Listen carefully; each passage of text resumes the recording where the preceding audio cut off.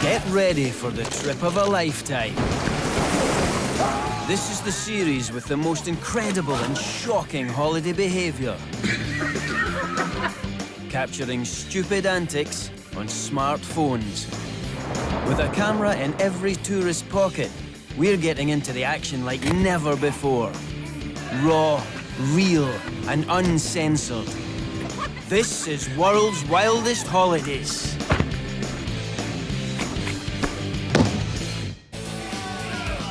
Coming up, we've got hell-raising hens, stunningly stupid stags, and the world's most dangerous holidaymaker. 3-4 days earlier, been seeing my blokes on a building site. 3 days later, I'm watching a battle go off. When we go on holiday, it's great to try new experiences. Different food, different scenery, and of course, different wildlife. Like monkeys, for instance. Aw, isn't he cuddly? But the thing about that monkey is, there's only one of him. When there's 500 of him, they're not so cute. This is Thailand, where every evening hundreds of monkeys hang about looking for trouble. Yeah, probably smoking weed and Snapchatting rude photos to each other. They're not too much bother when they're all just sitting still. But when the fireworks go off, it's monkey mayhem. Yes, our hairy cousins can be big trouble for holidaymakers, especially when they think you've got cheesy whatsits hidden in your pants. Oh, the bare-faced cheek of it. Anytime you want to pull your pants up's fine. No pressure. But why steal bananas on the beach when there's luxury accommodation available down the road? No, don't steal our... When the holidaying couple returned to their hotel room in Mexico, this lanky sod was trying to break into the minibar. Oh, there's a monkey in our room. Come on, go. Ah, right. Bit of manspreading now, is it? Get out. I mean, macaques, I can take them or leave them. Marmosets I've got a lot of time for. But spider monkeys, oh God, they are so arrogant. You know, whip it? He's just gonna grab it. Yeah, very relaxed. Oh, but he is not leaving until he gets a gin and tonic and a Toblerone. At least that monkey didn't smash the place up. When South African Howard Fyvie rented a house in the country with some friends, he hadn't reckoned on hairy neighbours from hell. This is a holiday I will never forget, and I have the footage to prove it. Okay, you have a whole bunch of baboons inside this house. Hang on, what did he say? Okay, you have a whole bunch of baboons inside this house. Balloons? Inside a house? I realized something was wrong the moment I heard a scream coming from outside. One of my friends runs into the house and says, "Guys, the neighbor's house is being invaded by a troop of baboons." Oh, baboons, of course. Here we have some baboons in a kitchen, just hanging out.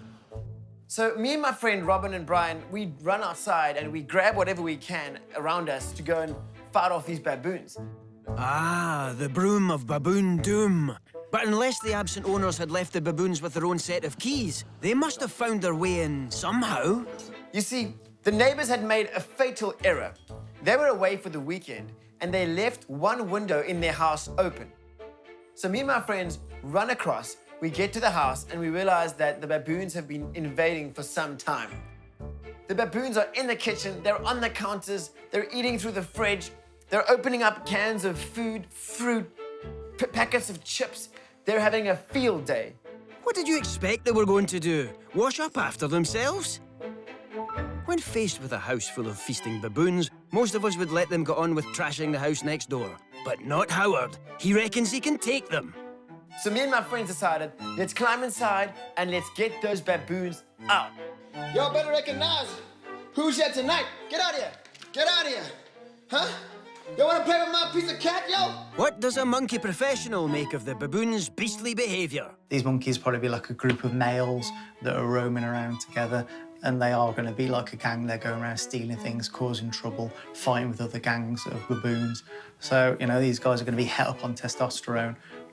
they're going to be looking for a fight, and they'd be happy to do it with a human as well. Unluckily for the baboons, Howard and his mates' hormones were raging too. It's true, they are dangerous. They can even rip the arms off a full-grown human being. But in the words of Han Solo, never tell me the odds. The odds are 2 to 1 you get your arm ripped off. Your call, Howard. Get out of here! Huh? You want to play with my piece of cat? Yo, get your ass out of here! Was I afraid? Yes. Did I have time to think about being afraid? Hell no. I just ran in there with my broom. Armed only with a broom and an attitude, he was out to show those baboons who was boss. And for now, it seemed to be working. Hey, what's that? But, like any good action movie, in the final act, Howard had to come face to face with the ringleader of this home-trashing gang. In the end, it was me and one remaining alpha male baboon. Okay. I still see one of the big ones down here. So I go downstairs and I find him hiding in the bathroom. He's got a piece of cabbage or something. Okay, this is the last baboon in the house. He's not afraid. And I take the broom and I'm like, Come on, get out of here! Get out of here! You want to play with us? He is talking to it like it's definitely going to understand him, and I'm pretty sure that it doesn't understand a word he's saying. In fact, to him, he's just making lots of noise and probably agitating him even more. Out that door! Out that door now! Suddenly, he barks at me. And I suddenly get really, really scared. At that moment, I realized it's not a good idea to corner a full-grown baboon on holiday. Not a good idea. Warning, poking an angry baboon with a broom can be fatal. I'm gonna step out for a second. You just take care. Yeah, Howard, you're right. He's not really doing any harm, is he? Probably just borrowing some moisturizer or something. He's still inside there. There we go. He's out. He's out. He's out.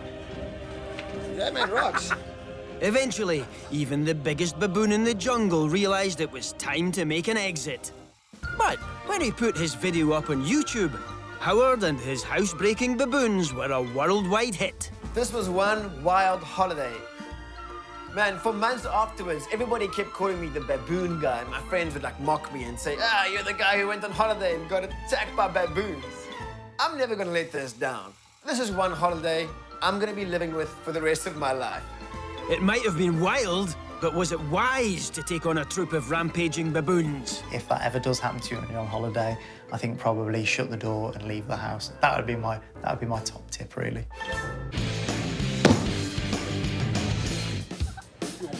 But before we move on, here's another member of the animal kingdom caught on a camera phone, this time making friends with a young girl.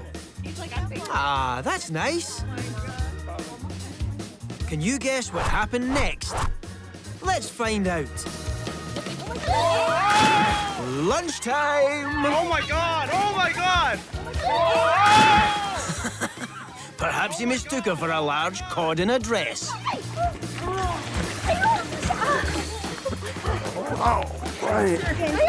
Happily, the girl was uninjured. Wow. Are you all right? Although the man who rescued her totally ruined his mobile phone.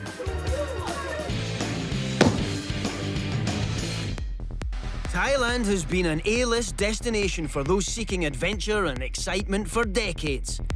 But as well as romantic landscapes and ancient temples, it's also the place to go if you're looking for an absolutely banging party.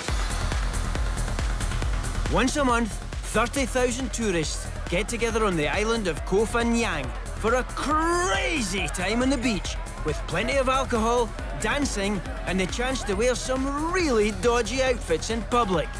I mean, look at the state of them.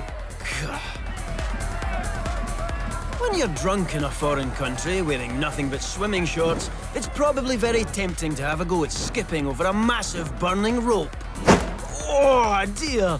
Or just skip the party and go straight to the burns unit, whatever you prefer. Handily, there's no need to bother with toilets when you've got the entire ocean at your disposal. And after an evening of full moon fun, the taxi home can be a bit of an ordeal. And over she goes. At least she's still got her pants on. Unlike this couple, who were spotted canoodling in the sea near Pattaya Beach.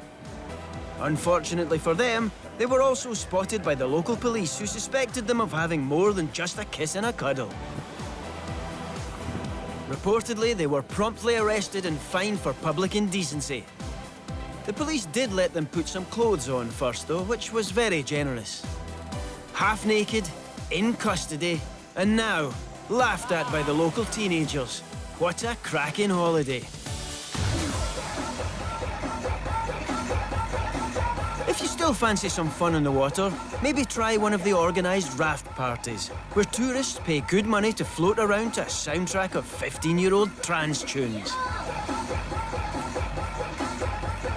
This form of entertainment is very eco-friendly.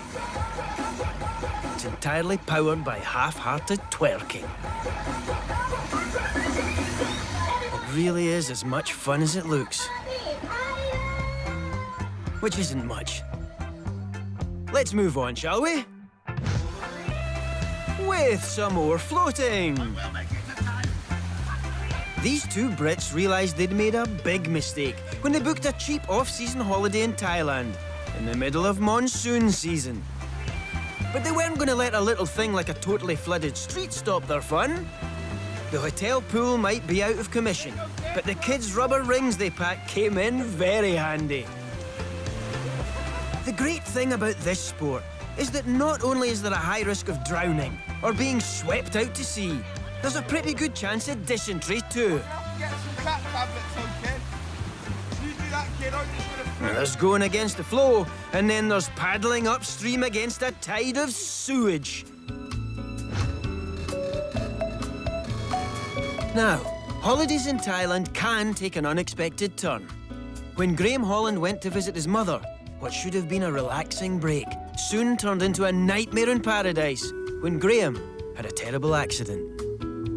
We had a lovely day, just nice chill-out music on the balcony, barbecue in front of my house, tables and chairs, nice food, couple of beers, good laugh, all good company. Sounds like the perfect day. And then in the evening, me and Graham lied down on my big king-size bed and started to watch a movie on Netflix, and I fell asleep. But when Graham hopped on his moped to go back to the hotel, things quickly took a turn for the worse. Next thing I woke up to my door being knocked. Really knocked. I thought, oh God, who's making that noise at this time? And then opened the door. Come now, Malia, come now, Malia. Graham's bike broken, Graham's broken, the bike's broken. I was coming down and we're on the main road, so I had right away, and a taxi's pulled out. I remember pressing both brakes to avoid an accident, you know, and then bang. He's hit the curb on the bike, and his head just bounced on his head on the pavement, so his head stuck everything. Oh, that sounds gruesome. I split my head open and half my scalp was hanging off. OK, Graham, I've got it. Just flopped down and blood was splitting everywhere. It's like something out of a horror movie. Yeah, thanks, Maria. My cousin Joe said he'd seen pictures and he said he'd seen my brain. Yeah, that really is too much detail. And a big hole in the side of his face going up here. Too much now. Little in here. My eyeball as well, like I think I've scraped my eyeball on the floor because all my skin's dead thin round here and that now on my eye. I've got my fingers in my ears. Face was black and blue. Broke my neck, Fractured spine. fractured my cheekbone. Fractured jaw. Yeah, also I lost my front tooth. Put them back. Gone. Put them back. Thank you. I'm hard as nails and I've seen some shit, but that was the worst. I was like 33 years old, but still my baby. Although Graham's head was held together with sticky tape and his eyes had gone all weird, at least the hospital was near the beach. So that made up for everything. Yeah, Thai hospitals are good, like the food were good and it's just nice having beach at front of hospital, you know. To get out into the sun and get some food and then back to my bed. Any final thoughts, Graham? Best holiday I ever had, really, yeah. It was good. I'd hate to hear what the worst holiday he'd ever had was. Graham might not remember the accident, but at least he had an idea which planet he was on. This bloke's got everything he needs for a cracking afternoon on a Thai beach. Day-glow shorts, check. Wacky glasses, check. Completely out of touch with reality, check. He's certainly enjoying the crack. Not sure anyone else is, though. So that's why it's called a full moon party. But inventing a whole new form of dancing isn't enough for this intrepid world explorer. Oh no. He's got another trick up his sleeve. Or down his pants. There's only one way to end the perfect day. Of course, salute the magnificent sunset by dancing into the sea with his trousers round his ankles. Keep going, mate. Keep going. That's it. Carry on. Keep going. Get in the sea. Travel is supposed to broaden the mind, but there's some experiences it's best to avoid. The Moss family wanted a nice, peaceful holiday, so they took a relaxing boat trip around the Thai Islands. Well, maybe not that relaxing. We were travelling from Krabi to Phuket on a massive ferry. I actually had food poisoning the morning of us travelling there. Thai food will do that. No surprises there, but what happened next was truly shocking. I came out the toilet, I went upstairs and went and sat down inside.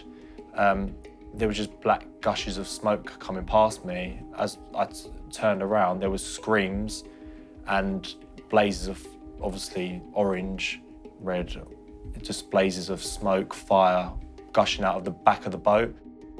It turned out that sudden engine failure had turned the ferry into a ball of flames.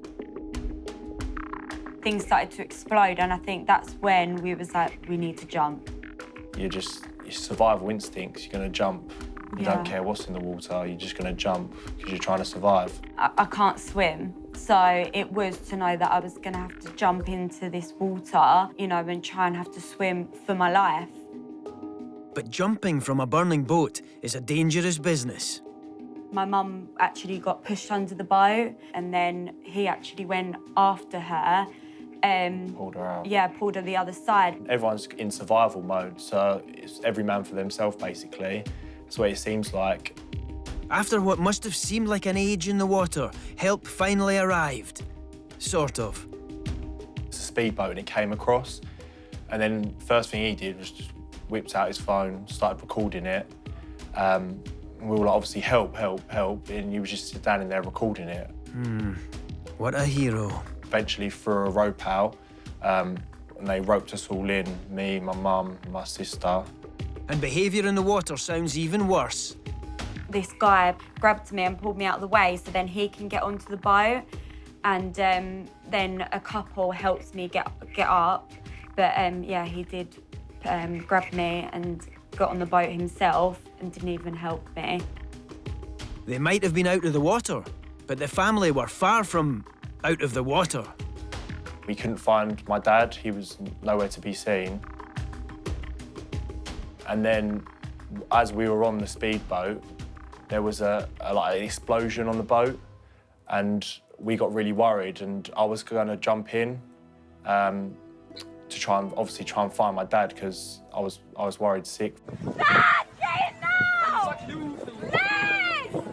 My mum literally stopped me, pulled me back, said, "You're not going in there."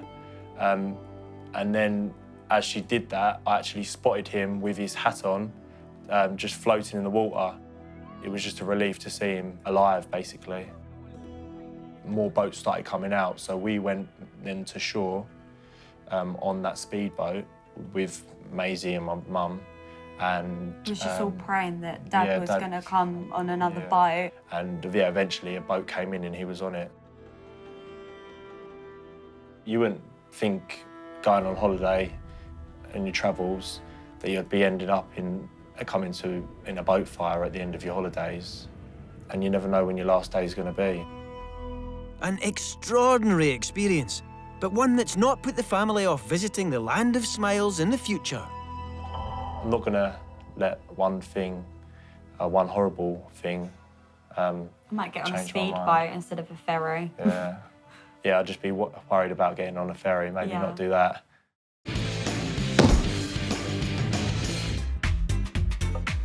When people are about to get married, they can't wait to get on a plane with their mates, fly somewhere hot and get down to some serious stag and hen partying.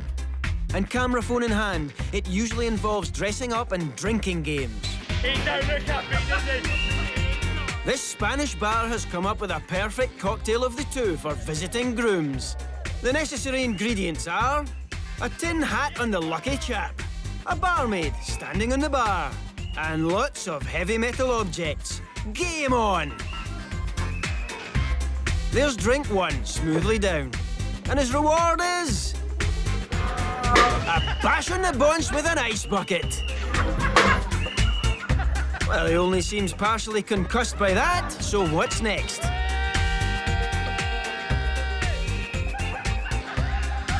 A shovel? What kind of bar keeps a shovel handy? The champ's still standing. How much punishment can he take? This next cocktail is called the fire extinguisher. Why? Because when you drink it, bang! You get a fire extinguisher chaser. Hit him again. One more. OMG, he's still in the game! What's the barmaid got for a finale? Of course, an oil drum. Every cocktail bar has one, they just don't tell you about it. I think he might have a bit of a headache in the morning. And the morning after that. And the morning after that. At least for that drinking game, he had some sort of protection. All this unfortunate stag had to rely on was the strength of his face. Knockout! Next time, maybe just a quiet half a shandy, eh? It's not just stag parties that get up to weird drinking games. This bride-to-be has gone abroad for her hen do and possibly gone a bit overboard on celebrations. This is the traditional sport of bridal table clambering. It's not as easy as it looks. Oh, she's lost her drink. And her dignity. A stag do classic now. We've come across loads of people doing this prank. It must be absolutely hilarious. I can't wait. So, what have we got? Right, I see. They've got the stag all dressed up, okay? And he's blindfolded. And they've told him he's doing a bungee. They've even got a proper instructor roped in. This is going to be great. Don't you dare go anywhere. All right, so whenever you're ready, just pull. It's up to you. Right, cool. So do you want to do us a countdown? 5, 4, 3, 2, 1. Go.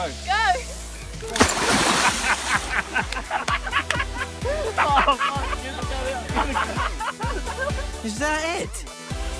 Is that really the best they could come up with for a stag do? I wouldn't hold your breath for the best man speech. At least that guy wasn't trying to annoy anyone. Unlike this man, these staggers have come up with a way to embarrass the groom and everyone else on the plane. Come on, everyone! A little sing-song. That's irritating, but not that bad. Ah, hot pants, high heels. Can it get any worse? Of course it can. Twerking.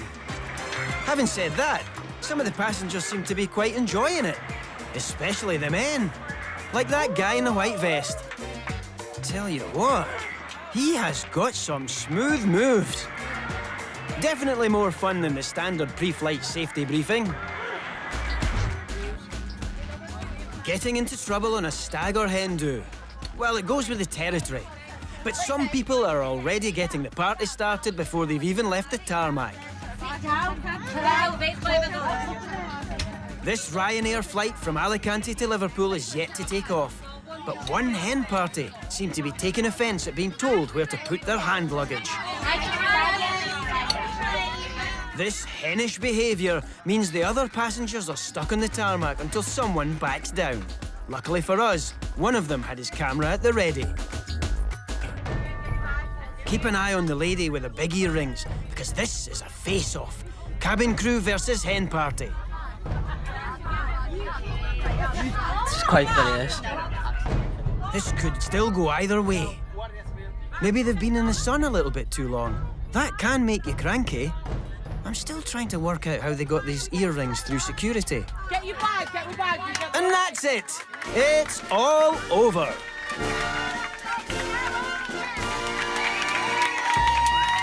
You You know, you may want to look at your life choices when you get a round of applause for getting off a plane.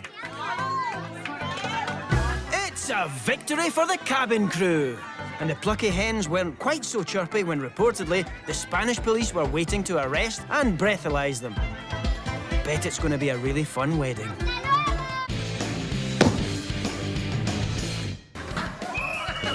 That's enough stagging and henning caught on camera for now.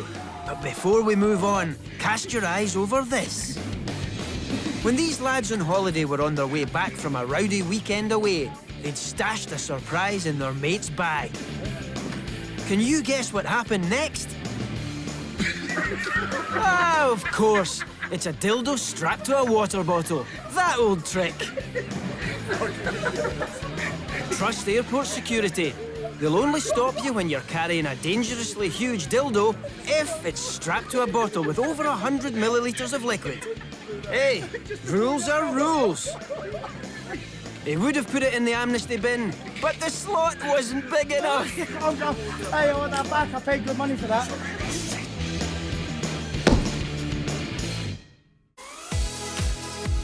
When people go on holiday with a load of mates, normal rules seem to go out of the window. For some reason, it often involves overindulging in cheap holiday alcohol and misbehaving. And it turns out Brits are very good at coming up with innovative new ways of doing both. Why not stick a camera on the end of the bottle so you can have a video memento of mental behaviour?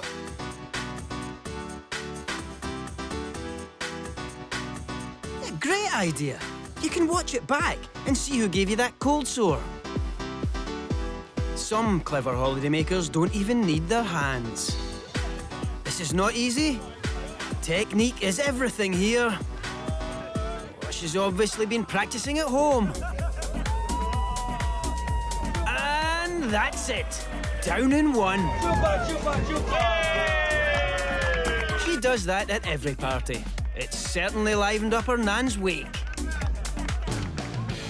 Holiday misbehaviour doesn't have to be drinking-based. This man was set up by his mates with a lap dance. No one could have predicted what would happen next. Apart from his mate... The chair's gonna break. Oh! Who did? You should ask for a refund, fella. I reckon that chair was faulty. And when the evening ends, holidaymakers all need something to soak up the alcohol. But the fast food restaurant isn't always a safe haven from bad behaviour. So we've gone over to Benidorm. I think we'd been there 3 or 4 days. We decided we were going to call it an early night, and that's why we went over to the chicken shop to go and get our food quite early. When it kicked off in a Benidorm KFC, Luke had his camera phone ready. These British holidaymakers were all minding their own business in the queue. But somebody said the wrong thing, and very soon it was chicken buckets at dawn.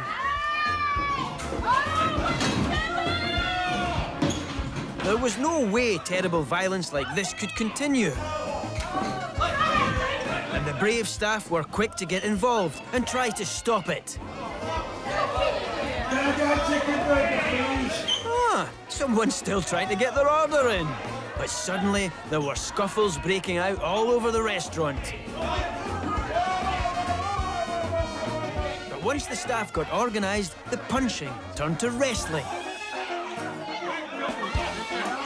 It's not exactly what I call a happy meal, but eventually it all calmed down and nobody was hurt. There's Luke, the man with the camera. He looked like he enjoyed it. As a martial artist, what did he make of this deep-fried dust-up? People just jumped into the melee from all over, pushing each other. A lot of schoolyard sort of thing you see when you're 7 or 8, you know, bumping into each other. Most of the punches were what we would call in the game arm punches, where you're just throwing with your fists rather than getting your whole body into it. They all had the chins high in the air. There was no real technique there. One point, I think it was after the video, one of the staff, he went back behind the counter and he came back with, all I could see was a shiny metal object in his hand. So I thought, oh no, he's going to get a knife. but it turned out it was a spatula. And he actually hit someone over the head with a spatula. And I just thought of a Monty Python clip or some sort of John Cleese hitting someone in Fawlty Towers or something like that. It was hilarious, to be honest. I'm actually upset that I didn't catch that on camera, because that would have been hilarious.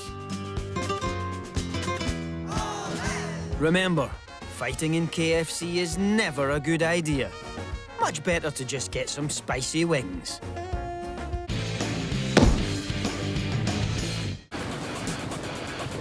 When we go on holiday, most people are looking for a bit of sun, a bit of a laugh, and some decent accommodation.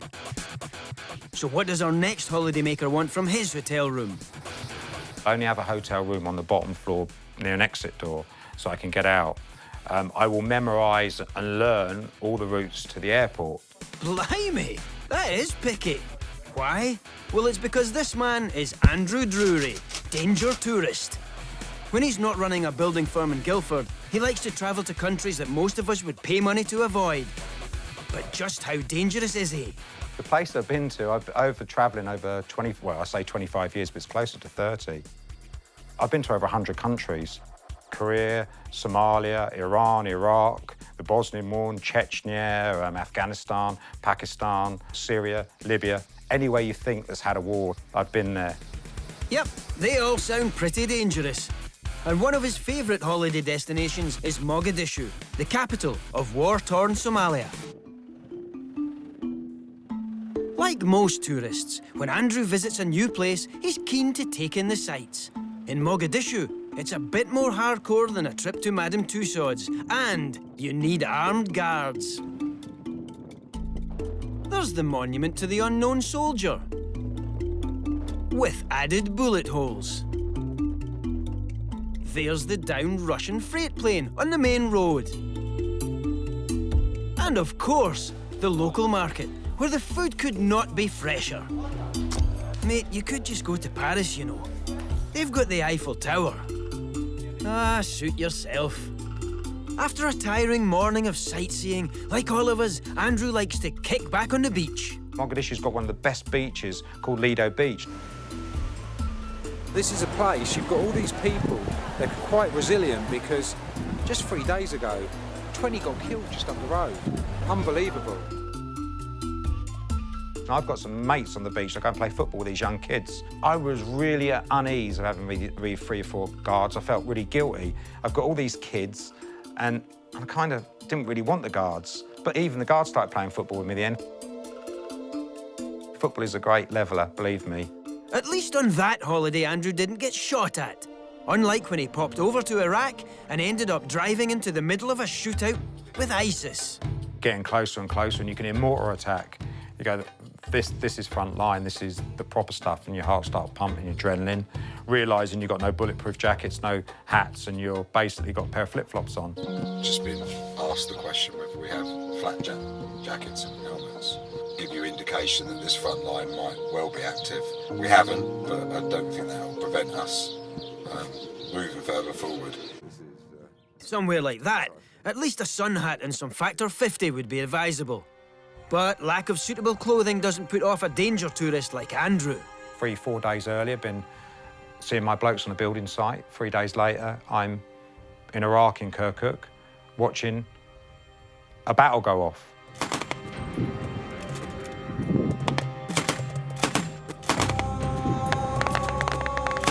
That was all a bit serious, talking about holidays in active war zones. Andy, look, why don't you go somewhere easy for once, like the USA? Maybe check out Disneyland or Universal Studios.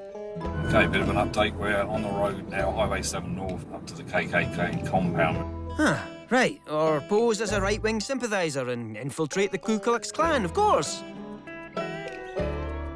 Once Andy and his trusty cousin had lied their way in, Klan leader Travis Pierce gave them a personal tour of his KKK compound.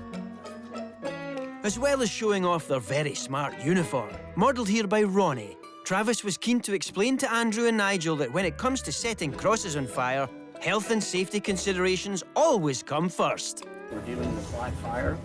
Yeah. We're dealing with fire all around. We're dealing with people in robes. We're dealing with guests and other people. So there's a lot of preparation because we want it to be done safely. We want it to be done for the right reason. And so we work very hard on making certain that this is a good experience for everybody. Apart from anyone who's offended by what the Ku Klux Klan stands for. But it's good to know that there's no danger of those polyester Klan robes catching fire. So where we might see war, violence, and the threat of imminent death, danger tourists like Andrew see the chance for a smashing holiday. It might not be everyone's cup of tea, but what does Andrew get out of it? I don't know why my mind and my need to do this happens. It's not something you can sit and go, and I try to think about it. Why do I do it? I don't know. I just do it. Don't need a reason.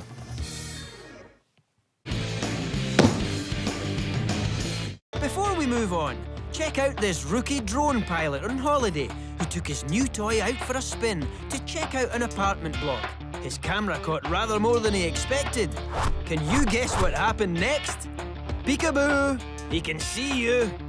Of course, he then does the decent thing and gets out of the poor girl's airspace, right? Wrong. He goes in for a closer look. She's got a decision to make. Run away or fight back with the weapon of choice of all sunbathers, the trusty broom. Even on a trip as memorable as a wedding holiday, people are always trying to get one up on everyone else on Instagram. Like this pair of newlyweds. Honestly, I have absolutely no idea what's going to happen. Right, both of you, big wave for the camera. Well, they've only just tied the knot, and already this marriage is in troubled waters. Well, at least they both see the funny side of it. And the snaps are going to be unique. The photographer won't even need to add his own watermarks. Now, it seems that as holidaymakers, we're spending less time than ever soaking up the sights and sounds, and spending more time peacocking around in front of cameras in pursuit of the perfect holiday selfie. Yeah, I bet that's ruffled our feathers. This is Venice, honestly. City of water and seagulls. It's the perfect place for a photo opportunity. Everywhere you point the camera is beautiful, which is why this man is determined to get a shot of himself next to its picturesque canals. I think you need to get a little bit nearer to the canal. A little bit nearer. Yep, I reckon that's close enough now. Tell you what, though, that was an excellent save on his phone. Ah, good. These two tourists are going to help him out. Nah, maybe not. At least his jeans are shrink to fit. When it comes to taking photos in foreign climes, this guy is an expert. Hi, I'm Lee, and I guess you could say I'm a little bit of a thrill seeker. Yes, Lee's a thrill seeker and photographer who's taken some pretty extraordinary trips in search of a shot. So the hairiest moment I've ever had, I think, was in Tahrir Square in Cairo in Egypt. And yeah, it just got really violent on the streets and people were shooting up at my balcony. A sniper in a helicopter was informed to shoot me down. After an experience like that, Lee chose to use his passion for photography for something a little less gritty and decided he was going to take the ultimate holiday selfie. I needed a big idea that would go insanely viral, and I didn't know what it was. But I saw some pictures of some workmen popping their heads out of Christ the Redeemer statue in Rio, and they were fixing some lightning damage on the top of the statue. And I just immediately saw it and thought, that's what I'm going to do. I'm going to go to the top of there, and I'm going to take a selfie. All right. I can't foresee any problems with that plan. It wasn't that simple. They don't let anybody up to the top of Christ the Redeemer. Don't they? Lee needed an in, and he went straight to the man at the top. So I basically stalked the head of the church in Rio de Janeiro and said, you've got to let me to the top of Christ the Redeemer statue. I need to take a picture. I really show Brazil in a really positive light. And I think it's going to go viral and just really make Brazil look amazing. And to my surprise, he said, you're crazy, but come back here tomorrow morning and I'll do my best. And I came back the following morning. He was 2 hours late, but I stayed there. And he thought I was so crazy, he just kept saying, you're a crazy Englishman, and basically ordered one of the builders who was fixing the lightning damage to walk to the top of Christ the Redeemer with me and let me in there and do whatever I like for about an hour and a half. Yeah, that sounds entirely legit. Any more weirdly implausible details to add? You go into this little door in Jesus Christ's feet. It's a bit weird. Bingo! And you walk around this spiral staircase right to the top. So actually, this is me climbing towards the head of Christ the Redeemer statue. You can see the light bursting in through that hole there. At this point, it must have been about 35, 40 degrees in there. It was boiling hot. I was sweating like crazy. And to be honest, my heart was pounding because I was thinking, when I get to the top, I cannot balls this up. This is the picture, the best picture I'm going to take. And I knew all the time that this was going to go viral. I just knew this was a gem of a picture. All right, thrill seeker. We'll be the judge of that. The light, the sunlight bursts through. And at this point, I got excited. I was thinking, this is the picture. And this bit now, as I poked my head around this hole and just saw that view. Whoa! Christ on a Brazilian mountain. It was mental. It was absolutely crazy. Not as crazy as you strapping a camera to a seagull to get that photo. As I popped my head out of the top of Christ the Redeemer statue, it took my breath away. It was the most beautiful sight I've ever seen. You could see every single corner of Rio. And actually, the first thing that caught my eye was the people at the plinth of the bottom of Christ the Redeemer statue were so tiny, and all looking up at me and clapping and going, how the hell did that guy get up there? My Portuguese is rusty, but I think they're saying jump, English, jump. It's, to this day, the best moment of my life. After taking in this awesome view from the top, I got myself down by the rope, and overnight, that picture and the video received 100 million impressions worldwide. It's one of the most viral pictures ever. It then went viral a second time when people started to notice a very unfortunate angle on Jesus Christ. I didn't mean to do it at the time, but yeah, I'm sure you'll see it on the picture. Sorry, I don't know what you mean. Oh, right. You're talking about his Holy Trinity. It put the erection in resurrection. So that's it for this time, but come back soon, because as we've seen, there's a whole world of brilliant holiday videos out there. So what are you waiting for? Go on, dive in!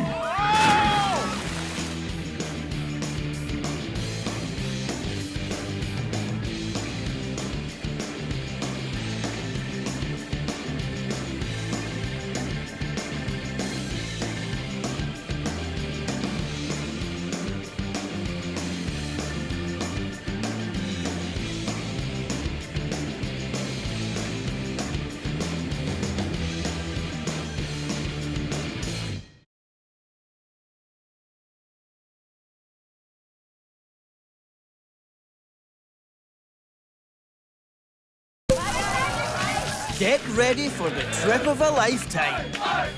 This is the series that brings you the most incredible and downright shocking holiday behaviour. Capturing stupid antics on smartphones.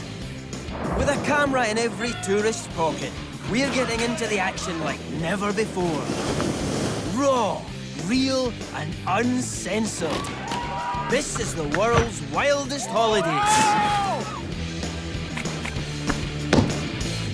This time on World's Wildest Holidays. Avalanche! We get snowed under in the Alps. I couldn't do anything except hope that I was going to live. Take a crash course in skydiving. Bang, we got hit from the top and the wing came off and blew up right above our head. And tumble into the leaderboard at Britain's most extreme event. A lot of them want to come and try it, so obviously some of them are a bit crazy as well.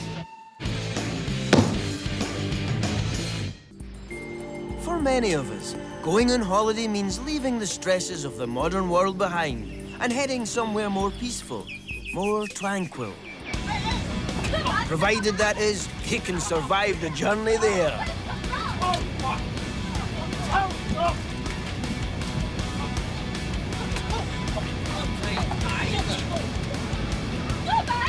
These brawling passengers got a knockout deal in a flight from Beijing to Bangkok. But what happened to make them resort to senseless violence?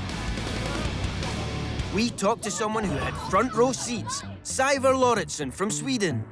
So, as far as I recall, and as far as I was told by the other passengers, as my Chinese is pretty rusty, there was an argument regarding the meal service and how far back a certain couple in the flight was leaning their seats back. Someone's been served a knuckle sandwich. The big guy came up to complain that they were leaning their seats too far back.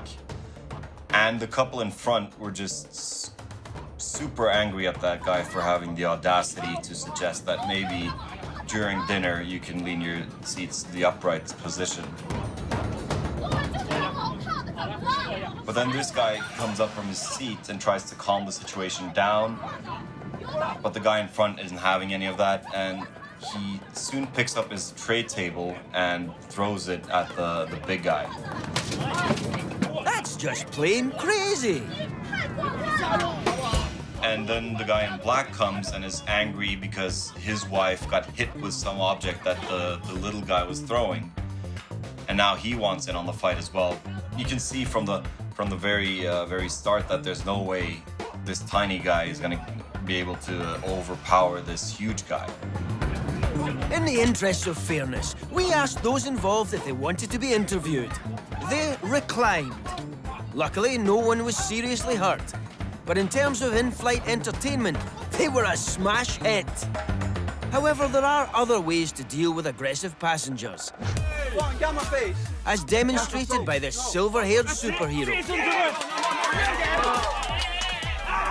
He would describe this as a non-lethal chokehold. We call it choking the chicken. Citizens arrest, dropped him. Shame. Oh, no! Like a little boy. Mate, you're powerful doing that, man. He'd be welcome on my flight anytime. Don't hurt him on the way out. The guys in this clip, maybe not so much. Thanks to one passenger cracking an ill-advised gag about contracting the Ebola virus. I think the man that has said this is an idiot, and I'll say that straight out. They've rolled out the red carpet for some VIPs. The boys in blue are here to rid the plane of the irritant. Not the disease, I'm talking about the prankster. If they can ever find him. Finding a seat on a packed holiday aircraft is tricky at the best of times.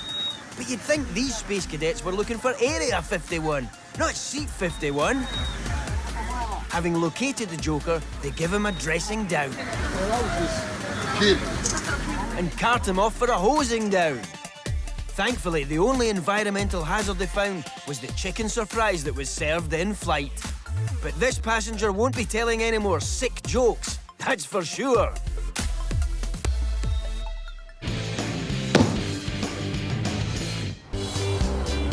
Now, presuming you survive the flight, for God's sake, behave yourself when you arrive. When Tommy Allen and girlfriend Shawnee travelled to Thailand, Shawnee left a day early, leaving Tommy with time to kill. A Brit? Alone in Thailand? What could possibly go wrong? That evening, I was riding my moped through the city and I got stopped at the traffic lights. They said, "Where's your licence?" I was like, "I don't have one." So they arrested me, made me spend 2 nights in a horrific Thai prison. It was absolutely horrible. As soon as I got to London, Yeah. got my phone out, had signal finally, massive message from a random charity worker. And the photo was a lovely, attractive photo of Tommy behind bars in prison. And I was, wow, it's definitely not a joke. I actually set a Facebook status saying, "Send help, I'm in a Thai prison." And everyone was like... No, you're joking. They were like, "This is a It's a prank." joke. And then I was like, "No, I'm serious. I need help. I'm in a Thai prison." But luckily, I had one friend that was able to send me some money and help me out. But yeah, we'll make sure next time we go, we book the flights together. So we go home together. You best guarantee it won't happen again, because that's an image that will never be erased from my memory. I know what you mean.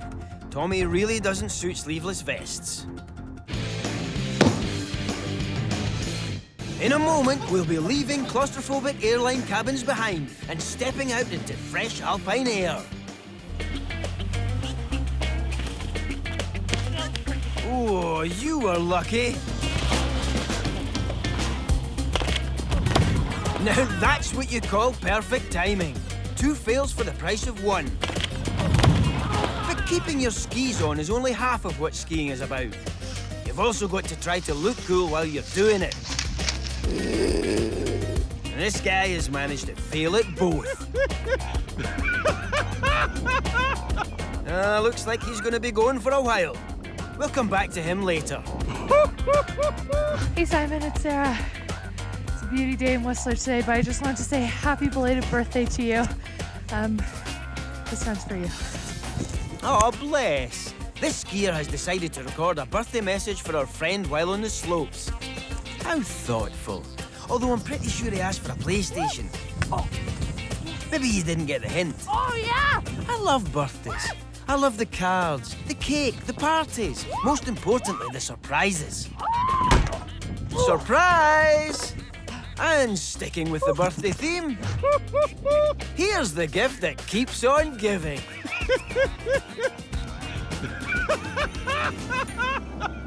All right, I think we've had enough. Trying to look cool on the slopes is one thing, but our next holidaymakers had to keep their cool when they found themselves skating on thin ice. You ski better than I do, so if I can do it, you can do it. Meet Alex and Teddy, whose ski trip to Wildest ended up being a nail-biter. Teddy, it's a figure of speech. I love to go on holidays. Skiing's always been a very big part of my life ever since I was 3 years old. And I've been skiing with Alex for pretty much my entire life too. I'm guessing he was a bit older than 3 when you started. We try to go off-piste as much as possible. It's a fine balance between going where we know or going with a guide. A fine balance indeed. Because going rogue on the slopes could set you on a collision course with one of these. Avalanches, caused when a layer of snow collapses and slides downhill at speeds of up to 90 kilometers per hour. Only 1 in 3 people buried by an avalanche is found alive. Not great odds, considering there were 2 of you. So you will be careful now, lads, won't you? I remember it being an absolutely glorious day. I think it was the 2nd or 3rd day into the trip. The slopes were our own. We went off under the rope with a guide. Perfectly legal thing to do. And we set off with about 6 or 7 of us down the mountain rather. Is anyone else starting to feel a bit nervous? Yeah, we were just going down the glacier at this point. It had already been a bit slope, and this was quite an icy slope here. And the guide was miles ahead in the distance. He turns. Brace yourself for Snowmageddon. Avalanche!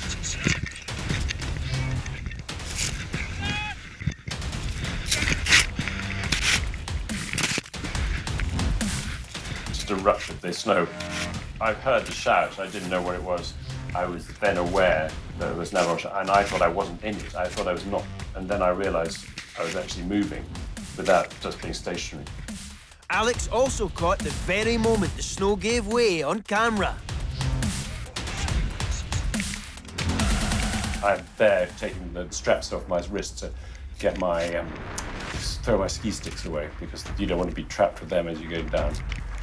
And here I was just buffeted and tumbled down the slope. I didn't know which way was up. The snow was too heavy and just pushing me all over the place. I couldn't do anything except hope that I was going to live. I travelled about 500 metres down the mountain. That took only about 30 seconds, so you're moving very, very fast, and there's nothing you can do with that until the avalanche releases you from its grip. And of course, the irony of being killed by an avalanche is they have to dig you out before they can bury you again. I managed to ski off in front and get around the side. Just because I felt it go and it went underneath me, but I just managed to get in front of it. And I just remember watching you coming down the hill, tumbling, and sometimes I couldn't see you and sometimes I could see you. And I remember having to go, right, there's 2 people in there, keep an eye on them, because if you lose sight of them, they might not come up.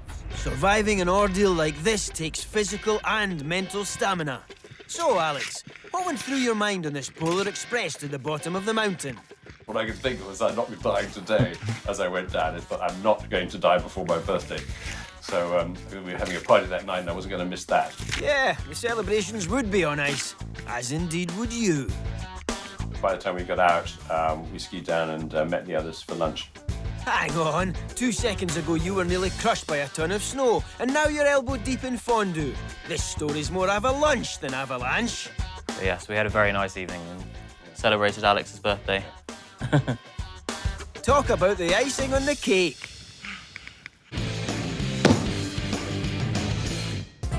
A nice trip abroad would put most of us in high spirits. Quite literally in some cases. Because it seems our holidaymakers are never happier than when they're harnessing themselves to a flimsy buckle and dangling their bodies dangerously high above the ground.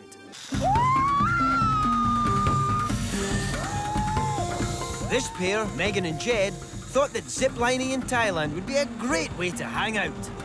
But for this pair, it turned into something of a letdown. Hold on.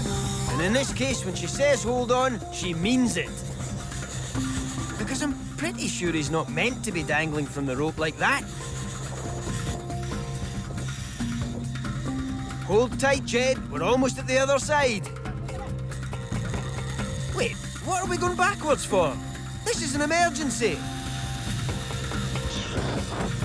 This zip line gives tourists the chance to speed through the jungles of Chiang Mai, hundreds of feet above the ground. Which is great, provided the guides remember to hook your carabiner to the line. Which, in Jed's case, they didn't, leaving him high, dry, and clinging to his friend for dear life. Connect him! Connect him!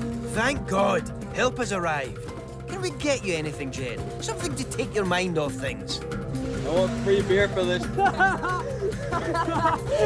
Jetcher, this is all on video. Why not? Fucking die! I would rather fall here. Oh, of course, because that tin roof looks really sturdy. You buy me free 10,000 beers. Oh, I don't have a lot of money. I don't know why you're laughing, mate. If you think you're broke now, just wait for the lawsuit. Come back. I'm joking. Sort of. There we go. Despite the guide's unfortunate oversight, thankfully Jed was uninjured. I got you. As for the guide, let's hope they suspended him. Right, Jed, do you want another go? I'm not going back. However, for the real risk takers among us, there's the chance to take our holiday experiences to dizzy new heights. The sky's the limit. Provided you can get up there in the first place. Right, park that. Let's try something else. Now this is more like it.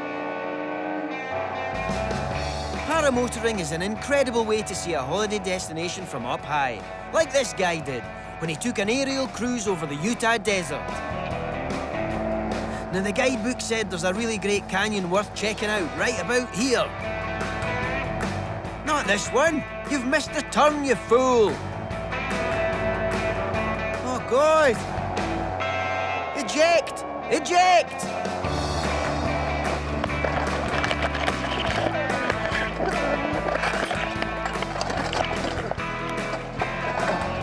Sorry, forgot. You can't eject in a paraglider.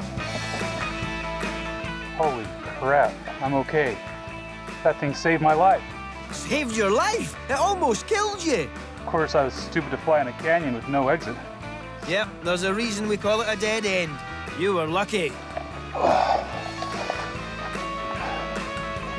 Hey, at least this time I found part of my freaking prop. This time? What, you mean this isn't your first crash? If I'd known that, I wouldn't have climbed in the back with you. Oh my gosh. Right, as much as I'd love to stick around this canyon and do some yodeling, how are we getting back? Now comes like a 2 or 3 mile trek home. Ugh, I should have just taken the coach trip.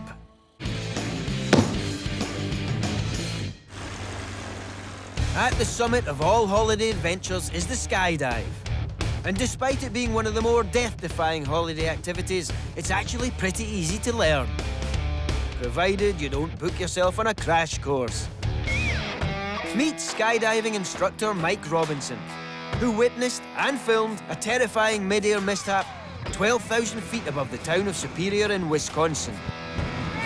We had 2 airplanes, 9 skydivers, and 2 pilots. All of us were either instructors or coaches. We're nearing the end of the day, the sun is getting low in the sky, and we have time for one more jump before sunset.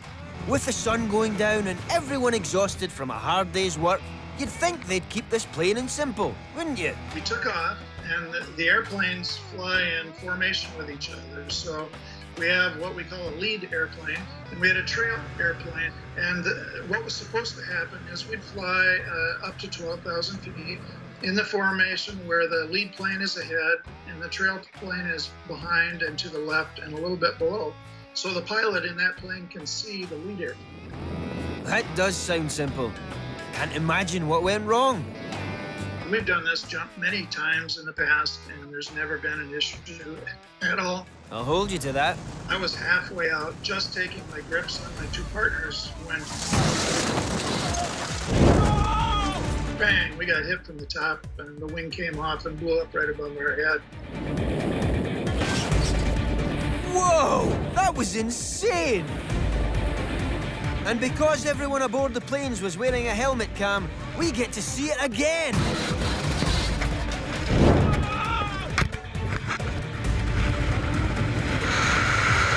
And again!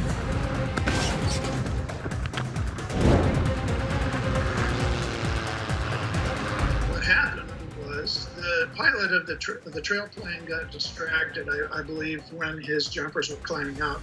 And he lost sight of the trail plane. And what happened was he came up over the top of the lead plane and came down and hit us right on top. See, I told you you should have kept it simple. What that did was it tore our wing off, and our plane spiraled to the ground, and the other wing came off. So you've bailed out of flaming wreckage at 12,000 feet? It's lucky you were wearing parachutes. Our goal at that point was to get away from all of the bad stuff that was going on in the air, which we could see our airplane spiraling down to the ground, nose down. Then the left wing comes off the airplane and it's kind of spiraling and it goes right past us. So, you know, that's something we don't want to get hit by.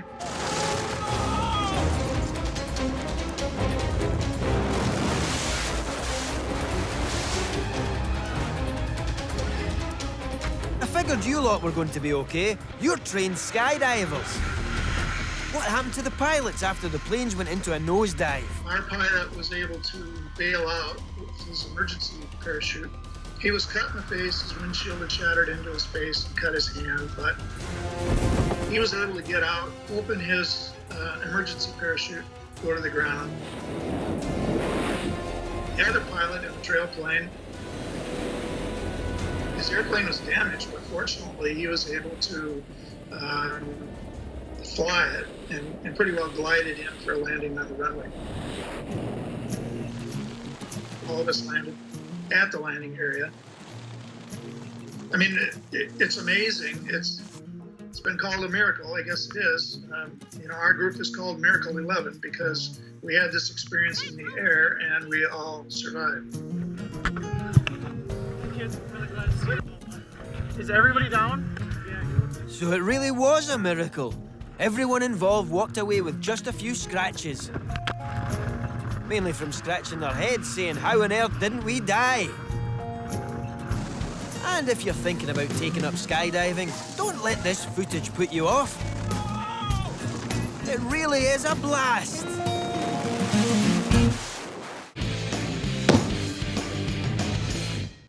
In a moment, we'll see what our holidaymakers catch on camera when they're all at sea.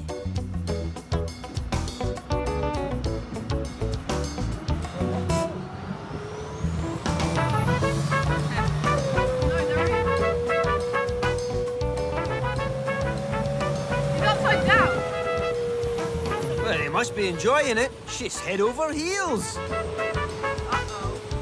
She's not gonna fall, is she? I don't know. You tell us. You're the one who strapped her in there. Her mate can't believe what's happened. She thinks she's having her leg pulled. Well, she is. Literally. It's the only thing her friend can hold on to. More importantly, she's also clung to her selfie stick. We would have shown you what she shot, but unfortunately it was all upside down. Another water sport that's popular with our holidaymakers is jet skiing. And here's one who doesn't give a flying flip.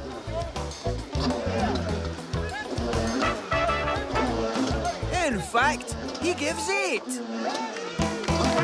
And the bad news, he doesn't fail once. But when you take a holiday near the ocean, things can happen that you just don't see coming. Meet keen surfers Leanne and Michael, whose passion for the sport takes them all around the world, including famous surfing location, Sri Lanka. What? The holiday to Sri Lanka was pretty last minute. We wanted to go somewhere a little bit off the beaten track, and Sri Lanka at the time wasn't really somewhere that many people went for tourism. Sri Lanka is a great place for watching the night sky, and seeing stars is exactly what happened to Leanne. I remember looking around and I didn't really look properly. Whoa! I didn't really look properly. Let's see that again. Oh, yeah! Wipeout! And then after that, I was just pretty much out of it. I just remember like being really like dazed and confused. What about if we saw it again in super slow-mo? Would that help clear up the confusion? And it was just unlucky for me that the guy who was surfing that wave didn't know how to go around me. So yeah, it was just an unfortunate accident.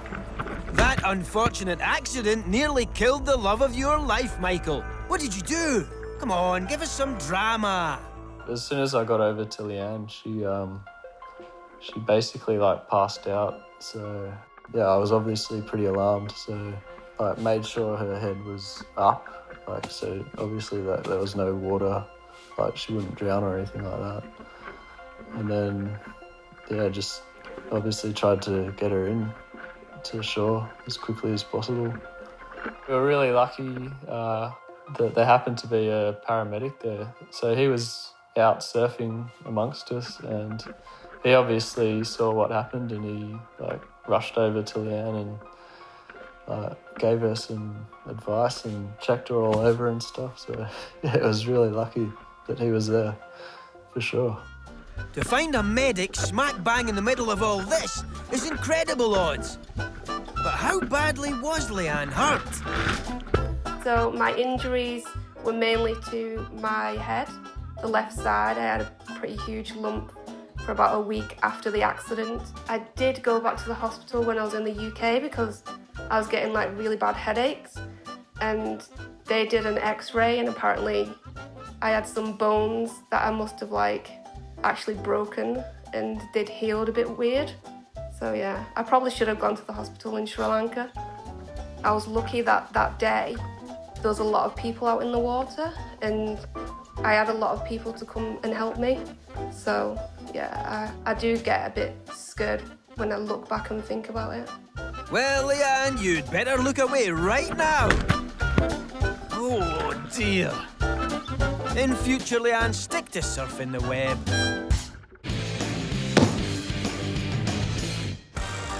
Leanne was only physically injured, but when this guy was rescued from the sea, it was his ego that took a severe beating. The holidaymaker got into trouble in heavy seas on the Ibethan coast. Luckily for him, there were 4 other tourists ready to help him out. Unluckily, he chose the wrong day to go skinny dipping. Don't worry, mate. This is between you and these 4 guys. They won't tell a soul. Can't say the same about whoever's filming with this drone, mind. After a lengthy explanation about how he got in a fight with an octopus and it stole his trunks, the swimmer got helped out of harm's way. Then he had the bare-faced cheek to try to bum a lift home. Sorry, fella. think they'd just leave you there clinging to a rock stark naked. I have to be honest, there's not a lot of muscles on show here, but I think I just spotted a cockle.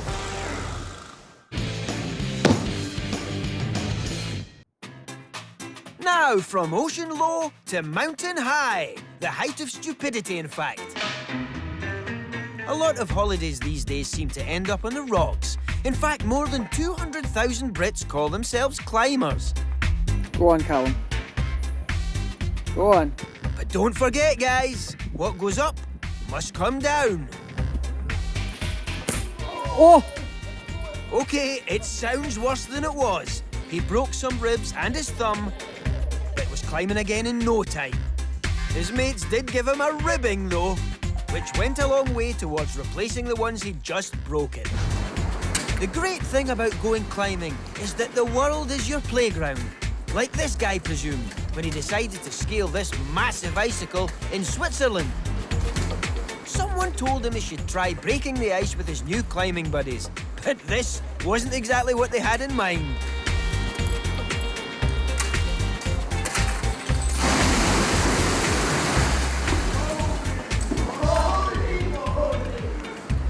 See? I warned you what would happen if you kept picking at it. But if you think that's peak insanity, you ain't seen nothing yet. Meet 23-year-old Robert Duncan, whose relaxing river-based holiday took a scary turn, thanks to a heavy dose of peer pressure from his daredevil brother. I was on holiday with my brother, kayaking down the Danube in the middle of Romania, and we saw this huge structure reaching up into the sky. And he says, we can't go without climbing that pylon there. And I look at him and I look at the pylon and I'm nah, like, come on, we can leave this one. So he says, right, okay. Goes over to the thing and starts climbing up this ladder, gets to the first stage. And I'm sitting in the kayaks thinking, okay, when's he gonna come back down? Then I see him go up the ladder to the next stage and I think, okay, well, I can't just sort of stand here whilst he's having all the fun and doing that. Come on, you're supposed to be the sensible one, Robert. Lord. This is really not good for my heart right now. Yeah, it's great for your heart. So your brother has a medical degree as well as a death wish. It was scariest going up to maybe the 3rd level because up until that point, if you fall down, you know you're just gonna be in a lot of pain and there's a chance of survival. But after that, there's pretty much no chance of survival. So you kind of relax in a sort of weird way. Because you realise that no matter what you do, like if you fall, that's it, it's game over. Yes, that's absolutely the best way to relax, contemplating imminent certain death. So that was my mentality at the point because this thing was like rusty, very, very rusty and old. And relying on the welding of a communist welder who probably wasn't being paid very much. Those communist builders made things to last. Look at the Berlin Wall. Okay, bad example. And my blood's rushing and I'm just thinking like, I'm being extra careful, like really slow, like a sloth sort of climbing like this, putting a hand on each bar, you know, never more than 1 point of contact off, you know, moving sort of 3 points of contact on the whole time. And I'm just thinking like, oh, I just want to get this over with pretty much. Get to the top and I'm just like, okay, this is good. Now let's get down, you know, and James, oh, look at this amazing view. And I'm just like, oh. I feel physically ill. I feel sick as a pipe. Oh, there's a gap in the ladders. Yeah. Hello. Still, look at that view. When I got to the top, I mean, I'm there just taking in the scenery. We could see the Danube going sort of past us, and then this vast expanse of agricultural Romania, really. This thing was old, like really old. Legitimately, I can feel the structure wibbling, I think is the right word. Wibbling in the wind. When I was climbing the pylon, I was thinking to myself, Mum's not going to be happy. Oh, she'll be furious. I just thought to myself as well, I've just got to come down this in one piece, I suppose. You'll be fine, as long as you climb down in a normal, non-insane fashion. Why am I going down this forwards? What a stupid idea. Climbing down was, I'd say, possibly the best part of the experience. It was like coming down off an adrenaline high. And then, yeah, by the time I got to the end, I think I wanted to just push on with the trip. Oh, I should think that's quite enough fun for one day. If I see another tower, I'd have a lot of doubt. I'll assess it to see if it's safe enough to climb, but I'm sure there'll be always someone to hand to twist my arm and encourage me to go climb it. Now, we wouldn't recommend anyone climb a rickety old structure like this pair. They could have died. Leave it to the trained professionals. Like this Romanian couple, who love nothing more than to spend their holidays climbing the country's tallest buildings. Let's meet the guys. This is Flaviu and Ena. Hang on. Are you sure we've got the right people here? Aren't these just some bandana models mucking about in a tent? Whoa. Nope, that's our guys. So we like climbing, I like challenges, I like technical challenges. I'm a technical person. We have a different approach to it. And you know, it's a lifestyle of adventure. You say adventure, I say bonkers. Still, I guess it doesn't get more bonkers than pitching a tent up the top of a terror tower. Flaviu and Ena might be completely mad, but they're also professional athletes and acrobats. They've impressed the online world with their danger holidays, including a trip to the top of Europe's tallest death trap, the Trbolje chimney in Slovenia. Built in 1976, it's 360 meters tall. Somewhere you should not be headed unless you're a professional climber. Or maybe a pigeon. We climb, you know, anything that we seem like it fits within our possibility. But then on chimneys, some of them are really, they open possibilities, or they just show up challenges in your mind. Otherwise, it would be just another chimney. I'm concerned that some of the possibilities that your holiday activities open up include certain death. Normally, when I'm on holiday, if I want to get around, I just Uber it. I see you prefer to make things a little bit more, what's the word, heart-stoppingly horrifying? It's just about a challenge and a creation and an opportunity. I do it because, you know, I feel like I can. After all these years, I like to climb chimneys and I like to ride unicycles. So then just putting these together is natural. Well, at least I know you're getting 3 of your 5 a day. Okay, 2 of your 5 a day. Flaviu and Ena love their climbing holidays so much that Flaviu decided to pop the question on top of, yep, you've guessed it, a really tall Romanian chimney. We are married, but not in not officially.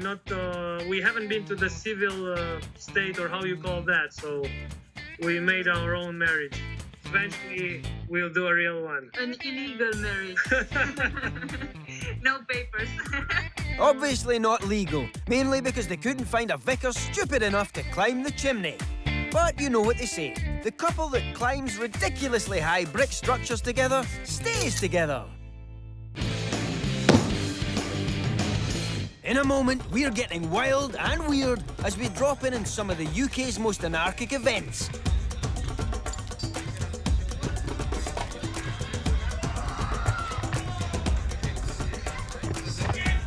Action cam at the ready, he clearly wants everyone to know just how brave he is.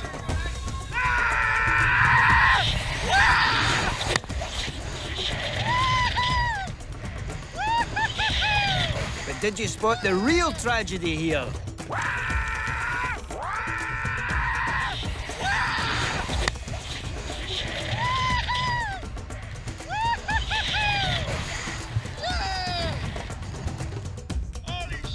Mate, check your pockets. No, I dropped my phone! Taking a smartphone on a bungee jump is a pretty dumb move. But there are some attractions out there, particularly in the US of A, that are just begging to be shared. First stop, Brandon, Iowa, home of the biggest frying pan in Iowa. Turns out it's not the biggest in the world, or even America. But at almost 15 feet tall, it could still fry 528 eggs at once. No wonder America has an obesity problem. Now, the only time I've ever decorated a toilet is after a fiery curry. But not this sprightly fella. He's the curator of America's only toilet seat art museum, featuring over 1,300 hand-painted toilet seats.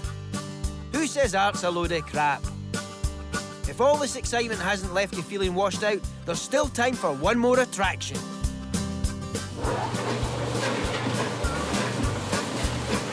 Lee Maxwell's Washing Machine Museum is rated the #1 thing to do in Hurrich, Colorado on TripAdvisor. And with good reason. It's really the electric motor that made the washing machine popular. It's good, clean fun. Ask him nicely and he'll get one out and take you for a spin. But for something even more exhilarating, keep calm and carry on. Just across the pond to Great Britain. Brits may not have the weather, but when it comes to putting on weird and wonderful events for the benefit of tourists, they throw caution to the wind. Just like this. Every year, the annual World Black Pudding Throwing Championship is held in the town of Ramsbottom in England. Even though these puddings look like something that came from a real ram's bottom, they're made from pig's blood. And the contest isn't a piece of cake either. The aim is to knock Yorkshire puddings off this 20-foot plinth by tossing your porky projectiles high into the air. Personally, I think it's awful. Get it? Awful! Now for a different kind of event altogether. Roll up your trousers, stuff your socks full of hay, and get stuck into this shindig. The annual shin-kicking championships in the Cotswolds sees contestants attempt to trash their opponent's tibias. In a no-hold-barred combat tournament that's been taking place here since the early 17th century. The rules are simple. Find someone you have a bone to pick with, and kick them in the shins till they hit the deck. And it's given many a holidaymaker a big break. However, I think I'll sit this one out. I'd rather get plastered at the cider tent than in A&E.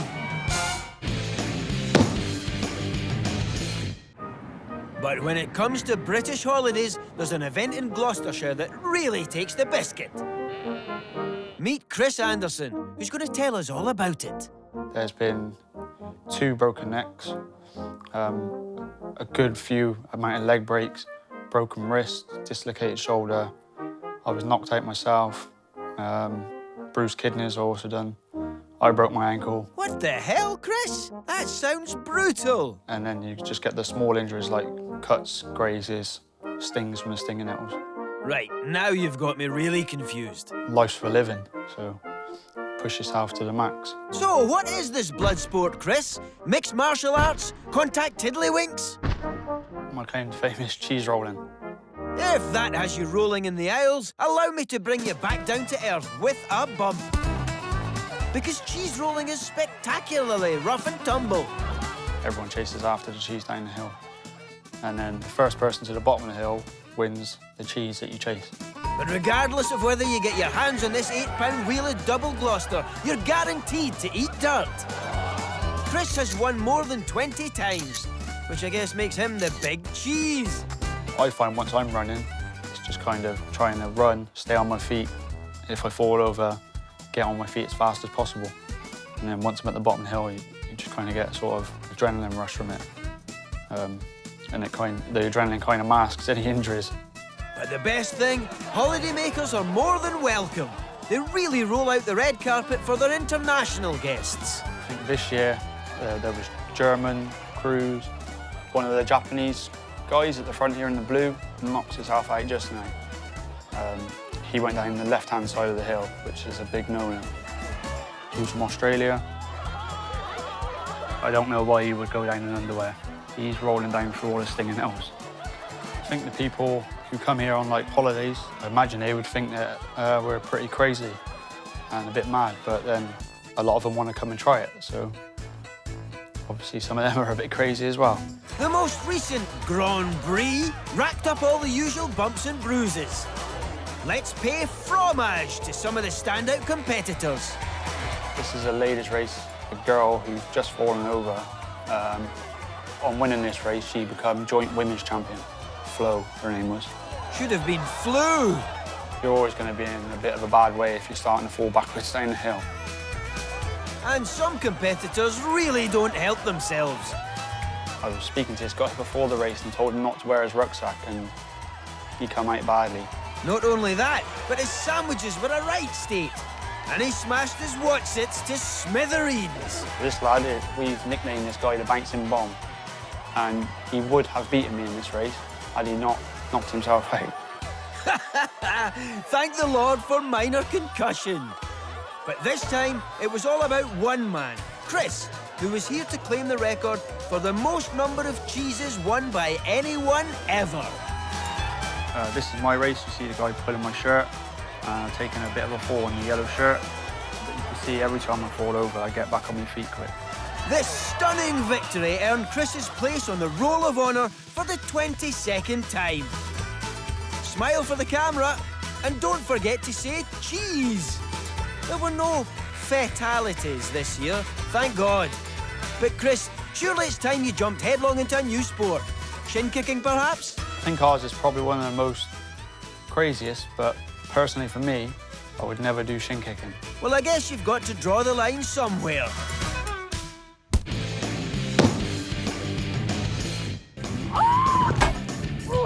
That's all for now. Just remember to pack your smartphone the next time you go on holiday. Or you could find yourself between a rock and a hard place. Goodbye.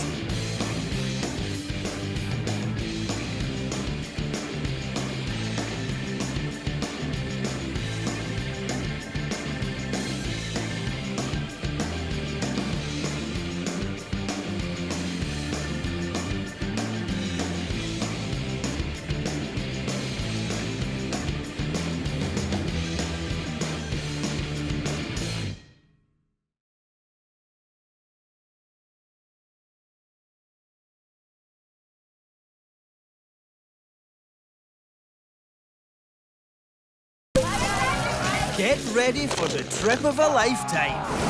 This is the series that brings you the most incredible and downright shocking holiday behaviour. Capturing stupid antics on smartphones. With a camera in every tourist's pocket, we're getting into the action like never before. Raw, real and uncensored. This is the world's wildest holidays.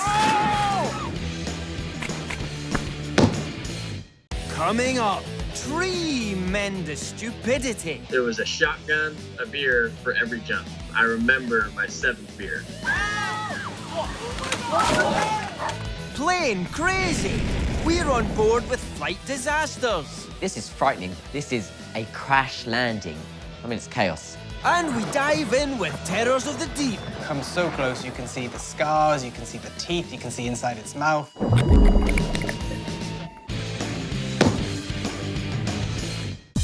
But first, regular viewers of this show would be forgiven for thinking that the recipe for a good holiday is just lots of mindless mucking about. Nothing could be further from the truth. No, it's about perfectly executed mucking about. Pranking our friends when we're away is as much a part of a memorable holiday as unsuitable one-night stands and chippy tummies. Let's kick off with an all-time classic. These guys are on a road trip. The bloke in front is about to find out why it's never a good idea to fall asleep in the passenger seat.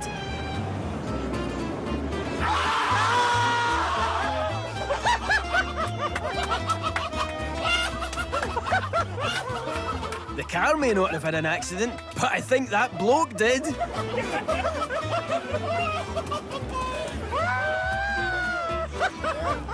Let's see that again.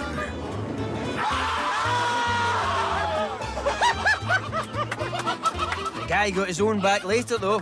He caught up in his sleep when it was his turn to drive.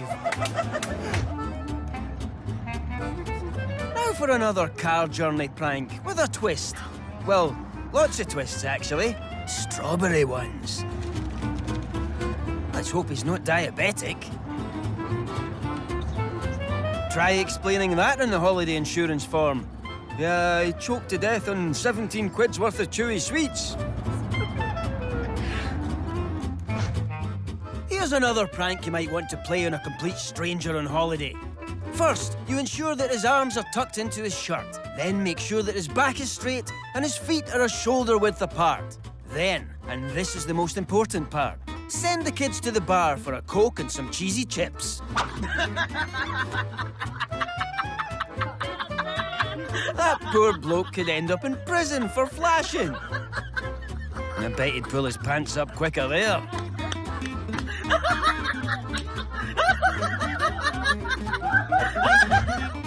Blimey!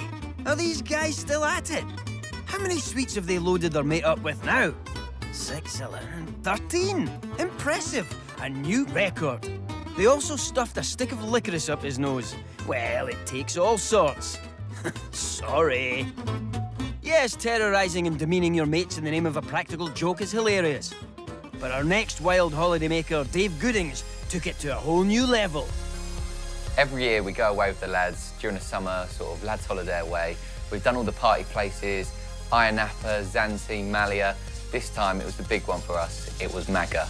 So we went to Magaluf. There were 7 of us, and I've got a girlfriend at this point, unlike the other holidays, and she was just messaging me on the night out, sort of saying, what you up to, and just constant messages. So we came up with a genius idea where one of the guys held up a sheet behind my head, and I sent a Snapchat message with a picture saying just chilling back at the hotel, having a quiet night in. She fell for it, but little did she know I was out partying until 4 in the morning. But unfortunately, it went viral to over 30 million people. And even Geordie Shore, Scotty T shared it, DJ Tom Zanetti shared it. It just went viral and it spiraled out of control. Considering the amount of bed hopping that goes on in Magaluf, I'd say quite a lot of them stand a good chance of going viral. Dave turned into an instant celebrity while still on holiday, with strangers buying him shots. I started to get recognised on the strip. I was branded the legend of Magaluf, people coming up to me buying drinks, and it felt really good. But when I got back home into the UK, I actually had to face the girlfriend and we had to have a little talk. It took her a while to get over because she thought I'd lied to her, so I'd gone behind her back. In fairness, Dave, she thought you lied to her because you, lied to her. Still, you got away with it, presumably free to make a fool of her again in the future. She won't be letting me go away on a lad's holiday again unless we come up with a really good idea to trick her. Guys pranking their girls on holiday seems to be a staple of a less than romantic trip. The girl here no doubt hoping that this will finally be the getaway where he surprises her. He did! Just not as she'd hoped. That was an iPhone, short for, I'm going to kill you! But when it comes to meticulously planning a holiday prank guaranteed to upset a girlfriend, this guy went the extra mile. A couple of days ago, I surprised Kate with this little secret getaway for the 2 of us. Basically, it's Kate's birthday in about a month from now, so I thought it'd be really, really cool if I could surprise her with this little holiday that she knows nothing about. The only thing is that this is a prank. Hilarious. What a catch. Hey, ladies? Today, Kate and I thought it'd be really cool to take you guys on a little adventure that we're going on. So basically, I've surprised Kate for her birthday with a little sort of vacation, just a small one, and we thought it'd be really cool if you guys came along with us. Hope you enjoy the trip. So, any sneaking suspicions on where we're going? No, I don't know why you're not telling me though. So, he's made his girlfriend pack, travel to the airport and go through security, just so he can see her face drop when he tells her it's all for nothing. And they say romance is dead. I'm feeling quite guilty. This is really bad. Kate is buying magazines for the flight. She'd be better off with a magazine for an Uzi after this. Hey, Kate. I have something to admit. So, after the elaborate and carefully orchestrated setup, it's finally time to deliver the unpleasant punchline. We're not going anywhere. It's just a prank. Like, it's a joke. Are you being for real? Are you actually kidding? We came all the way here. So I packed a bag. Ah, you say you've packed a bag. Great. Well, you can just leave him then. Can you show me the boarding pass? There's no boarding pass. What a jerk. Okay. There'll be no boarding pass for you, mate, for a while. Oh my gosh. All things considered, she's taking this remarkably well. How can she not slap that face? Look at it. That's a face designed for slapping. Hopefully she is hatching her revenge prank. Possibly a trip back to their airport where just a few carefully chosen words with security will ensure her boyfriend receives a deep and thorough cavity search.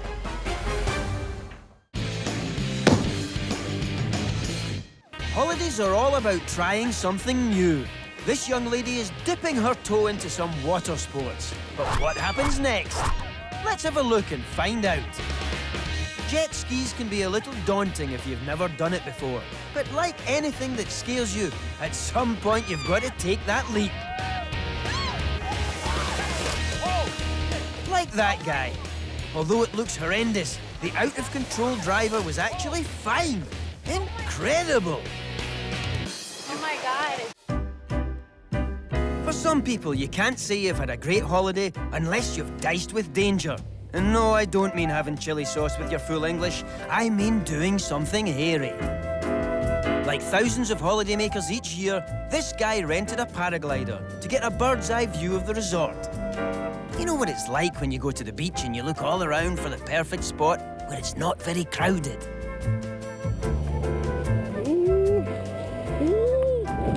Oops, I think someone's already bagged that spot. Don't you just hate it when people drop in unannounced? Holidays mean party time. And everyone likes to arrive at a bash in style. But how many of us can say that we've got there by parachute? What an entrance! Can't wait to see how he gets home. As he climbs out of the pool, he remembers he didn't bring a bottle. Suddenly, he doesn't look quite as cool. But it gets worse. As he's celebrating, he sees to his horror that someone else had exactly the same idea. Bit annoying. This holiday thrill seeker is taking to the skies in an ultralight aircraft. But after less than a minute in the air, something very unexpected happens. Something potentially catastrophic.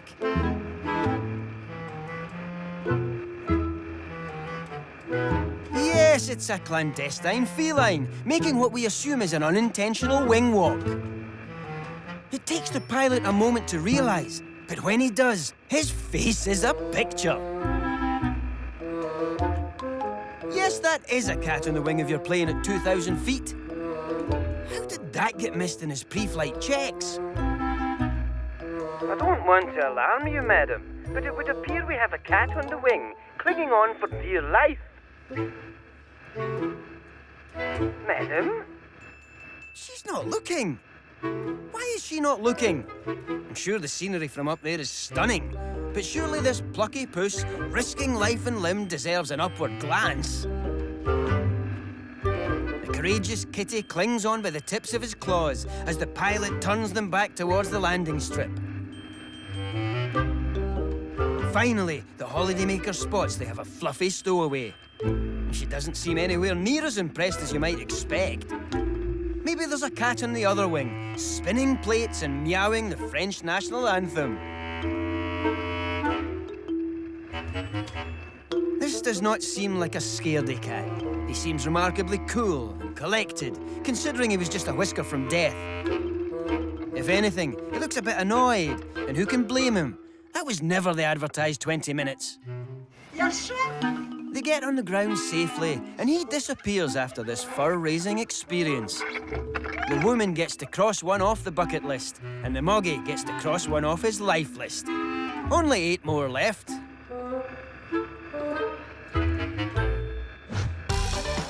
This fella has, as far as we know, only one life, and he's decided to risk it by jumping off big things. He's climbed up this bridge with a bag full of rocks. No, he's not planning on doing himself in. Not intentionally, anyway. He's just having some danger-baiting fun. He's using an old daredevil trick of throwing some rocks down to see how deep the water is and how long the drop will be. It's a complex mathematical formula to calculate that he's really high up. Here he goes! Splashdown! That, my friends, is truly extraordinary. He managed to keep his shorts on. The only injury he got was when he landed on a couple of pointy rocks on the bottom that some idiot had thrown in. We should probably remind our viewers that no one should attempt to do this at home, even if you do have your own suspension bridge. On holiday, most of us like nothing more than jumping into a good book. But some people, let's call them idiots, prefer jumping into shallow waters from a very great height.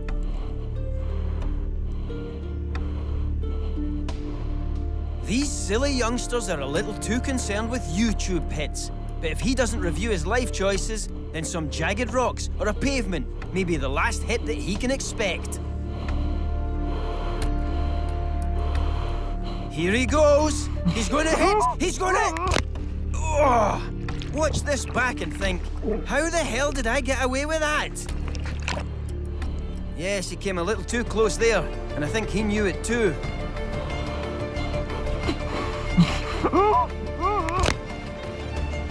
He came out of this with just a few minor scratches, but hopefully this brush with death will help him realise no one stays lucky forever. Now, here's another holiday cliff jumper for you.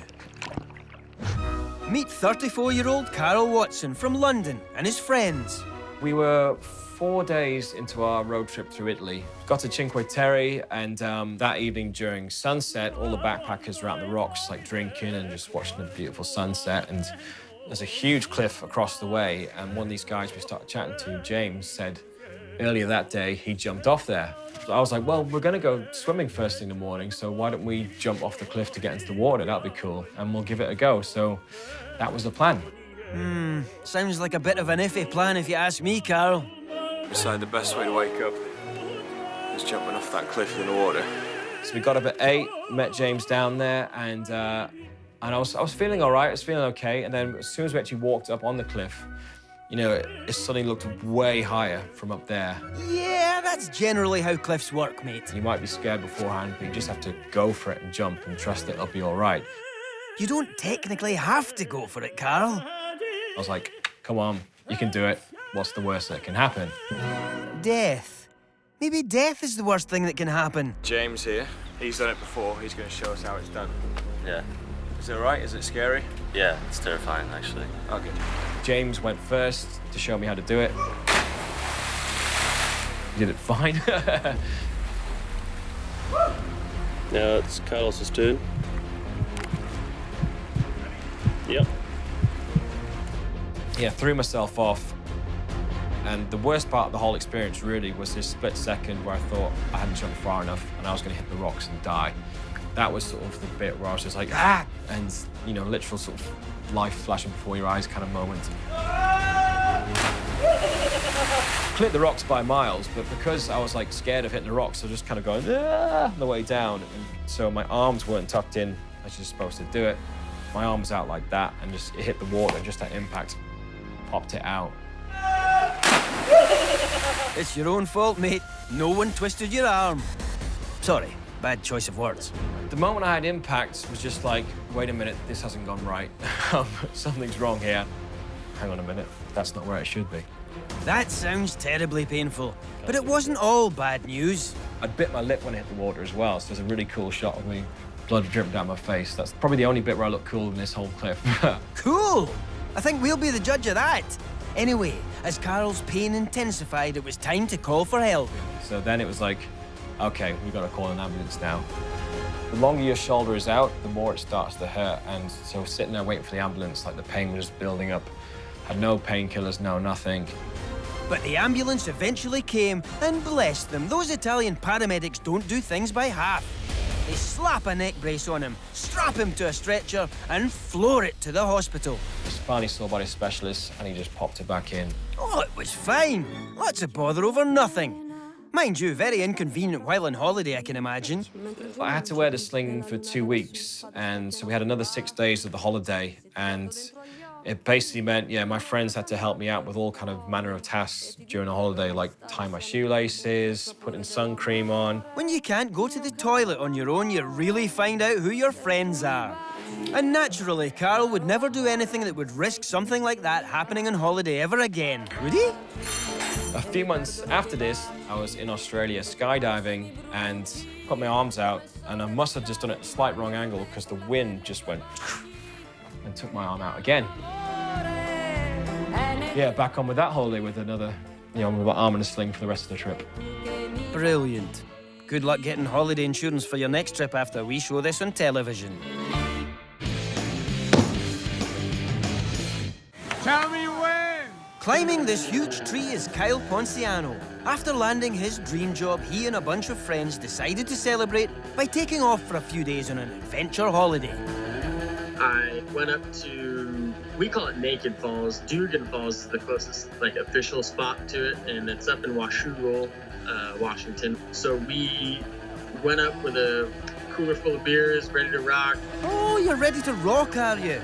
Are you ready to hit some rocks? Because that's what combining beer and tree diving gets you. Oh, sorry, spoiler. Oh, come on. You know what's about to happen. You can climb up across the waterfall, up a cliff, and it's about a 30-foot drop from there, and that's where most of the people jump. And then on top of there, there's the tree, and there's one peg in the tree to get you started, to get up onto the branches, and then after that, it's, you're just free climbing a tree at that point, and that's where I got myself into trouble. I think that was my 7th jump, if I'm not mistaken, and it was a shotgun, a beer for every jump, and that was, I remember, my 7th beer. Oh, he's already done it 7 times. Should be nice and easy then, like falling off a log. I looked down to try to spot my landing because I just didn't feel good about it. I was just trying to get out of there. Well, he certainly got out of there. Ouch! I don't think the branch is the only thing that snapped here. That was just a split second. I not a lot of thinking going on during that time, except for, holy cow, this might be it. Yeah, it also seems like there wasn't a lot of thinking going on when you decided to climb a tree after 7 beers. I remember hitting the rocks, hearing that splat of it sounded like someone got slapped almost. Well, yeah. Your spine slapped against the cliff face. I'm pretty sure that's where the mysterious slapping sound came from. I remember being underwater and it being really quiet. No need to be alarmed, Kyle. Everyone has difficulty hearing underwater. Once they got me out of the water, I was kind of just in a little pool of water, sitting, and it's all rural area out there, so it's volunteer firefighters. So it took them 45 minutes just to get to me. And during that time, I'm going into shock. My buddy was screaming in my face. I'm just ready to take a nap. I'm sitting there I feel like I'm dying. Ah, maybe you should be alarmed after all. This sounds pretty bad. Still, could have happened to anyone. Anyone's silly enough to climb a massive tree while intoxicated. I don't remember anything for a day and a half. They put me in a medically induced coma. I woke up intubated, with breathing tubes down my throat, and my right arm was completely mangled. I broke my pelvis in 3 spots, so they redid that, put a plate and 6 screws up front, and then a big giant one in my lower back, and then they put a bruised and collapsed the lung. 4 surgeries total. I went back to just jumped off the cliff a couple times, but that alone was making my knees shake. It was pretty scary just going back, but I had to get redemption of some sort. So no more tree diving then, just cliff jumping. Good to see he's branching out. Branching out? Ah, forget it.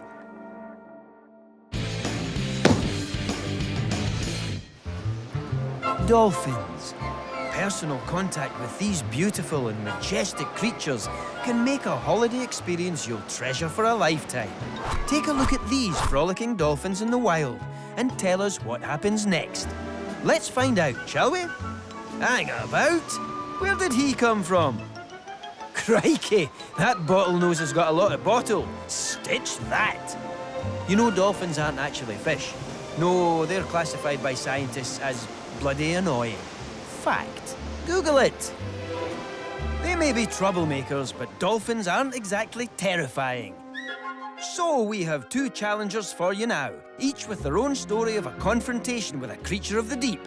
But whose tale of survival on the seas is the scariest? First up is James Taylor, who was out paddleboarding on holiday with his wife.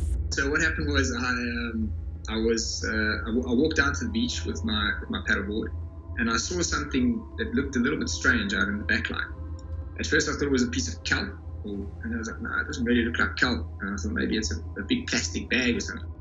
But it wasn't kelp or a plastic bag. It would be very difficult to build a scary story around either of those things. So I paddled out and I just thought I'd go and have a look to see what it was. And then when I got there, I found this huge squid.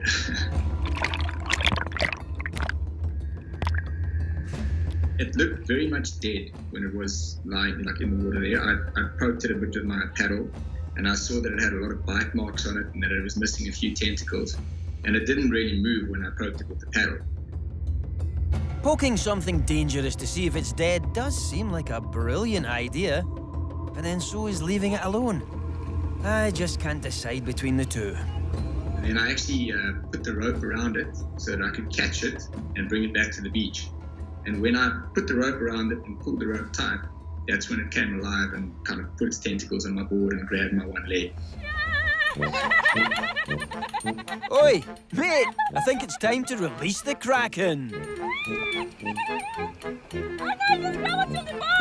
And I got a bit of a fright and fell off when a wave came.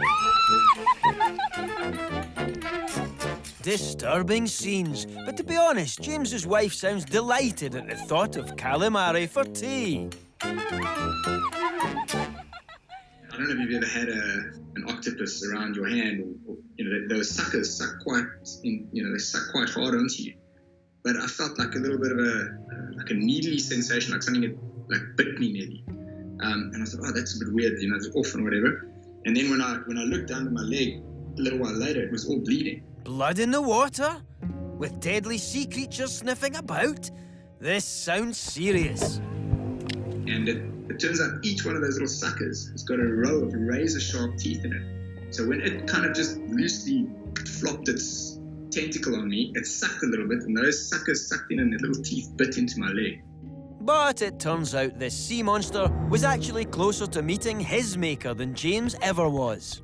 When it got onto my board and it kind of stayed there, and then I managed to paddle back to the beach, and by that time it was finished, it was dead. So then I just pulled it out onto the beach. I bet you a $5 that was a 6 quid. 6 quid, eh? Yeah, okay, that one was pretty weak. I admit it. It's quite a rare occurrence. So if you do see one of these things, it's not going to, it's very, very, very unlikely that it's going to grab you and suck you down into the depths and eat you. As scary stories go, the jury is still out on that one. Let's have our next challenger. Meet Greg Ambrose. He went on a relaxing holiday to South Africa where he was locked in an iron cage, submerged underwater, and waited for a shark to attack. When I was looking into it, I assumed that you'd get scuba gear, you'd sit down and you'd be in the cage, nice and safe the whole time, probably with someone looking out for you. But the way it works is actually there is a cage hanging off the side of the boat. And they essentially open the lid of the cage. They lift off the lid of the cage, you just climb over the boat and jump into it. Sounds great! What could possibly go wrong? And when the person on the boat sees a shark, they shout to let you know, you just pull yourself down, and then you're staring through what is really an uncomfortably large hole, feeling really ill-equipped and out of your element, hoping and waiting to see a shark come up. As it turned out, they didn't have long to wait.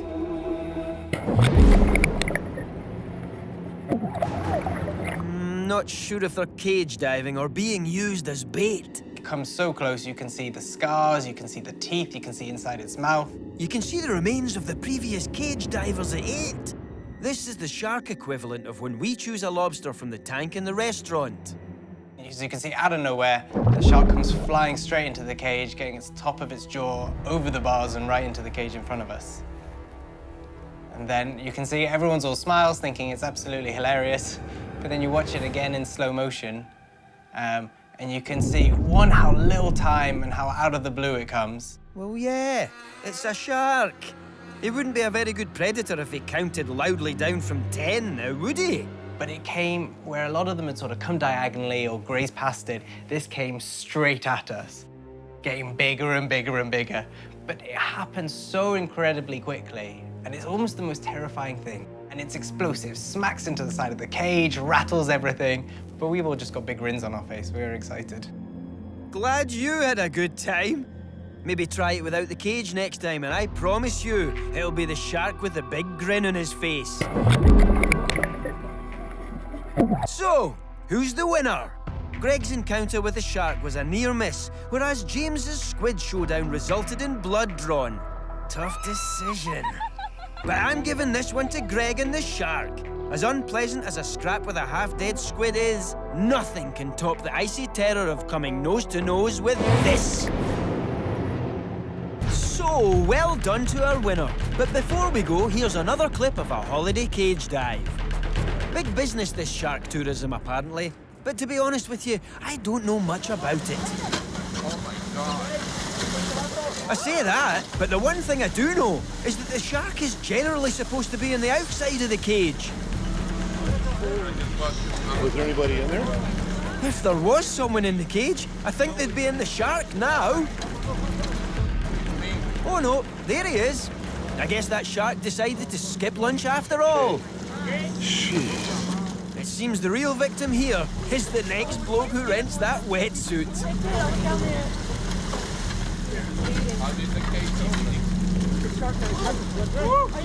Bit premature with the applause there. After all, 3 tourists went into the cage. Just kidding. Are you okay? Of course, our vacation starts before we even reach our destination. First, we've got the small business of the flight there to consider, and that's not without its dangers. On holiday, we all know the risks of being burned in the sun, but what about the risks of being burned in the plane? And if you look out of the left window, you'll see an explosion where I've crashed into a power cable. No serious injuries here, luckily, but the people in these cars who are heading to the airport decided maybe a staycation might be a safer bet. Yes, holiday travel can be stressful. Where did I put my passport? Did I pack my adapter? Was a mankini the right choice of swimwear? But nothing is more stressful than plummeting out of the sky in a headlong spin towards certain death. We've got 3 amazing clips of near misses for you now. We showed them to an aviation enthusiast with a lot of air miles under his belt to get his take on these scares in the air. First up, Southwest Flight 1380 from New York to Dallas, which was forced to make an emergency landing after one of the Boeing 737's engines exploded, causing a window to blow out and killing a female passenger. Incredibly, this fellow passenger broadcast the incident live on Facebook. I think, you know, this Southwest Air incident proves the psychology behind the fact that passengers really just don't listen to the safety demo before departure. I mean, so immediately, you know that he's not 100% concentrating on this emergency situation because, you know, he's holding his laptop in one hand, he's got his phone in the other, he's Facebook Living. The mask is on incorrectly, and for me, that's the most worrying thing here, and it's on most passengers. The mask is only covering their mouth. What about their nose? Perhaps if his phone was off, he would realize that, but in 2018, I think where everything is caught on camera and they know, you know, if he gets on the ground safely, he'll be able to tweet it instantly, that seems to come as a priority more than ensuring that you can breathe. If you don't put your oxygen mask over your nose quickly, you get hypoxia. Not enough oxygen to the brain, making you dizzy and unable to think straight. Although in this case, I think that ship may have already sailed. They should be listening to the instructions of the crew who'll be shouting instructions. They should be planning their exit route for when the aircraft is on the ground, perhaps counting how many rows. You know, this is serious stuff.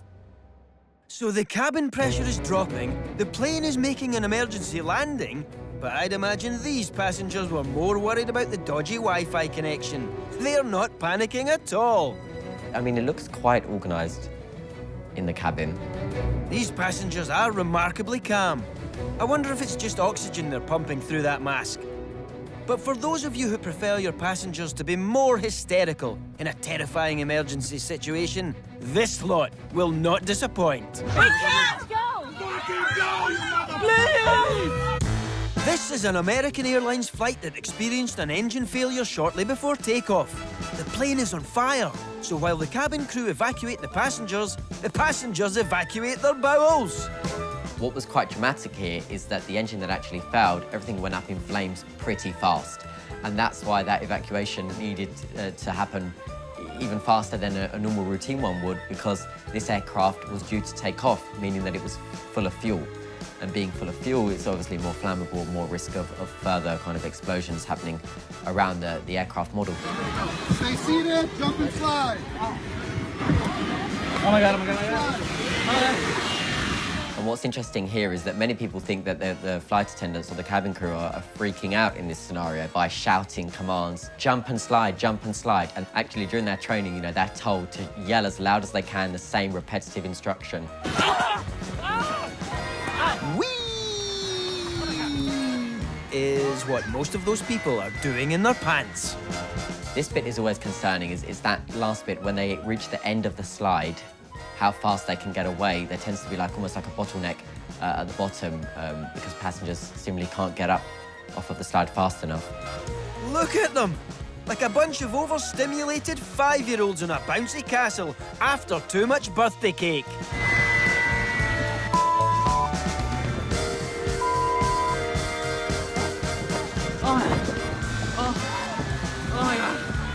And there we go, straight on their phones next to a burning aircraft that they don't know if could go up in flames at any minute, presumably full of fuel. Oh my freaking God. To be fair though, Alex, they're probably thinking about the licensing fee they could expect from future TV clip shows. Like this one. Oh my God. But this is scary stuff. Puts you right off flying. Where travel is incredibly safe, you know, 99.9% of the time, it will never be you, and you'll fly routinely. It's the safest form of transport. You might want to check your stats there, Sonny Jim. How do you explain the fact that we've got yet another clip of aviation peril? Stuffs your probability theory right up, doesn't it? Feast your eyes on this. So this is an Emirates flight that crash landed from India, and this incident is all taking place in Dubai. I mean, this is frightening. This isn't even an emergency landing. This is a crash landing. The aircraft was totally written off after it, and the passengers are doing everything but making their way to the evacuation, to the doors, to the exit doors. They're blocking the aisles, they're taking their cabin bags, there's kids being passed about. I mean, it's chaos. You say chaos, I say making sure that duty-free makes it out safely.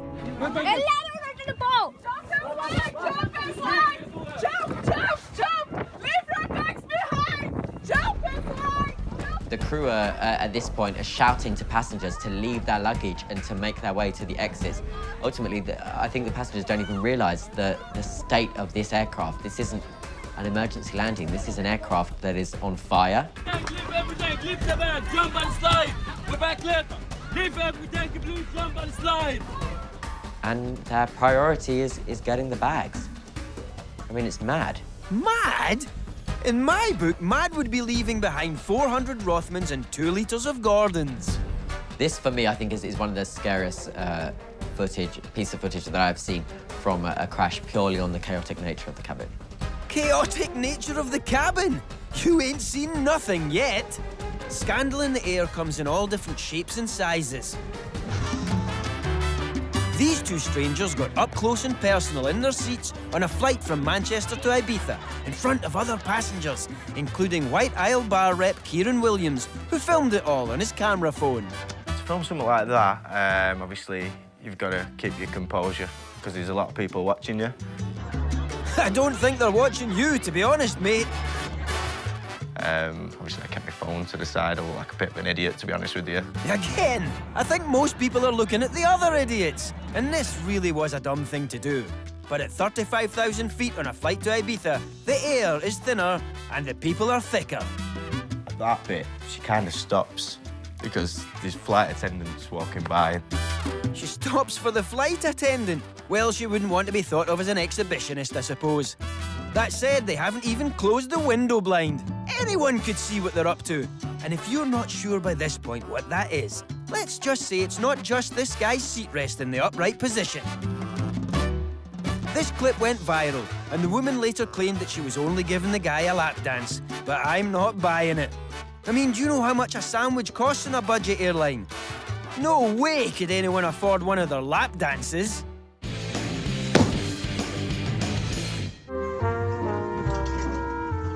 He's struggling to get into his hotel.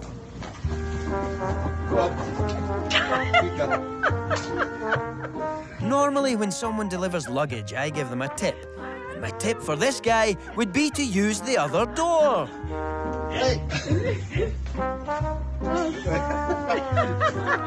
Unlike his bags, that bloke is off his trolley. Oh my God. Another way in. No, mate, there's not another way in. Now you've totally blocked the main entrance. Well done. The world is full of hotels to stay in on holiday. But if you're looking for somewhere a little more unusual to rest your head, here's a tip for you. Take a trip to Sweden. First up, why not check into this hotel, nestled in the pine trees in Harads, Norrbotten County, 31 miles south of the Arctic Circle. Guests can stay in a mirror cube, designed to be invisible, just in case it wasn't hard enough for the cabbie to find your hotel. Each room is suspended 6 meters above the ground, so if you're a sleepwalker, you should probably give this one a miss, or the next box you'll be staying in will be 6 feet under the ground. Alternatively, you may want to climb on board the STF Jumbo Stay Hotel in Stockholm. This unique property is actually a former Boeing 747 and is situated right next door to the city's Arlanda airport. These cabins are perfect for a romantic stay. Tailor-made, in fact, for anyone who wanted to join the the 15 feet high club. And finally, the Ice Hotel, where you pay a lot of money for a frosty reception. There are many imitators, but this is the original at Kiruna in the far north of Swedish Lapland. First erected in 1989, the hotel melts in the summer and is rebuilt every winter. It's a cool place to stay. But a hotel room isn't just for chilling out in. Holidaymakers across the world get up to all sorts of tomfoolery in their room, like this next fella. Parmesan, garlic, Yorkshire butter, creme fraiche, reduced fat, eggs, tortellini, spinach. Meet George Egg. When he stays in a hotel and fancies a meal, he doesn't reach for the phone to call room service, he reaches for the iron. So I cook gourmet food using hotel room appliances. I was staying in a hotel, I wanted a breakfast, I didn't want to pay the inflated room service prices, so I thought let's have eggs and bacon and mushrooms on toast. So the eggs, that's using the sous vide method, so you put the eggs in a stout freezer bag with a bit of butter and some seasoning, you poach those in the bag, in the kettle. And then the iron inverted, a couple of towels either side, crisp up the bacon and the mushrooms on there, a little bit of fresh tomato for make you feel a bit more healthy, a little bit of parsley. So yeah, so you're staying abroad, you want full English, and you're not gonna be provided with it necessarily. You can make your own. Is this guy a complete nutter or a total genius? I really can't decide. I'm just going to wipe the surface down. Oh, gel. That'll do. So that's breakfast taken care of. How about a muffin for lunch? I'm making the dough for the muffins initially because that has to rise. So for the dough, you clean the worktop in the bathroom, a bit of water in with the dough. There's a bit of yeast in there as well, a bit of salt. Simply knead that Okay, well the bread's got to rise. This light's really warm, so we'll pop the old, that warm up nicely. Look at the rise on that dough. You knock the air out, you cut out your muffin shapes. Similar method with the iron again. It's a go-to method. I know it's the same one. So there we go. Look at that. It's, buy that in a shop, you wouldn't be unhappy. And those muffins he did on the iron didn't have a single crease in them either. And for anyone thinking about trying George's method, please be very careful with that iron. Or, you know, just buy a muffin. Dinner time now. What have you got for us, George? So, we're making the pasta. This was some bought tortellini. Straight into the kettle. That boiled for a few minutes, doesn't take too long. A very simple sauce of creme fraiche, butter, a little bit of garlic. You mush that together, and then the pasta goes in with the leaves. Stir that round, bit of fresh parmesan on top, bit of fresh leaves at the end, a little bit more salt and pepper, and then the egg yolk. That was absolutely superb. Delicious. It may look cheap, but that meal actually ended up costing him £65 because he had it with a Coke from the minibar. I'm joking, of course. I think we'll leave the last words to George. I think I have an air of sort of an appetite to be mischievous and an appetite to be creative and an appetite.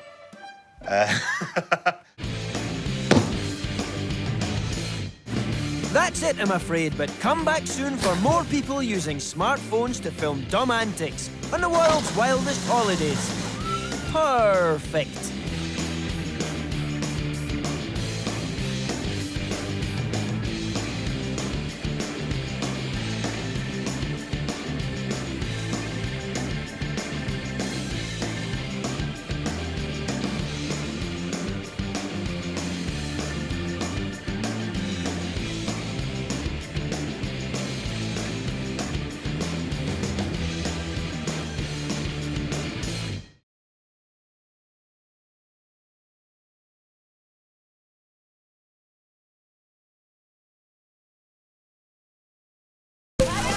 Get ready for the trip of a lifetime.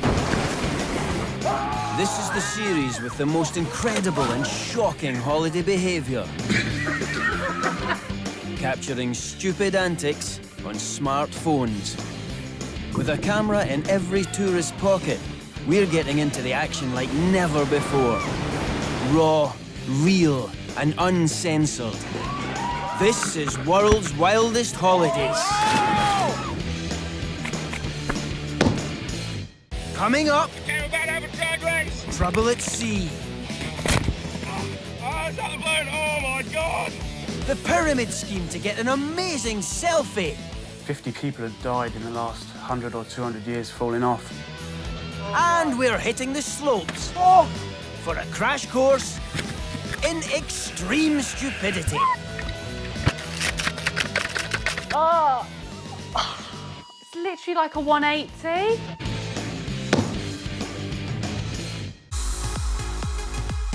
But first, we're taking off with the millions of young Brits who every summer pack their bags, sack off their jobs, and hop on a cheap flight for a couple of weeks of sun, sand, and seeing double. They're not just catching a tan, but all their bad behaviour on camera too. But this lot don't generally wait for the plane to touch down before getting the party started.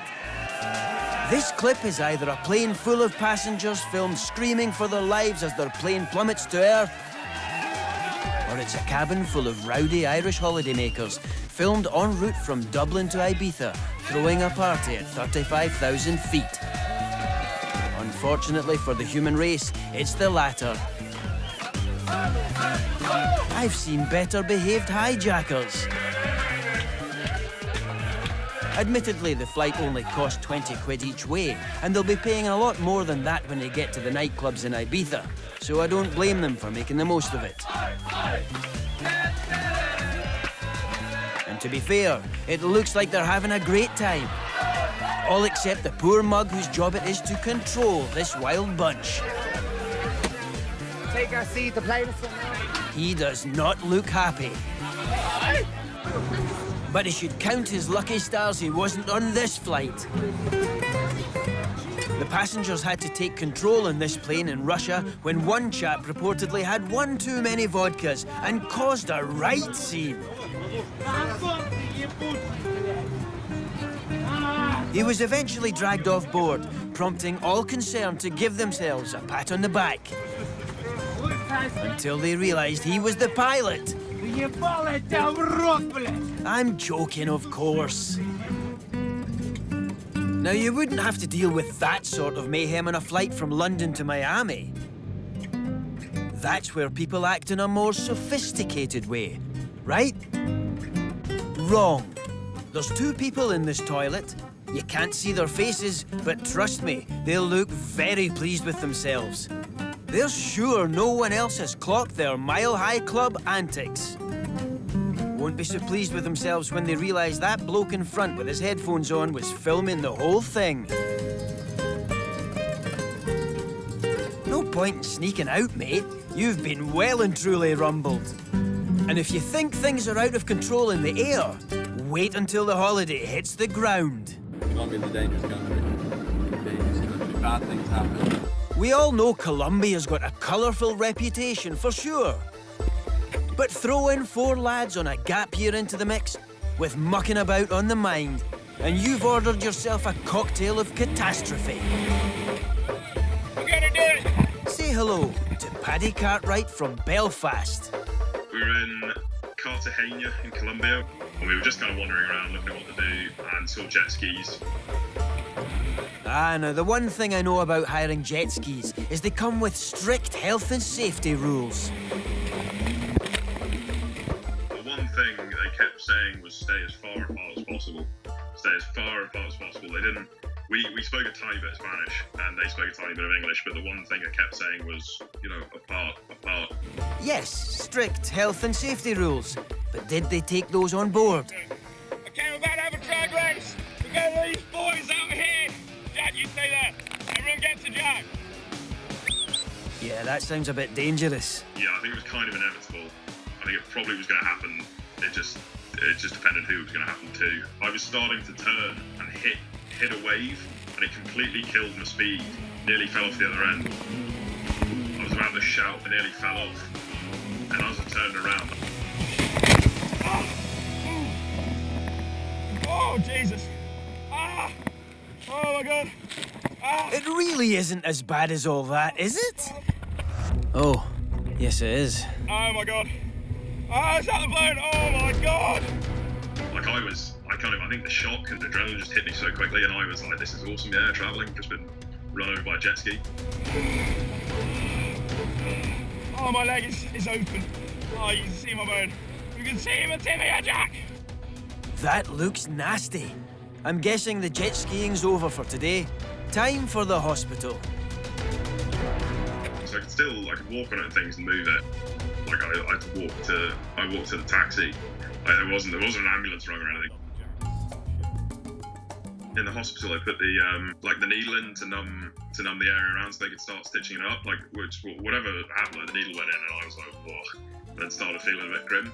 I could see there was like a big chunk had come out of my leg, and then there was just a bit of white there. So I just kind of went, oh my, that's bone. That's real bad. It's gone all the way. If you're wondering what's under that blur, it's a disgusting medical procedure far too harrowing to show. And the result was a scar for life in the shape of an L. L for legend. There is a victorious ending of sorts to this sorry tale, though. A couple of days after it, we had to get a flight to get into Bogota, I think, and we managed to get me a wheelchair. So we were all the first ones on and off the plane. You know, there was a bit of a silver lining to it. Okay, you nearly lost a leg, but you did get free speedy boarding. Now that's what I call getting your priorities right.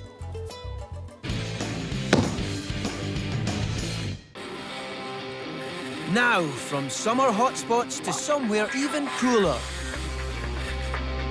Take a look at this guy on a snowmobile, in top gear and racing to the top of this snowy hill. But what happens next?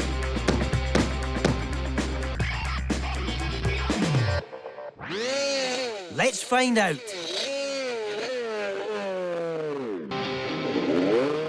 there's no better way to test a new snowmobile than by driving it full pelt towards a blind summit.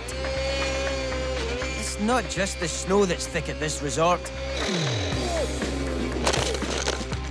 Crikey, is that guy okay? Give us a signal. Any signal. Woo! Oh yeah, he's okay. Just another stupid guy with a smartphone.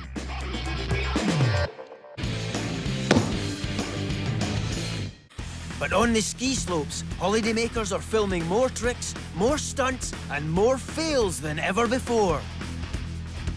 If you're lucky, your daredevil antics will go viral and you'll be immortalized. Oh, God. Or in this guy's case, Oh, no. hospitalized. He was fine. Oh, God. Eventually. Oh, no. Now, it's important to make an impression on the slopes, but at least dress for the weather. Looking at that, it must be very, very cold, if you know what I mean. All fun and games on the way down, but he's got to get back up again somehow, and I shudder to think where his lift pass is. Mind you, it's not just skiers. Now here's a chairlift going bananas. This terrifying incident in Georgia saw scared skiers left at the mercy of malfunctioning machinery. Stuck in reverse and barreling down the mountain at twice its usual speed, it's no wonder these skiers are as white as snow. It looks so dangerous. Thankfully, the skier who filmed this made sure they kept way back, instead of helping and risk being whacked by a flying human. Amazingly, there were only 11 mild injuries. But it was a truly horrific incident. Although on the plus side, the queues were a bit shorter the next morning.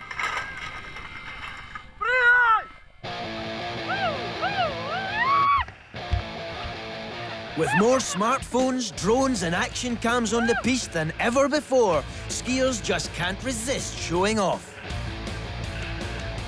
But not every attempt to dazzle on the slopes meets with success, as Jenny Lothrop from Derbyshire discovered on a trip to the Alps. So, we were off on a ski holiday to La Plagne in France. I was going with kind of 8 or 9 friends. I was raring to go and I was determined to show that I was one of the better skiers of the group. We were all having a great time. I was like zipping down the mountain, and like, yeah, I'm one of the best ones here, like watch me go. Like I'd never felt so confident skiing. I think you know where this is heading, even if Jenny didn't. As the famous saying goes, pride comes before an almighty balls up. There was this jump that people were doing. It was like just kind of a tiny little jump, like not much of a jump at all. So I watched a bunch of people do it. Some of my friends went ahead of me and I was like, yeah, I'm good, I'm gonna do this. Famous last words. My friend JC goes, and I'm watching him and I'm like, he's doing it fine, and he had like a little bit of a wobble. I think at this point I actually say, oh, I'm gonna fall over. I'm gonna fall over. Yes, you did, Jenny. Nothing wrong with your memory. I'm scared. Oh, aye, you should be.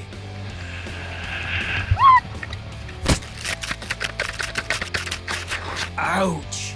No wonder Jenny can't bear to watch it. It's just too painful. So obviously, we showed it to her. Oh God. I just wish I could go back and not do it. Oh! Oh, brutal! She'll want to put some ice on that. Don't make me watch it again, please. Absolutely not, Jenny. Oh, what am I saying? Roll it again.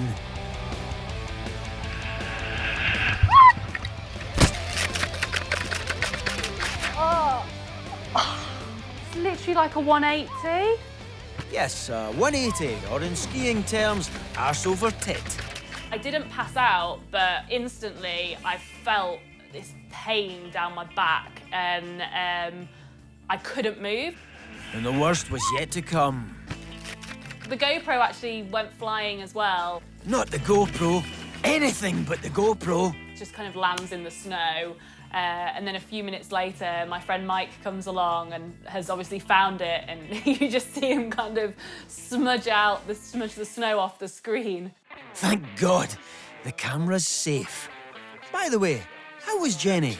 This was probably the most embarrassing part, was they came with their kind of trolley sledge thing that they put me in, and they were lifting me up, and they managed to like put me up to sitting, and then they were trying to put me back down, and I couldn't, my back would not go back down again. That trolley sledge thing is called a stretcher, Jenny. And sadly, despite doctors' attempts, after that she went downhill fast. So I was being pulled down but I was with my head up. At least it's still connected to your shoulders. Everybody just stops and stares at you, and you're kind of like, yeah, you're the idiot that had the accident on the mountain that is being lifted down the mountain on a sledge. Well, at least this idiot filmed it for us. You'll be happy to know her back and GoPro are both better now, even if her pride is still a bit sore.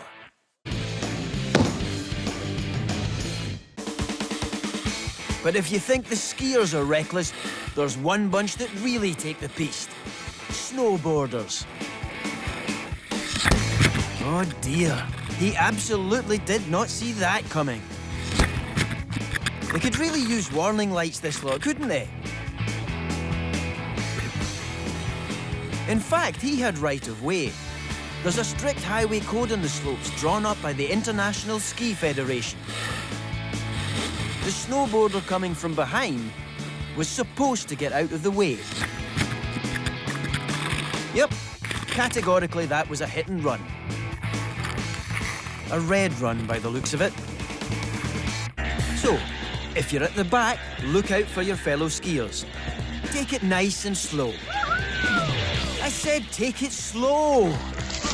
Well, if there's such a thing as a snow claims bonus on the slopes, you've just lost it, fella. And speaking of losing it, this hapless boarder has ploughed straight into an unsuspecting woman. And he's getting a lot of French stick from her husband. And I'm not talking about baguettes. He's in meltdown. Like these guys. They say fire and ice don't go together. Welcome to the exception. Look at them go. What skill, what talent, what discipline. Guys, I have to say, that was hot stuff. And now for the big finale. Here he comes. Well, that chump's not going to set the world on fire. Might ignite his salopets, though. There might have been a reason the other guys did the jump on skis. I guess he didn't get the memo.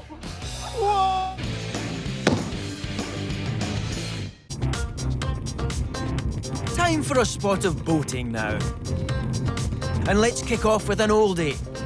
But it's a goodie. This was filmed on a trip across the lake in Missouri, USA.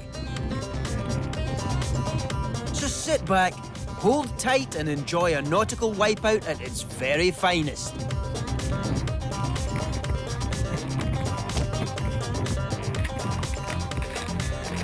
The bald guy hits the deck like a shop dummy during the January sales.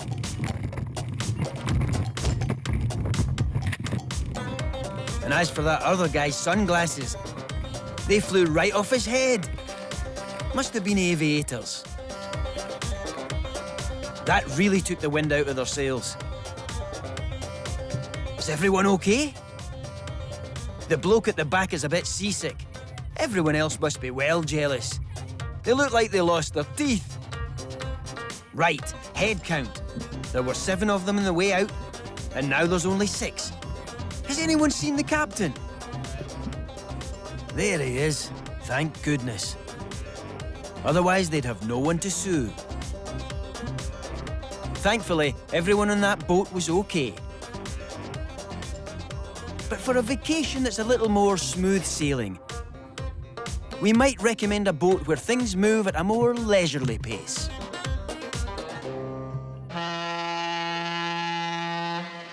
No, this fella hasn't got trapped wind. We're going cruising, like 26 million other holidaymakers worldwide, including a growing number of millennials. A more gentle and refined break you couldn't ask for, right? Whoa, ladies! It all kicked off aboard the Anthem of the Seas when these catfighting cruisers went for each other in the cafeteria. Brings a whole new meaning to the phrase ship's decking. We showed this to someone who's been on the front lines.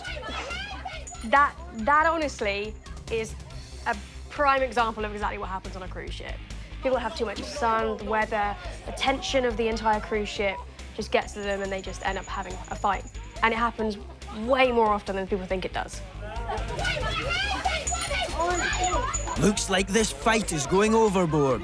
What they need is someone with a cool, calm head on their shoulders to help mediate this volatile situation in a measured manner. You grabbed hold of her, you hit her, so you assaulted her, love. Ah, so not him then.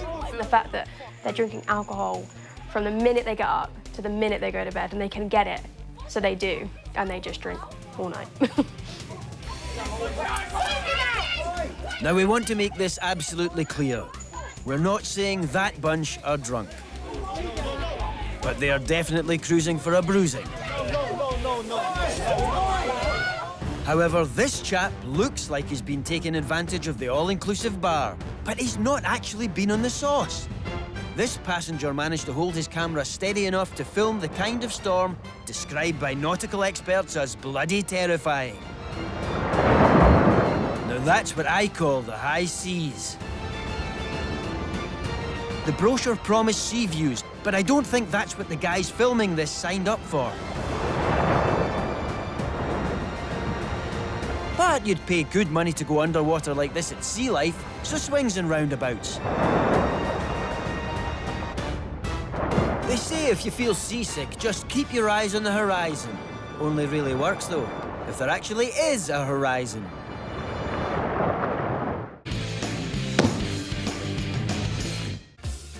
Whenever you set sail on a massive lump of ship, what you don't want is to find yourself adrift off the coast of Mexico after a fire in the engine room kills all the power. Yes, including the electricity. But guess what? That's exactly what happened to these passengers, who found themselves filming a trip aboard the Carnival Triumph that can only be described as a stinker. The engines give the electricity for the ship, which everything requires electricity on the ship, such as the toilets. The toilets on the ship, they're all powered by electricity, the same as like the airplanes. And if you don't have it, you haven't got that sound of. Well, you end up with one stinky lavvy. And this is our lovely bathroom with a sewer that's going back and forth as we rock. Is that the captain's log? Smell of urine as well as people's, I shouldn't say shit. It wasn't pleasant at all, especially when you're walking down the corridors and you were walking in it. Walking around your flip-flops and you're like, oh. That's disgusting. I mean, we're in flip-flops. So, stranded 150 miles out at sea and with no flushing toilets, the passengers renamed this ship the Poop Cruise. And you wouldn't believe the crap the passengers had to put up with coming out the ship's tannoy. Very important information, folks, on the toilet system here on board. As you probably know by now, the toilets are not flushing and it's going to start causing a little bit of a problem in a short while. So we've come up with a plan. Oh, thank God! There's a plan. So, folks, what we're going to do is we're going to deliver some red bags to all of the bathrooms on board. And if you do need to do a number 2, we ask that you please do deposit that into the red bags. Poo in a bag? That's the plan. Well, the good news is it doesn't actually count as part of your baggage allowance. If you need to do a number 2, you need a poop, please do it in the red bag and drop it off in the bins in the corridors. Okay. How's this actually going to work? Presumably they dump them on the poop deck. It ended up being everyone getting the small little bins and just sitting on the bin and pooping into that, and you're like, okay. You have to be able to balance, or you're on the floor. I know it's not the best scenario, folks, but it seems like the best option that we have right now. Not the best scenario? That's an understatement. You have some people demand you off the ship, and you're like, but there is nowhere you can go. Prop the door open to get some air. Good thinking, madam. When it came to the third day, people were thinking, okay, we're never going to get home. We are stuck here. Basically, they turned the ship into one big floater. And with those little red bags piling up, the passengers aboard the poop cruise found themselves taking extreme measures to escape their predicament. Just like a refugee camp in the end. Everyone was outside mostly. If you couldn't find somewhere outside, you'll be sleeping under the stairwells. After 5 days of holding their breath and their noses, the passengers were rescued, but all would agree it was a memorable cruise for all the wrong reasons. The operators later apologized for the accident and said it certainly wasn't something they would want their guests to experience. But if you are planning a trip on a cruise ship, I'd give it 5 minutes. Coming up, we're getting our teeth into the animals we see on holiday. Just like these tourists on a lovely day trip in Mexico. They've got their camera phones out to film dolphins at play in their natural habitat. But what happens next? Let's have a look, shall we? Now, if there's one thing we love about going on holiday, it's getting up close and personal with the local wildlife. Makes your heart swell for these majestic but endangered animals, doesn't it? No, it doesn't. I thought they were supposed to be intelligent creatures, for flip's sake. But he's fine. Till he ends up in a tuna net. Right, where were we? Oh yes, animals. There are some truly dangerous critters out there to spice up your holiday adventures, all right? In fact, just like this highly venomous diamondback rattlesnake the guy in this clip has come up against while out hiking. I am afraid to move. I am frozen in my tracks right now. Frozen in your tracks? I'd be crapping in my pants. That snake's venom could kill you in just a few hours. All I did is sit down to take a little breather. And crawling out of the brush over to my left was this guy. And I don't know what to do. You could ask the cameraman to help you. And try to blow on him to get him to move. Yeah, that's a great idea. Blow on it. He's not moving at all. Whatever you do, don't touch his tail. Oh, I'm gonna try to touch his tail. No, I said don't touch his tail. What, are you crazy? That's the rattly bit. Have you never seen a cowboy film?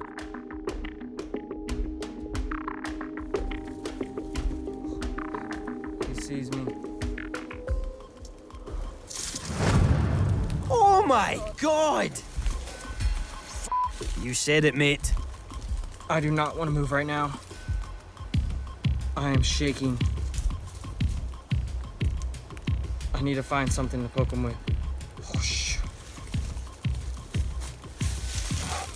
Look at the balls on that guy. Mind you, his trousers are quite tight. This is the dangers of sitting in the wild and not taking a moment just to observe your surroundings. Oh. Come on, go the other way.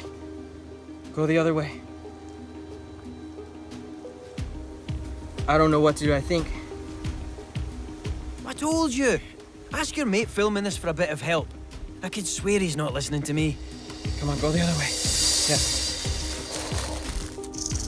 He's gone? Yeah, he's gone. Quick, leg it! Whoa. But not everyone's trying to get away from these critters. Some nutters are using their smartphones to get closer. I'm so friggin' excited right now. We're in the Everglades. We've only been here for like an hour and already we've got about a 10-foot female alligator here. It's a bit hard to tell there, but there we go. What a beauty. He's Scott Adams, exotic animal zookeeper from Telford, an all-round fan of dangerous beasts. Doesn't matter if I'm having a day off or a holiday, it always seems to end up revolving around animals, whether I'm flying off to Madagascar to explore the rainforests or just having a day in a zoo. Seems like I'm a bit of a glutton for punishment. But Scott's main animal passion is for the snappy variety. Oh, big one in front. I'm quite a fan of crocodiles and alligators. A bit too much of a fan, actually. I've even been unlucky enough to be bit by an alligator. I know how dangerous they can be. Yeah, I could show you a few good videos and pictures. Ooh, nasty. Before we got married, I managed to get bit at the zoo by about a 5-foot alligator. which put me in hospital and left me in a right state. So I was in stitches for the wedding. Whoops. Probably not the kind of wedding snaps your bride had in mind. Still, Scott lived to tell the tale. But will these boaters who filmed their holiday in Botswana be so lucky? Oh, what a big, huge. Relax, chaps. It's probably just a log. Coming around, coming around. Okay, it's not a log. It's coming this way. Okay, now just get the paddle. Yeah, get the paddle, get the paddle. If we lose that, we're up this creek without, well, a paddle. I read on the internet it's more afraid of you than you are of it. Note to self, don't trust anything you read on the internet, ever. Yes, that thing looked me in the eye, man. That is an absolutely massive crocodile from where I'm sitting. What do you think, Scott? That is an absolutely massive crocodile, isn't it? Thanks, Scott. Are we sure he's an expert? Coming around. Coming at them quite fast as well, so it's looking pretty aggressive. Coming at them at this speed, it's probably not coming to eat them. Try telling these guys that. I think they probably need to turn the boat around and get up the river and make it snappy. What do you think, Scott? I think they probably need to turn the boat around and get up the river and make it snappy. Oi, Winkle, I'll do the funnies. That's better. Here's another one. And it's a British holidaymaker going for a relaxing lakeside stroll in Australia. But boy, is she in for a surprise. That looks like an angry little crocodile. It is actually quite a small crocodile in the grand scheme of things. It's kind of a little bit of a tiddler, but that's probably about the size of the crocodile that bit me, so I think that it's definitely something that you'd want to watch out for, and definitely something, if you were a young girl filming a fish, that's the last thing that you'd be expecting to see. So we've learned an important lesson today, haven't we, class? If you want to see some animals on holiday, the best place is in the zoo. Or even better, on television.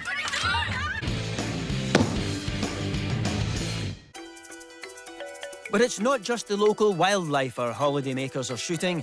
They're also out on excursions, filming the sights, the sounds, the culture. All right, good. Yeah, you can do it. This lady has gone to visit the famous Cu Chi tunnels used in the Vietnam War. Wow. There she goes, ducking down. She ducks in with no trouble at all. Slowly. Getting out again, though, Oh. is more of a struggle. The tunnels are only 80 centimetres tall and 50 centimetres wide. Not being rude, madam, but those aren't your dimensions. The hips don't lie. When she burned off lunch, she was slim enough to climb out. Now, when it comes to excursions, there's one place that's got it all. Egypt. But for one geezer in Giza, Tommy Allen, this view wasn't quite close enough. So my tour guides just told me that I won't be able to climb the smallest of the 3 pyramids of Giza.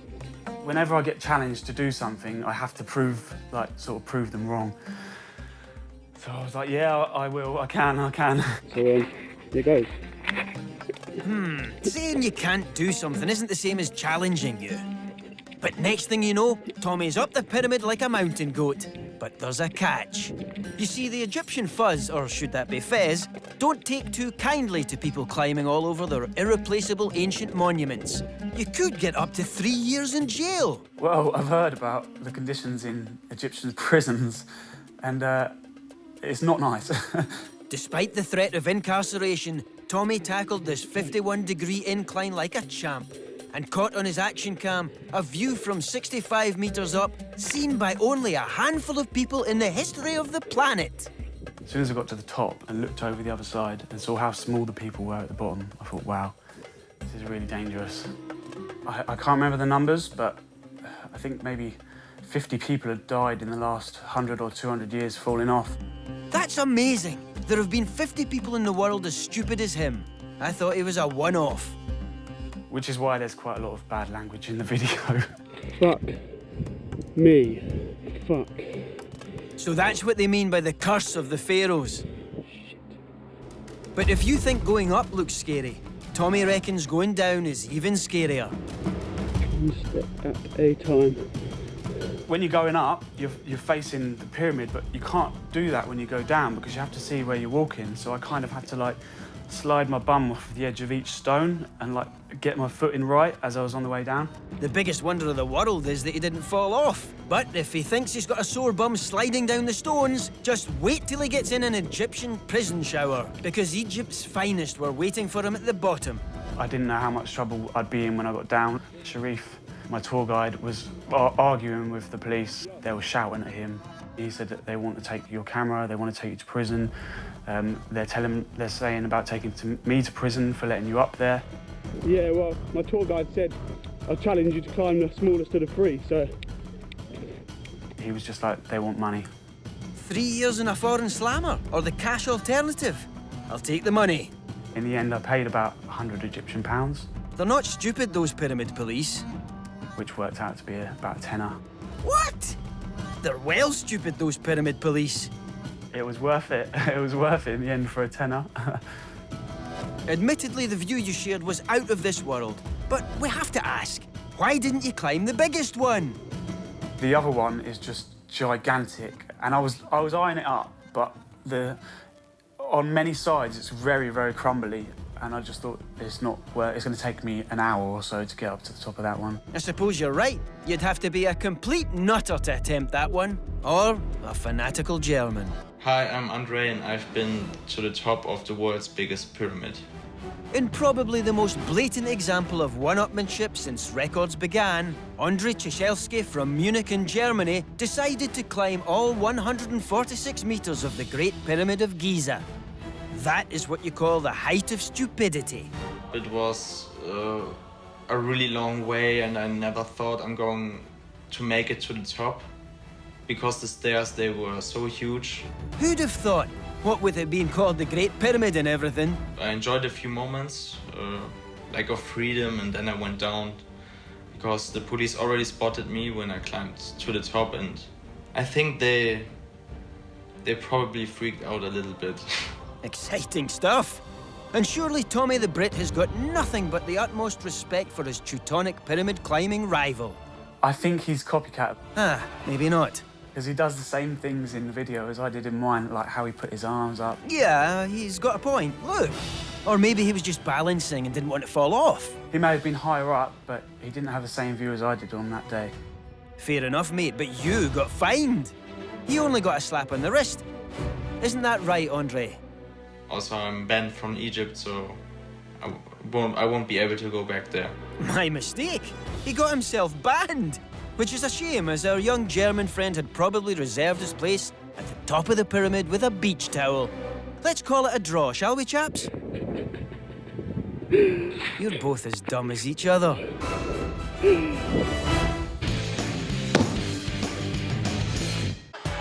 But if you want to reach dizzy heights without that kind of effort, you could do worse than take an excursion to the fun fair. But I'll warn you, some of the rides aren't for the faint-hearted. Like this slingshot in Florida. The slingshot has had riders questioning their mortality since it was invented in 1978. It flings punters 100 meters into the air at almost 160 kilometers an hour. Right, ladies, hold on tight.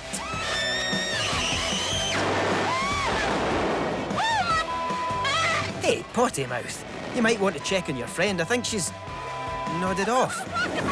I'm joking, she's not nodded off.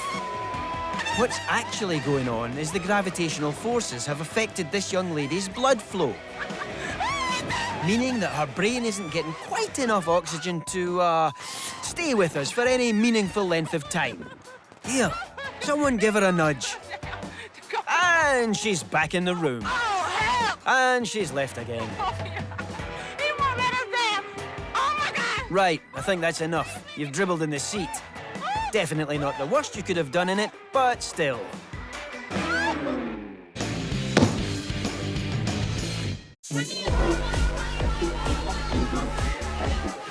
Now it's time to see what our holidaymakers get up to when under the influence of the demon drink. Have a look at this girl trying to get around him and see if you can work out what happens next.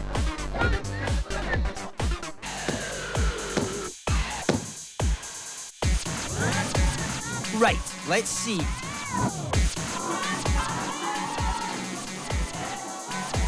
We showed you this girl trying to get the party started by ordering 4 sambucas and also some drinks for our friends. But what happened next? Well, there's a reason that one slightly less drunk fella's filming her.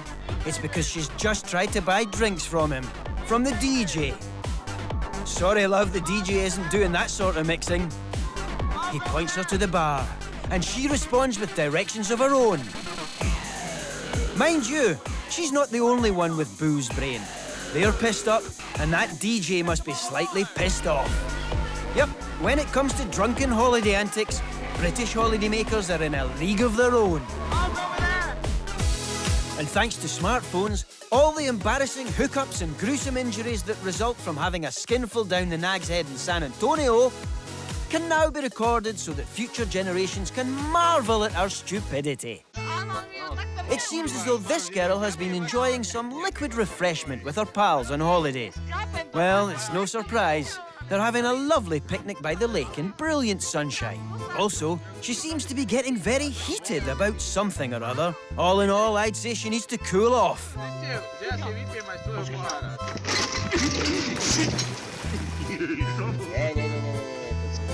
That'll do it. Let that be a lesson to us all about the dangers of drinking while on holiday. And just to make sure we've all learned that lesson, let's see it again.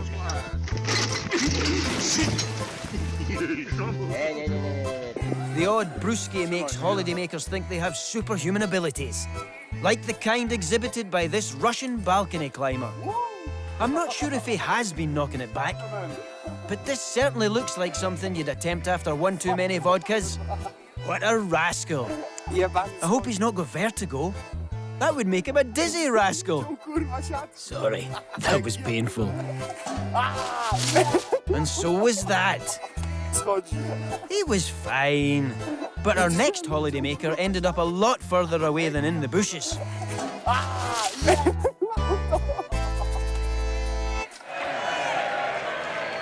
Davy McCallum, part-time wrestler, full-time Glaswegian, recently had a somewhat spontaneous holiday experience that started when he hit his favourite watering hole in the lookout for his fellow grapplers, who were nowhere to be seen. So, being on his own, he decided to call it a night, right? Once I realised that the wrestlers weren't there, I started to get quite a bit of drink in me. The last thing I remember is getting in a taxi, and then that's pretty much where my night ended. Might be where his night ended, but Davy's adventure had just begun. The next day brought quite a surprise when he had to wrestle with his memory. Oh man, I'm rough as fuck. Woke up in my dodgy hotel room, man. It was trash, so I just ran it. Davy didn't know where the hell he was, but at least he hadn't lost his phone, meaning he could film his confusion. So I went outside. I noticed the place was looking a wee bit different. We've all been there, waking up in unfamiliar surroundings after a night on the tiles. But Davy got so drunk in Glasgow, he reckoned he'd ended up almost 50 miles away. I think I'm in Edinburgh or something, man, because there's no trams about the place. In Edinburgh? That's practically a foreign country. But it gets worse. I'm going to ask somebody whereabouts in Edinburgh, I'm man. Excuse me, mate, where are we right now? Where are we? We're training. Shit, he doesn't talk English. No need to panic, Davy. That's what a lot of people think when they speak to you. Because I'm so Scottish and so, like, I've got a really thick Glaswegian accent, I thought maybe the person just didn't understand me and just, like, walked by. Yeah, it's not just your accent that's thick, Davy. But then, the penny finally dropped. Excuse me, big man, where are we right now? Where are we? Where are we? Aye. Amsterdam. Where? No chance, no. He didn't just say Amsterdam, did he? Yes, clever clogs, he did. Amsterdam, over 400 miles away, in Holland. That was not Edinburgh. No, you see, this is Scotland, full of men with beards who are very noisy. And this is Holland. Scotland, Holland. Are you sure you're not pulling our leg? What fucking day is it? I've lost track of time. Oh no, toots, man. How the fuck do I even afford to get to fucking Amsterdam? I've got a better question. How the hell did you end up there in the first place? So I had to start piecing things together. I checked my emails and stuff like that. It turns out I'd booked a flight. No KLM. I had a message from them basically saying something about a last minute offer. And Davey obviously remembered his passport, if not anything else about the night in question. It's all fun and games when you're blacking out in your mate's house and you're waking up in your bed for sick or something like that, or you're waking up in your bathtub, or you're waking in your mate's garden or something like that. It's all fun and games. And you're waking up 2 hours away in a plane. You know what I mean? It's a bit scary. Well, it's a tall tale, you have to admit. But we haven't actually touched on the worst thing about Davey's impromptu vacation. I've lost my hat and all. Hang on. You've lost your memory, and you're more concerned with losing your hat. That's the one good thing that's came through the story. I managed to get the hat replaced, and it's actually the hat I'm wearing's better. Well, at least he got a new hat to go with his cracking hangover. That's it for now. And please remember, whatever you get up to on holiday, make sure your phone is fully charged and your camera is at the ready. Now, go knock yourself out. Goodbye.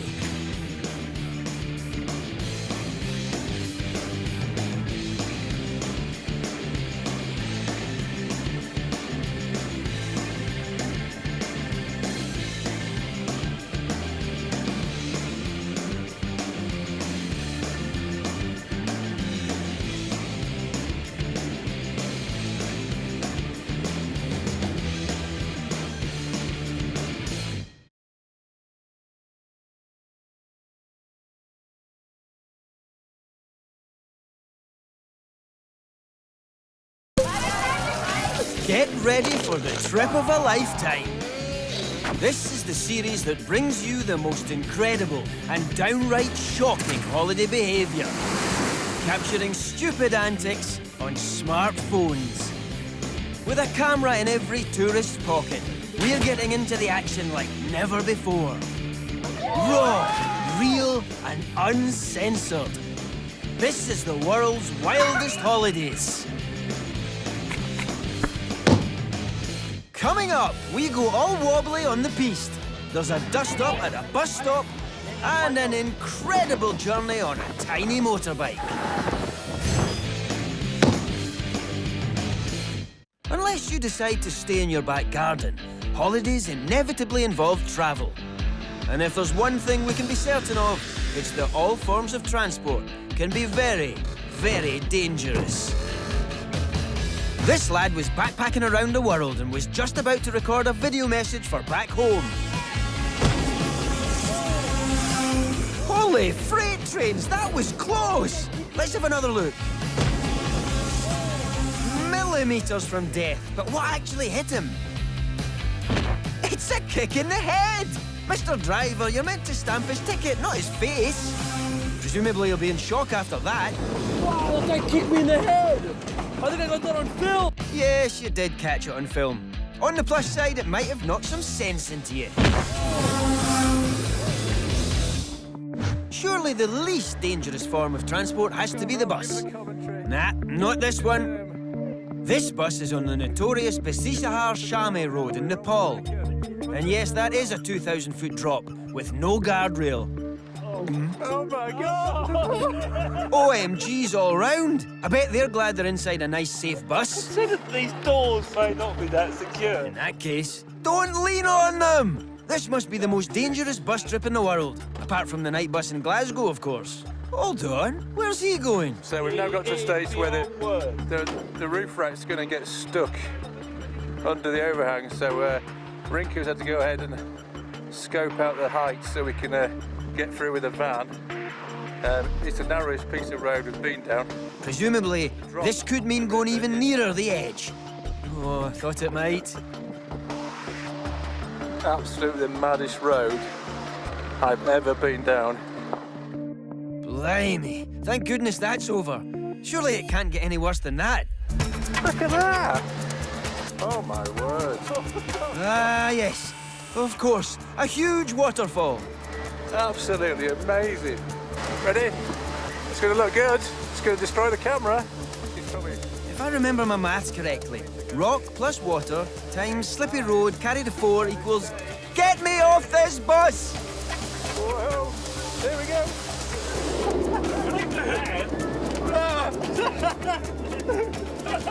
Oh no! Stop it! I can't close the window. All right, a wet seat. That's the least of your worries, pal. Nobody can sit there now. After that trip, I think all the seats are going to be wet. How about another bus that likes going off-road? Yep, here's the bus. Looks pretty standard, until it does this.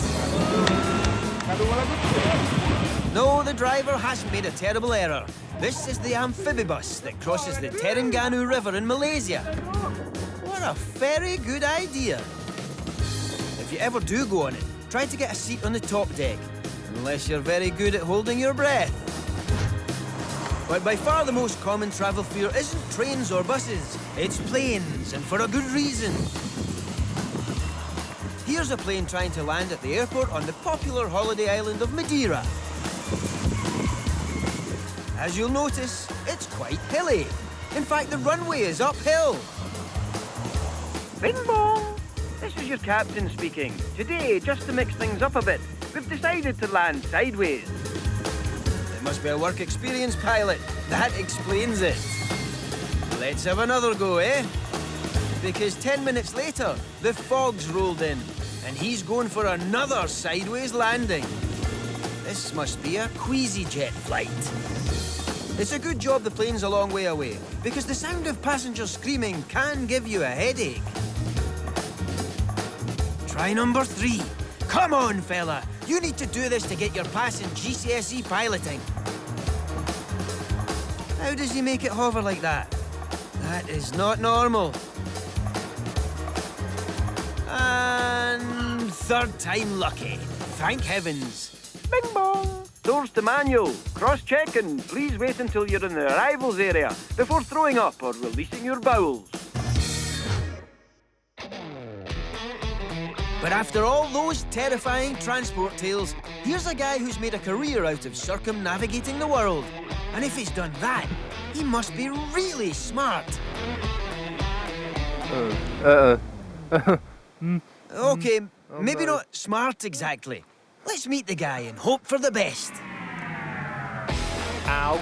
My name is Ed March, I'm from Devon, I'm an adventure motorcyclist, and the most unique thing about the way that I travel is that I do it on a pizza delivery bike. Somebody, somewhere, is going to be waiting quite a while for their margarita. Anyway, back to the story. I had a small, slow bike, which is nice and cheap, and I thought everybody around the world rides one of these, so I'm going to post it to the furthest landmass from England, fly there, and try and ride it home. If you post a motorbike, good luck getting it in a jiffy bag. So where did you go? This is me on my first ever trip. That's going through Thailand. And just every single day there was something that you just did not expect to see, like, you know, bikes carrying 500 ducks on the back. Petrol stations that don't have pumps, they just keep all of the petrol in and Coke bottles. They get out of the funnel. That's me going over the Himalayas, and I kept finding hitchhikers and taking them over toll. The only way to make a bike with 6 horsepower go slower is to put a hitchhiker on the back. That was Christmas Day in Thailand, 4-foot-high Christmas tree on the back. Very festive. But anyone could do that. Show us something more unusual. This was the footage that terrified my mum, where I bribed the Cambodian army with £200. I was riding around one-handed, firing belt-fed machine guns and throwing live hand grenades. I'm holding a live hand grenade. When you're holding a hand grenade with the pin pulled out, it's pretty terrifying, but fun.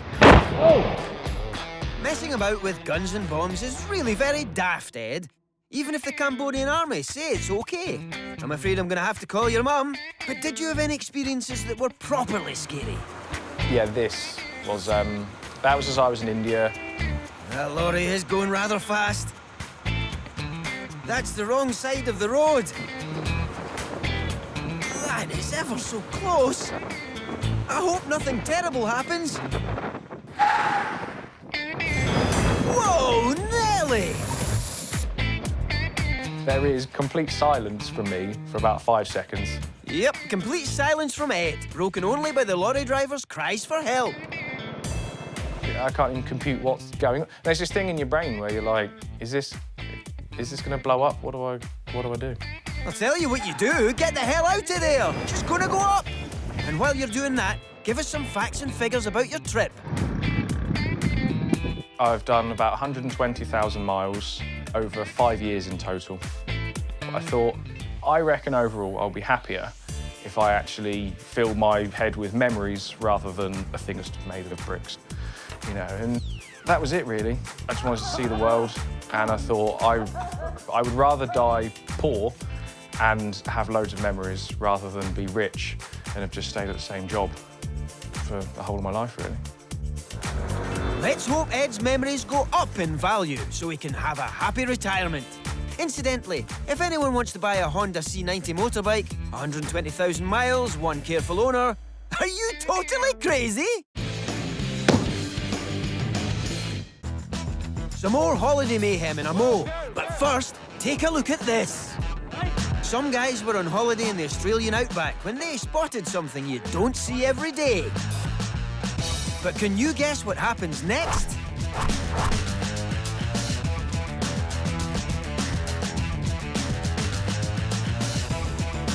The dog's free. Run away! Or face him out. Hold on. Did he really do what I thought he did? Now bear in mind, a kangaroo kick can easily disembowel a human. Come on, put him up, put him up! Have that! It's hard to tell from the look in the kangaroo's face whether he's stunned or worried what the other kangaroos are going to say.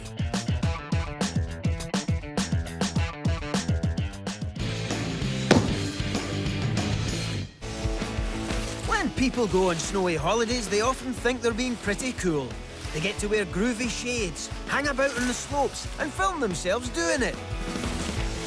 And when the slippy snow makes people fall flat on their faces, it's always worth watching. Right, let's kick off with an easy one. Before you even get on the snow, you've got to get off the lift. Shouldn't be too tricky, should it? Ah, yes, perhaps it is. That's enough of people falling over on skiing holidays. Only joking. We've got plenty more of the good stuff. Take this guy, for instance. His state of wobbliness would indicate that après-ski has been enjoyed. All he needs to do is get his feet in the skis. Yeah, no, he'll be fine. Perhaps the après-ski will act as antifreeze. Right, let's have a look at this lad. All right, a young snowboarder. He's got all the gear. Looks like he knows what he's doing. No, he doesn't. Never mind, it's only a minor setback. Just pick yourself up. Dust yourself down. Get in position. And fall down all over again. He clearly doesn't have a clue what he's doing. How about wobbly guy? Aye, he's still at it. Bit of a struggle. Oh, look, a horse. But at least he's got a mate to help him. Ah, a friend in need is a chance to shove someone onto their face. What a shambles! Hold on, this gives me an idea. It's a battle royale. Wobbly guy versus newbie. Who will get on their feet first? Game on! Right, here's newbie for his third attempt. He's getting some tips from the attendant. And as expected. And there's some seconds for you. I hope you haven't got anywhere to go, because this might take a while. Wobbly guy has finally got his skis on. Can he take the prize here? I've got a tip for you. Pick your friends more carefully. It's newbie again. Has he learned anything? Oh, a disaster. But at least he's got a couple of meters up the slope, so that's an improvement, I suppose. Hurry up, mate. Your lift pass only lasts a week. Right, wobbly guy and his mate are working together. Bosh! And boom! Man down. Again. Come on, newbie. The crown's there for the taking. All you need to do is get up the slope. It's an unorthodox tactic, but it's working so far, until it doesn't. Hopeless! Come on, man, it's not water skiing. Whatever floats your boat. Hold on. This is looking tasty. Could it be? Just a little bit further. I'm really sorry about this. I didn't expect it to take this long. But seeing as we're in it for the long haul, let's give Wobbly Guy one more chance. Oh, because he is up and on his feet. And on his backside. Come on, newbie, can you just manage to stay on your feet for once, please? Right, hold on to your hats and your ski lift thing, whatever they're called. He's off. He's hanging. This could be it. Just a few more meters. Yes! Yes! He's done it! Newbie has beaten Wobbly Guy in the battle to stay upright. It was a truly epic contest, but in the end, there could only be one winner. Gravity. Keep your eye on the man on the sledge hurtling towards the camera. I guess after skidding down a mountain on your bum, it's time to hit the bar. Oh! If he's like this when he gets to the bar, what's he going to be like when he leaves? Now we travel to Eastern Europe, where a mountain rescue professional who was snowed under at work escaped to the slopes for a quick holiday and found himself under some snow, which is ironic, if you think about it. So my name is Sorin Alexandru Radu. I'm 28 years old. I'm from Romania. I'm currently a volunteer at the mountain rescue team, and I went there to train for 1 week, but it was a foggy weather for the last 3 days. And when I've seen sunshine, my first thought was to go on top of the mountain and try to go for a run. For a mountain rescuer, it's a bit of a bushman's holiday, if you ask me. Still, must have been nice to be back out in the slopes after all that fog. Because of the different weather conditions, it just creates different layers, just like on a cake. So you have sunny weather, afterwards it snows and it gets colder, afterwards it's sunny again. That sounds dangerous, but off you go. So what happened next? All right, a flippin' avalanche happened next.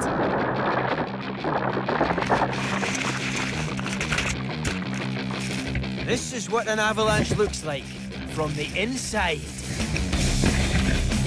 I was trying somehow to swim in the snow and stay on top of it. If the avalanche it would go on for another 4-5 seconds, I think I wouldn't have this interview with you anymore.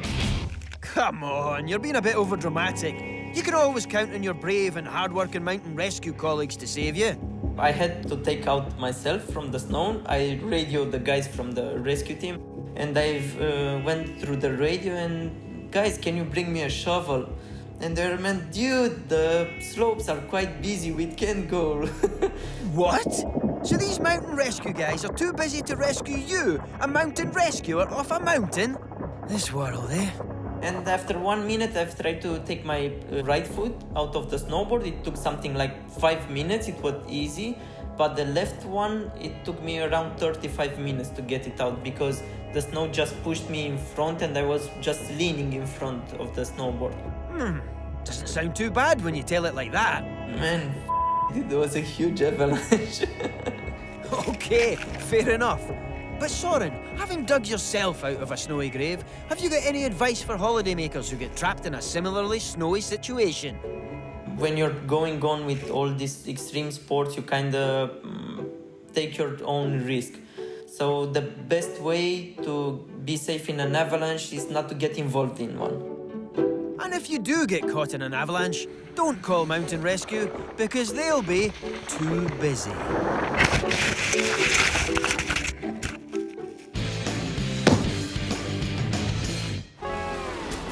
From the treacherous snowy slopes to the haven of the sandy beach, where it ought to be about kicking back and relaxing in the shade. These two senior gentlemen are in a dispute about who got to the beach umbrella first. They're throwing shade about being in the shade. You got everything else. First rule of diplomacy, always keep a channel of negotiation open. That's it, mate. Stand on the table. Then you're more or less the same height.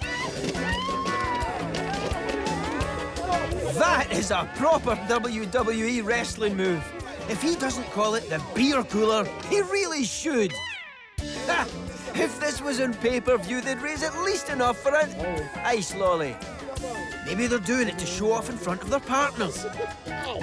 She does seem keen on the bloke in the hat. All that testosterone. You're a tiger.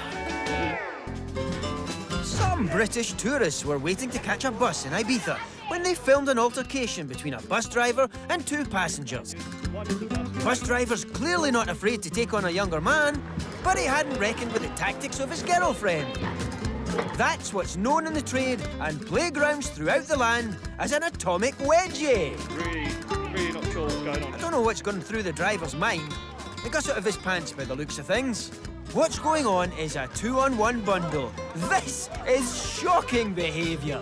Eventually, the bystanders saw sense and came in to break it up and pulled the younger man away from the driver. All that did was leave an opening for the girl to take over. Eventually, the bystanders just gave up trying to stop it and let them get on with it for a bit. Pull up a chair.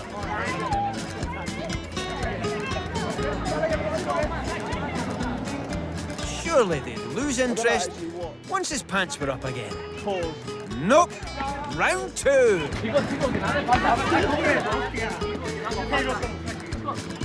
Eventually the fight ended, but the poor driver had to go to hospital to have his underpants surgically removed from his bottom.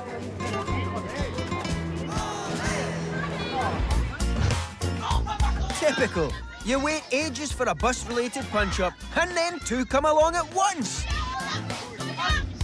A traveller in the Philippines caught this Barney between a driver and a conductor on camera. Look out, there's a bus stop coming. Bus stop? Bus stop? Ah, never mind. I'm not convinced by their technique. I think they need a bit of coaching. But after a few moments, the passengers do the sensible thing and leg it off the bus. What are they fighting about? Oh, maybe it's who's in charge of the remote control for the movie on the onboard TV. The driver wants Fast and Furious 8, The Fate of the Furious, and the conductor wants Frozen. It's a common problem. Eventually, they agree to disagree. The conductor got off, and the passengers got back on. If any of them haven't paid for their ticket yet, it's their lucky day. It goes to show that picking a holiday punch-up is never a great idea. And it's an even worse one to pick a fight with a bouncer. They're bouncers for a reason. This doorman has his eye on two lads who've just been chucked out of a bar in Ireland. Can't imagine why. And they appear a little unhappy about it. Now they're taking it up with the gentleman on the door. Dear, oh dear, there was absolutely no need for that. Possibly seen a few too many Jackie Chan movies. Here it comes. Oof! And again. Game over. I have to say, I think they had it coming. He's gone. Come on, guys. Leave it. This doorman knows his stuff. You wouldn't let it lie, would you? And now you're lying. On the ground. In the end, they wobbled off with their tails between their legs. You're not coming in here. In fact, the only place you're going is hospital. In a few moments, we'll be hitting the beach. But before then, we're in the car park near the beach. Not much to see right now. Bit of reversing going on. But something spectacular is about to be caught on camera. Can you guess what happens next? Well, it's not a low-speed denting incident or a parking fine being issued. It's a bit more dramatic than that. There she blows. That is going to be a very interesting insurance claim. Wow. Assuming your car hasn't been crushed by a landslide, there are only 3 essentials you need for a day at the beach. Sun cream, ice cream, and most important of all, a camera phone. And that's so you're always ready to capture the action when beaches bite back. Don't believe me? Check this out. This baby is getting its first taste of laid-back beach life. There you go, little un. Breathe it all in. Yeah, thanks, Dad. I'm not sure what's more worrying, the fact it's been dressed in a curtain or that it's been traumatised by a wave. When there's a storm raging near the coast, don't stand on the beach. Make sure to be at a safe distance away on the promenade. Where are they off to? Second thoughts, make sure you're at a safe distance by staying indoors. As we've seen, beaches are not to be trusted, so this couple have been all different and decided to hold their wedding not on a beach, but on a small pier. Yes, very groovy. Attractive friends, attractive couple, able to afford all the travel to some exotic location for the ceremony. Everything is absolutely perfect. Lucky them. Mind you, that is quite a lot of people in that rickety old wood pier. You might want to... Think about holding the ceremony underwater? Yep, that's pretty much the entire wedding party in the sea. Perhaps they planned a collapsing pier, so you'd all have some really cool anecdotes about our wedding later, yeah? Okay, if you've enjoyed those soggy clips, we've got one more for you. Meet newlyweds, Marilyse and Ryan Dreyer, who nearly waved goodbye to their lives as they travelled the world on their honeymoon. We decided for a honeymoon, rather than just a week or two away at a nice expensive hotel, we'd actually go travelling. The plan was we did Southeast Asia, went to South Africa for Christmas to visit the family. Everything was going swimmingly until Marilyse decided to get creative with a camera on a South African beach, a decision that led to honeymoon horror. I had an idea of a photo that I wanted. I had spotted this amazing rock and the waves had been crashing over it, lovely, and we'd been checking out for quite some time. Right, Marilyse, so you're perched on a rock near a raging sea. You've got your photo op. I can't imagine what'll happen next. Cue a big wave? Nah, that's a bit small. Can you do any better? That's more like it. Yeah, that's very scary. My heart's actually racing a bit looking at it, actually. And the big wave hadn't just ruined their photo. It had something special in store for Marilyse too. Because it was so slippery and green mossiness around us, I was trying to hold on for dear life. And I had put my foot into a crevice to try and basically keep myself on the rocks. And then when the bigger wave came, that must have just, the force of the wave just threw me out of the crevice of the rock. And that, as soon as I came back out bobbing on the other side, my ankle was flopping around everywhere. Flopping hell! The doctor, after having x-rayed it 3 times, explained to me that I had a bimalleolar fracture and dislocation, which was very big words for telling me that both of the bottom ends of my ankle had broken off. That sounds horrific. Once they'd opened up her ankle, inserted metal plates and pins and sewed her back up again, she was half woman, half IKEA bookcase. But since this wave nearly took you to your grave, have you got any of that famous near-death experience wisdom to lay on us? Yeah, I mean, if I had to give some advice on what we learned from the incident, I would always say, yeah, go for it. I mean, if you want the photo, do it. I'm not sure your wife agrees. Hashtag awkward.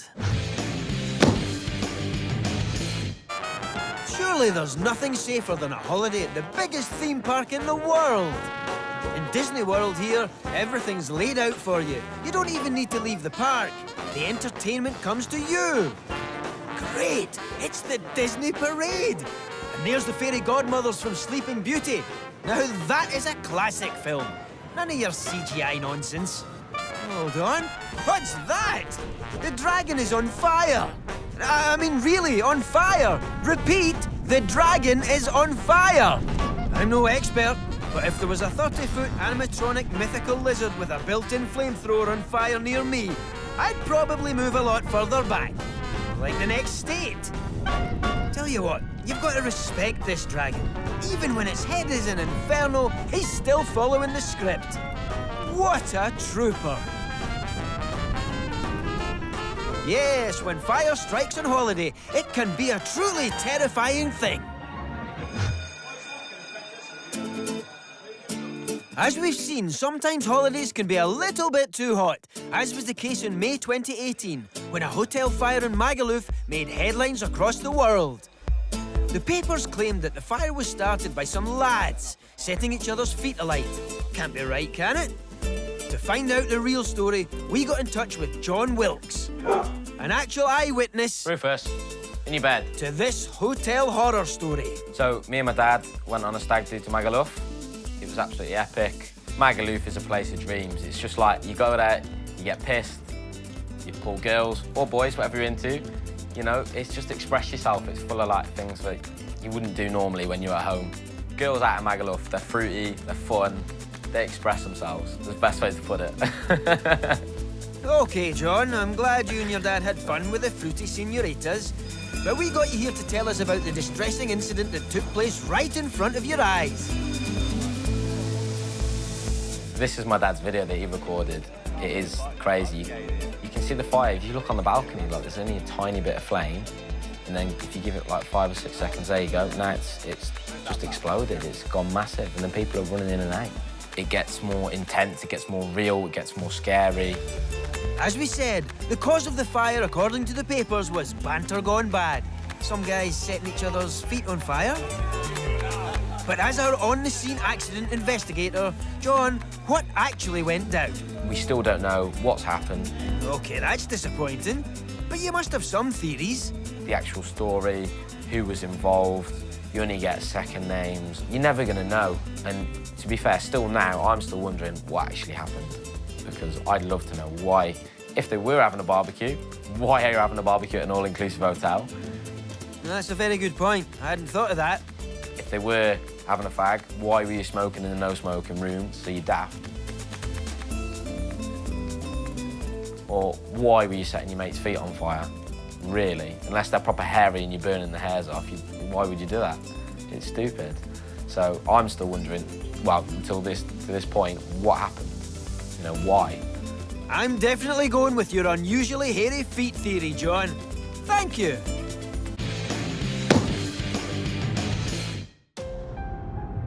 OK, that was pretty wild. A hotel room on fire. But now we're going to up the ante with a holiday fire that was 120 kilometres long. Or to put it more vividly... Fucking hell, look at this. Meet Peter and Vera, whose family holiday to Australia took a turn for the worse after a foolish attempt at taking the scenic route through the bush. So we went on holiday to Australia to do a road trip from Darwin to Adelaide. I have family in Australia. When we were staying with our family in Waiala, they decided to recommend a different route to go to Adelaide. Who wants to get somewhere quickly on a nice, safe motorway? The normal route is just kind of a motorway on the coast, and he said, now if you take sort of parallel, more inland road, it's more interesting. You get to the hills, you have nice views, and so we did. What they didn't realise is that one of these nice views would turn out to be something a lot more lethal. I'm starting to be a bit suspicious about Peter's Australian family. Quite soon after committing to that road, we saw this big cloud appearing in the sky on the horizon. We thought it was a cloud, and it stayed there. It just looked like a big weather front. We just really enjoyed it. Excited by weather? OK. Well, unfortunately for the weatherfront fans, this exciting weather event turned out to be a raging inferno. We didn't have a sense of panic at that point. No, not at all. There was no sense of urgency, there was no sense of fear, there was no sense of danger. That changed quite quickly when a guy in a white pickup truck came down the opposite side of the highway. Yeah. Turn around, mate. Get this way. Flames out here now. There's flames. Yeah. Thank you. Hot on the heels of the truck driver's advice, Vera received a text that told her to turn on the radio. What she heard chilled them both, which could have been useful given the approaching flames. Emergency warning for a bushfire burning under catastrophic conditions. There is a risk to lives and property. People in these areas are in danger. It gave you a warning. It said if you are in this area, which is exactly where we were, it said do not drive, it's too late. Latent heat will kill you before the flames get to you. Peter was starting to panic. How the fucking hell are we going to get out of this? Are you stopping? Slow down. Oh no. Don't, Peter, we're in serious trouble here. Fucking hell, Peter, we're in the middle of a bushfire. The fire had actually come round the back of us, and we were sort of almost in a polo mint effect now. A polo mint? Now is not the time to compare a life-threatening bushfire to sweets. And the fire had gone behind us, so we're going back down the only road that we had, the only exit we had. Christ. The only thing we can see is two lights in front of us. We're travelling at about 60 miles an hour in blackness, focused on two lights, knowing that if he makes a mistake or if he goes off the road, we are going off the road with him. We would have followed him over a cliff if he'd driven over a cliff. That's the panic at that point. What you are looking at isn't nighttime. The sun was still up, but the smoke was so thick visibility was down to a few meters. And things were about to get worse for Peter and Vera. The smoke started coming through the vents, and the temperature, which you don't get on the film, rose enormously. We were in trouble. It was absolute life and death at that moment in time. We were right on the verge. One mistake, left instead of right, brake instead of accelerate, or worse still, the car breaking down, which was the next issue we had. The air intake had gone, the car was running on pure gas rather than fuel and air. I could feel the car slowing, could feel the car coughing. If we'd stopped, it was game over. We were just barely ahead of the curve on this, but it was catching us. Death by fire wasn't the only thing on his mind. Peter was already thinking about what would happen afterwards. I was thinking very rationally. I was aware that there's no way I'm going to stop this film now, because I'm actually thinking that this is going to be our evidence, this is going to be our story when the phone is recovered. Would the old adage, the night is darkest before the dawn, hold true? We kept going and we came out of the smoke.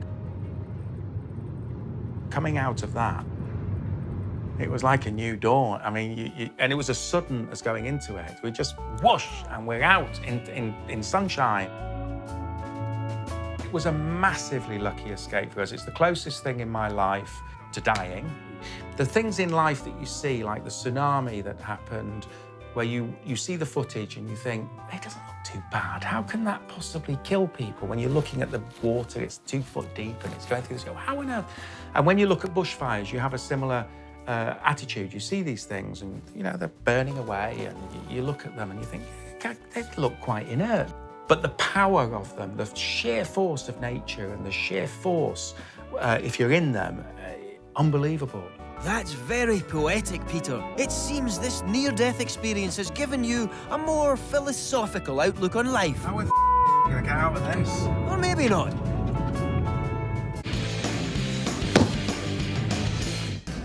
Before we leave the world of holidays on fire, have a look at this. This speedboat has crashed into the bank of a lake. It's in flames, it's got a tank full of petrol, and it could go up at any moment. Question is, what happens next? Considering it's in flames and has a full tank of petrol, the most likely outcome is explosion. What are you doing? Yeah, what is he doing? Oh, yeah! Use a boat to save a boat. That is a great idea. Well done, speedboat driver. Good job, everybody. Oh, yeah, aye, better safe than sorry, eh? Great, that's definitely got it. Well played, smashed it out the park. Boom! The flames are out, but there is a danger of it sinking now. What? What, again? No, there's really no need, it's just showing off now. Yeah, right, we've all seen what you can do with your big speedboat. Everyone thinks you're a hero. Got it. Oh, come on, there'll be no water left in the lake at this rate. Oh, for crying out loud. Let's leave him to it.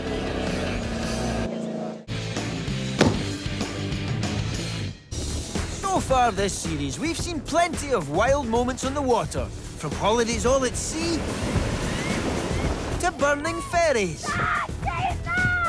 But perhaps it's not the deep blue brine that we should be worried about, it's what's in it that the unsuspecting holidaymaker needs to watch out for. Ah, these playful dolphins are frolicking in the pool. Isn't it wonderful? But in fact, they're plotting against humanity. Don't believe me? Look at its face. Gloating. It knows exactly what it's doing. What's that, Flipper? You want to play Fortnite? He'll be straight down the pub with that to offload it to his mate Squirty. 100 squid. Easy money. He can pay off that loan shark now. Dolphins can't walk, yet, but something in the water has attracted a lot of attention on this Baltic beach. Is it a shark? A seal, maybe? OMG! It's a sea pig!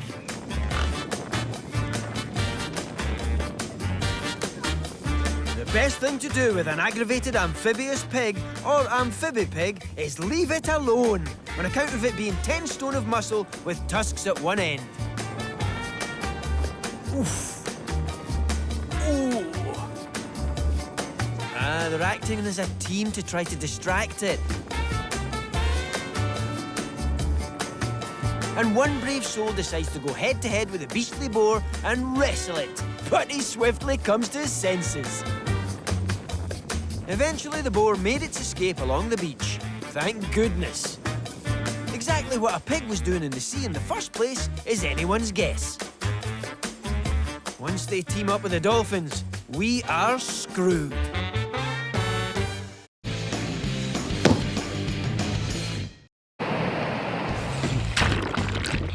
Meet Charlie Head, whose epic paddleboarding holiday became a mission of mercy when he spotted something out of the ordinary on a groin. I was just coming to the end of a very long journey, stand-up paddleboarding along the entire south coast of the UK. Just gone round the corner from Ramsgate and coming up the Thames, and feeling exhausted. You know, I've been going for a few weeks solidly. And I was just coming along the coast there, and there was just long groin, and I could just see a really awkward mound of fluff sort of fumbling around. If you weren't aware, a groin is the thing that sticks out into the sea from the beach, and this one had a distressed ball of fluff on it. Whatever was on the end of this rock just wasn't designed to be there, do you know what I mean? That's a bit rich, coming from a man on a plank on the sea. And I got closer and closer and closer. It's a ridiculous thing. It's a Shih Tzu. It's not that bad. And don't call me Sue. I mean, this thing looks like it's never left a handbag.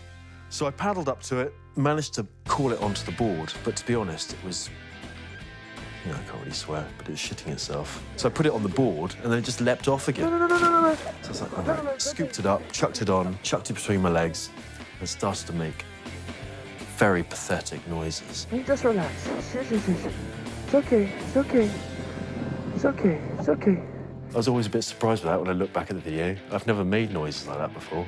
I think it's because it was such a small, vulnerable dog that I made that really cute voice. Say, come on, Shih Tzu, come onto my board. What are you doing out here, huh? All right, let's get you in. Whether it was a cute voice or a weird voice didn't matter, because it got the dog on board with the idea of being on board the board. I managed to kind of calm it down a bit, stuck it between my legs, and glided back into shore. So let me get this straight. You rescued a soggy doggy from a groin and nestled him in your groin, but spelt differently, obviously. And then I looked around everywhere, but there was nothing. You know, it's just barren coastline and one pub. So I went to the pub and just got them to call the RSPCA and see if they could find anyone for it. And luckily, it had a chip inside of it, and so they were able to find the owner. But how did this dog get out there in the first place? Was it chasing a catfish? The dog slipped the collar of a potential new owner, and the dog bolted. And I just panicked, I guess, ran along the groin, or just saw this as his last moment of freedom. And then the tide came in and just caught him out. Sounds like you and that little Shih Tzu had quite a lot in common. Yeah, God knows when that dog last had an adventure. But this Shih Tzu went on one, for sure. It was a nice ending to a really hectic holiday. That's it for this time, but come back soon, because as we've seen, there's a whole world of wild holiday moments out there. So what are you waiting for? Go on, knock yourself out.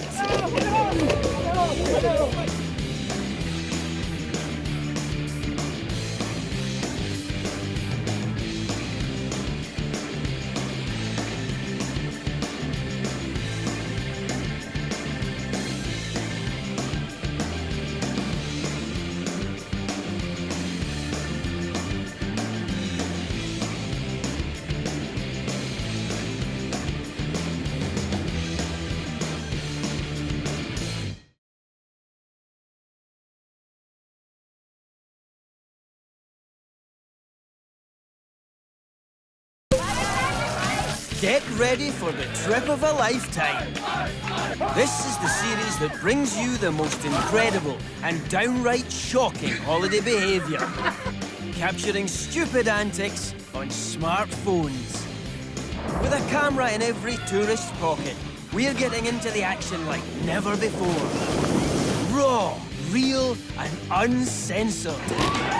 This is the world's wildest holidays. This time on World's Wildest Holidays. Holiday thrills and spills that go down like a lead balloon. Frankly, we were delighted to be alive. A skydiving excursion is a smash hit. All I seen was black. There was no light at the end of the tunnel there, buddy. And we get wet. Wild.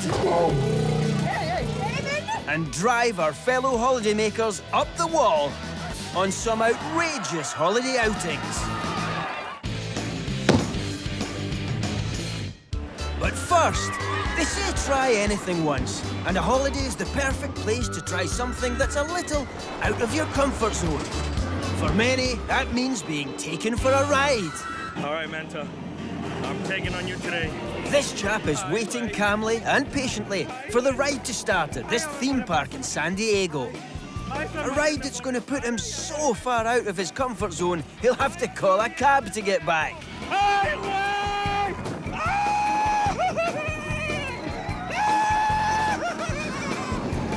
They say screaming is a stress reduction method, in which case, this guy is really, really stressed.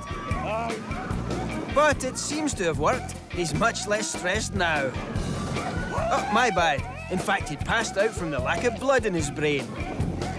And he's off again. Scream if you want to go faster. Okay, you asked for it, pal.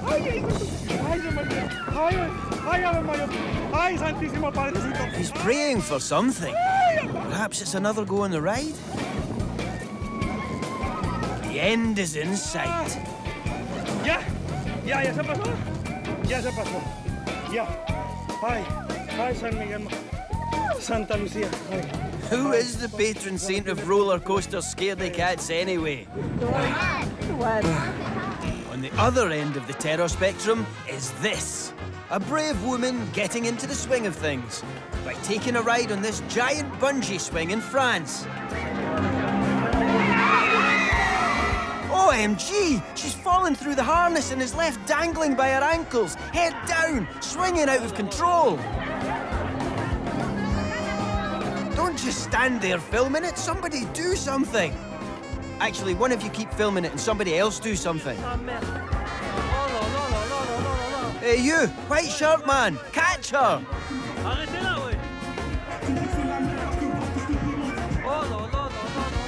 That was feeble. Mind you, at least she's getting her money's worth. Finally, they slow her down enough to make a safe catch. You'll be pleased to hear that the woman in this clip was uninjured and possibly saved by the boots she was wearing. And while the theme park owners put the accident down to human error, For some reason, the queue has disappeared. Can't think why.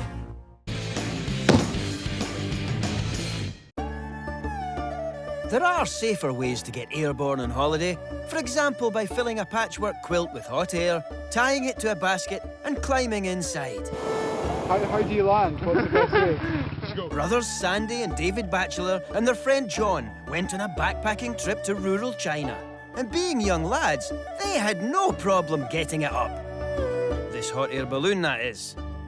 We booked this hot air balloon trip, and we were presented with this, some might describe it as ramshackle balloon.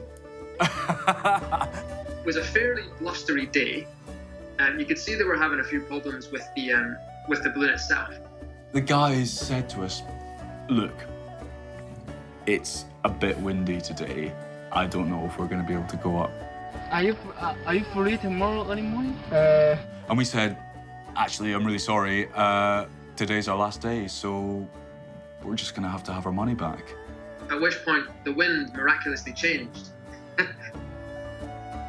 I'm sure we're fine. We're fine. And so we got in.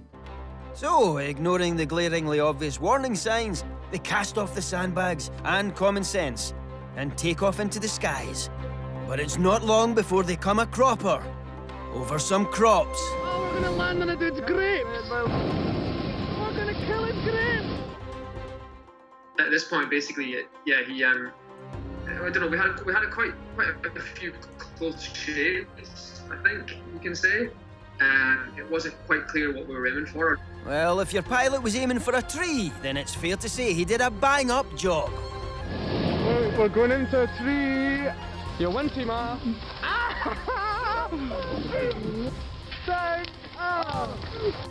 And we're kind of, we're I guess fairly deliriously happy at this point, because I think we'd been fairly terrified when we were up in the sky.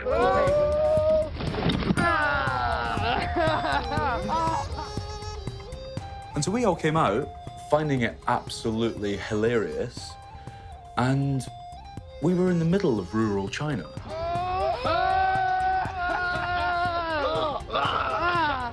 So everyone from the surrounding area came to have a look.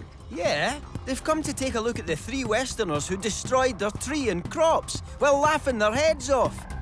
You may be out of the balloon, but you may not be out of danger just yet. That's the Deliverance local. Look at them. Hiya. Frankly, we were delighted to be alive.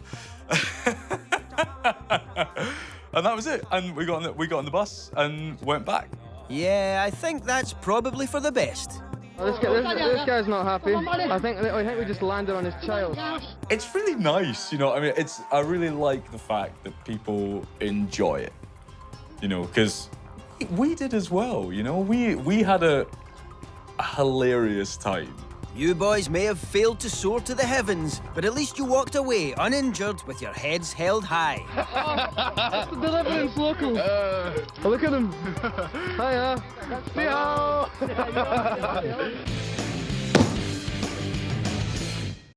In a moment, we're packing our wellies and joining the Carnival of Idiots, otherwise known as the Music Festival.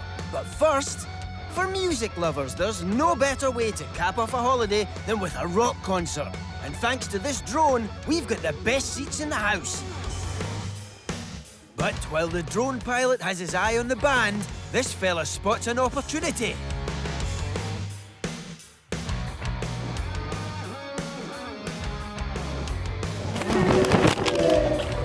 Blimey! It looks like this guy has decided to steal the spotlight by stealing the drone! Quick fact, fans. Security teams at music festivals around the world are now using drones as their eyes in the sky. It's one job the operator of this drone definitely won't be offered. Before long, security show up and cart the culprit away to face the music. But not all festivals end in a scuffle. For most holidaymakers, they're a chance to lose themselves for a couple of days in the sights, the sounds, and the music. Like this guy. who I presume is on his way to see Dead Zeppelin? Zombie Williams? Ah, forget it. Music festivals are a chance for tourists to ditch their everyday wardrobe and let it all hang out in their best summer outfit. But I wouldn't want to find myself in this guy's shoes. Looks like he's had a bit too much sunshine. I know it's a music festival, but I'm not sure if this guy is of sound mind. For God's sake, someone help him out. Cheers, mate. Thought we were going to be here all day. Well, I think it's safe to say that his attempts to look cool have been a total flop.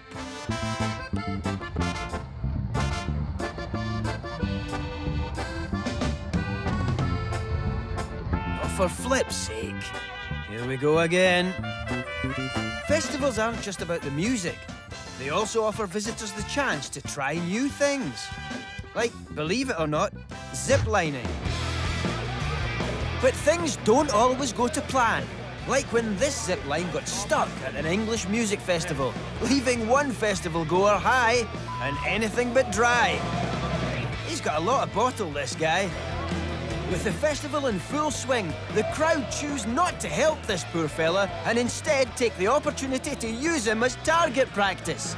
Presumably for when James Blunt takes the stage later. Sorry, dude! They're pissing themselves. Which makes me wonder what's in those bottles.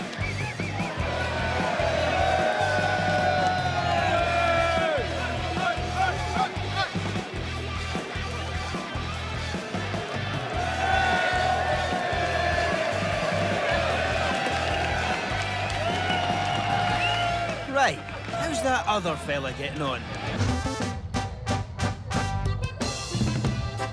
God, he's still dragging his heels. Right, come on, lad. You can do it. Best foot forward.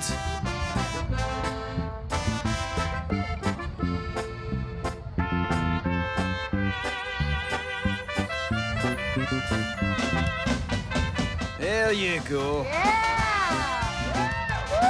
Just make sure you bring your wellies next time. And not just because they're comfy. Because there's one other thing music festivals are famous for. What's up, Jim? What's up? Their mud.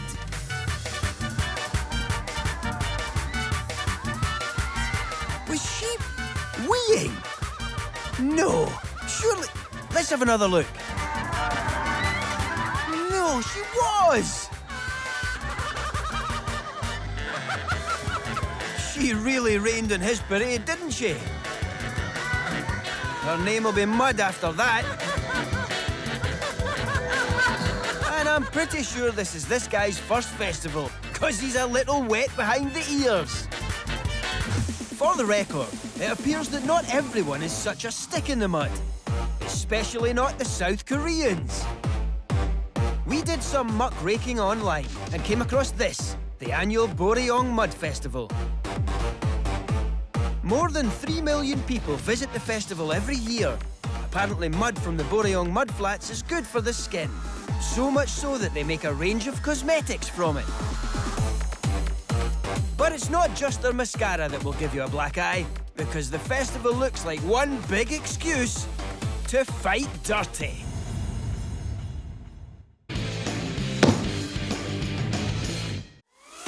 For those of us who prefer to keep it clean on holiday, you couldn't ask for more than a relaxing break by the pool.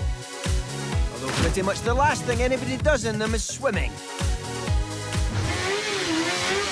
This guy's showing off his expensive new motorbike to his poolside pals.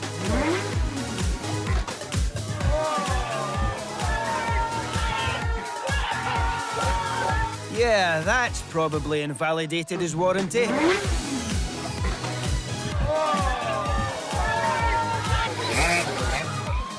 Whoa, watch it, matey. The bloke you almost ran over is a traffic warden. Do that again, and he'll punch your ticket. Now, nothing says holiday fun like a water slide. And this one's cracking. Rib cracking, that is. If you're wondering why he was so lucky to have fractured some ribs and broken his arm, it's because he actually tumbled down a cliff on the other side I promise you, I'm not joking. Thankfully, he recovered and was kind enough to post this video afterwards so we could all enjoy his misfortune. This is a very close family. In fact, the kids want to do everything on holiday that their mum does. Very smooth entry. Well done, Mum. Not so good. Go ahead, Deke. Oh, shit. Absolutely rubbish. Nul point.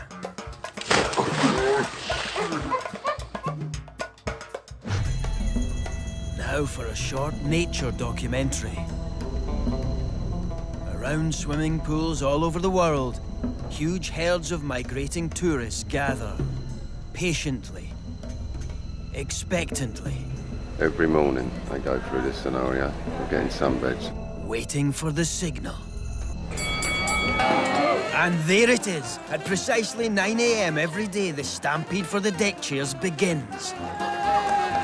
The tourists race to mark their territory, thankfully with just their beach towels.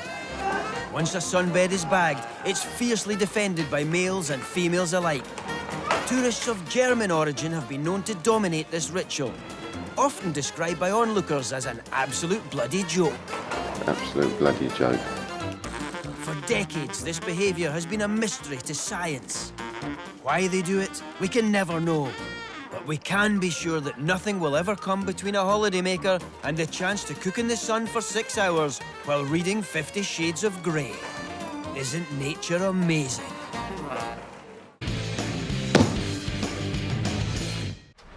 Not everyone wants to spend their vacation by the pool.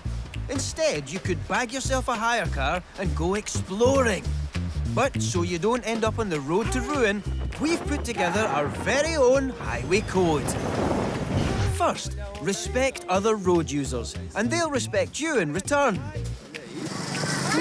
Wait, you little... Ha! Now that's what I call my higher karma. These days we should carpool more often, but this lot are plain stupid. Seeing this just drives me mad. Hit the road, you lot. When driving abroad, don't forget to pack a sat-nav. Like this driver did when they paid a visit to Philadelphia and to the famous steps from the film Rocky. A sat-nav takes you to your destination step by step. In this case, maybe a bit too literally. Talk about a rocky road.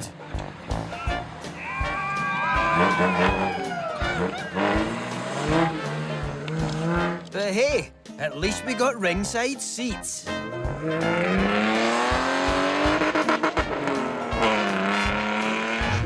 Next, respect the rules of the road and do not get involved in any street races. Those familiar with the popular video game Mario Kart might recognise this motley crew and their vehicles, which are powered by magic mushrooms. Which means either Mario Karting is a real thing in Japan, or that was something more powerful than shiitake that I had with my sushi.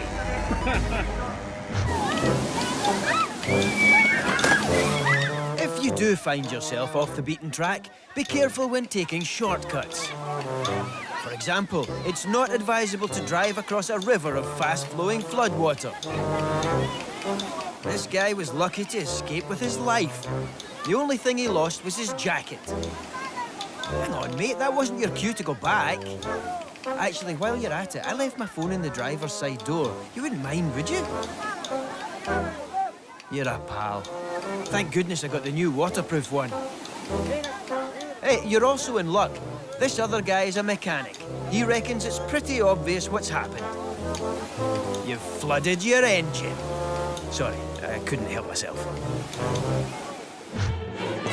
Lastly, be mindful of where you park. You never know whose spot you might be stealing. This raging bull in the streets of Spain may be the best example of road rage we've ever seen.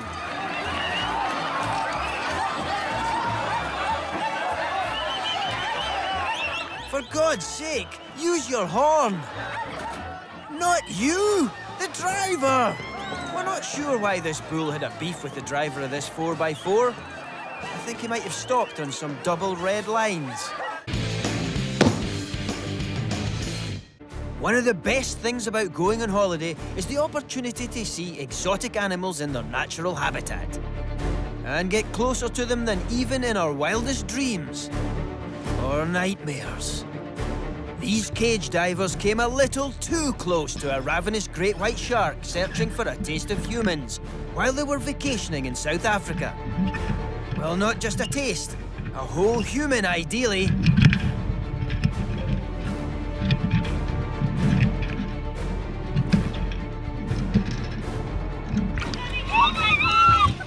They sound genuinely terrified. But what were they expecting from a cage dive?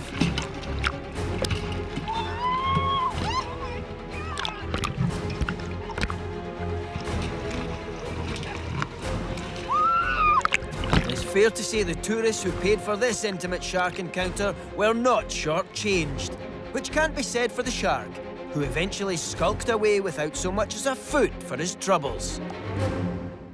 Not every animal is out to kill us, thank God. Some just go out of their way to make us feel really uncomfortable. All right, so this has been a really unnerving experience. This walkabout's more like a scene from The Walking Dead. I feel like it's, oh my God, instead of a zombie apocalypse, it's a fucking kangaroo. And look at them, they're just standing there. I mean, should I be going down here? I'm kind of terrified, yo. I'm gonna be honest, I'm a little terrified. Really? I'm not. You don't intimidate me. Hop on, Skippy. Have they gone yet? Now, a safari is an opportunity to see an animal in its home environment. But just like if you had tourists traipsing through your house from dawn till dusk, it's not surprising that we sometimes catch them getting out of the wrong side of the bed. Just like this elephant, who got a little brusque with his tusks when approached by these holidaymakers in Sri Lanka.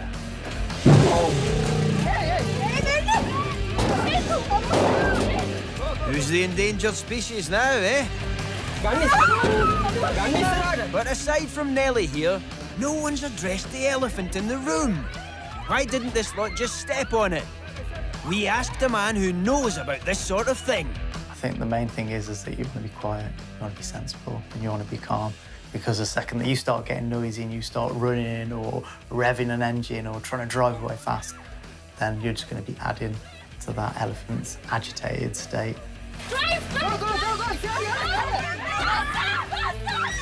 The upholstery isn't coming out of it too well either.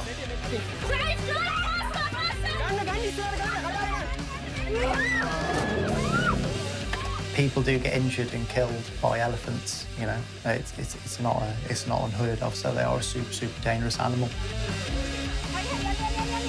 If you come across a big angry bull elephant like that in the wild, my advice would be to be quiet, be calm, and get away in a nice, calm manner. With the coast clear, they make a break for it.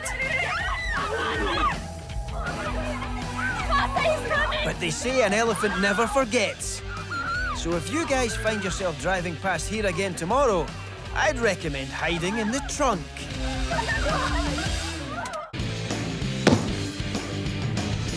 In a moment, we're getting the blood pumping with the world's wildest adrenaline seekers. But first, it's time for a holiday prank that's off the hook. These beachgoers decided to troll their friend by giving her a slap round the legs with a dead fish. But if you think this is all in bad taste, don't worry. This catfish has some sweet revenge in store from beyond the grave. She decides to pose for a picture. Oh my God, I can just smell it. There's some kind of diseases that are going on. Oh my God! Hook, line, and sinker. Barb here has been well and truly catfished.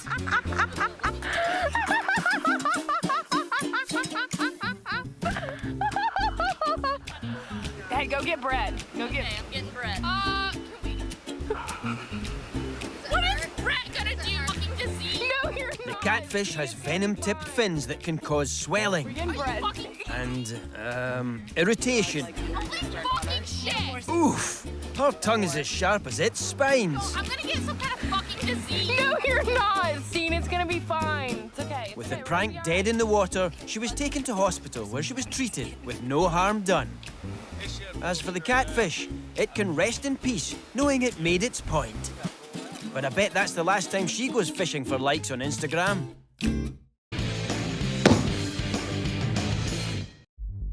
Next up, we're heading on vacation with some junkies. No, I mean adrenaline junkies. The kind of people who book holidays in hotspots like this. Hello? Is that reception? Yeah, I wonder if you could turn the heating up a bit. Because I'm a ruddy show-off. But they're not born like this. Even raving lunatics have to start somewhere. Like this thrill seeker, about to try ziplining for the very first time on holiday. Okay.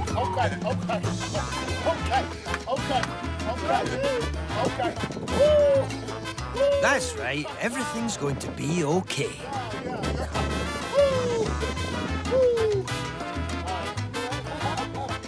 Just sit down, lift up. Sit down, lift up. Sit down, feet up. Like, sit down, feet up, okay. Yeah, sit down, feet up. Come on, man. All right. I'm just testing the weight balance. Yeah, that's not quite your whole weight, though, is it? Let's go. Exactly. Come on, mate. We've got other clips waiting here. Oh, walk to the edge. Oh, walk to the edge. You didn't say that.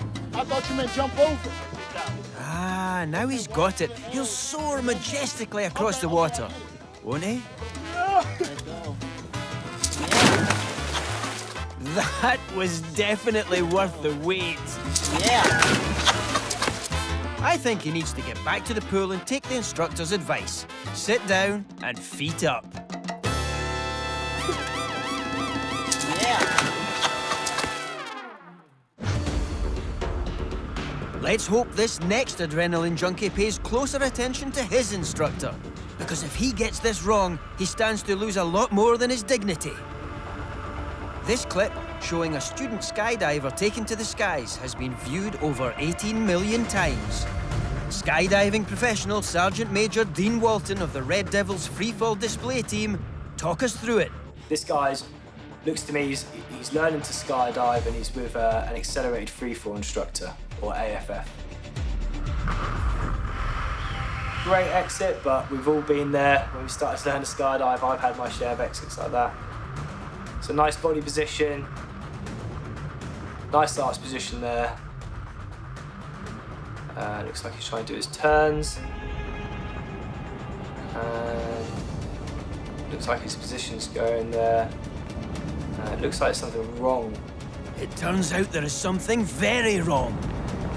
The student skydiver has experienced a seizure while free-falling from 9,000 feet and is unable to deploy his parachute.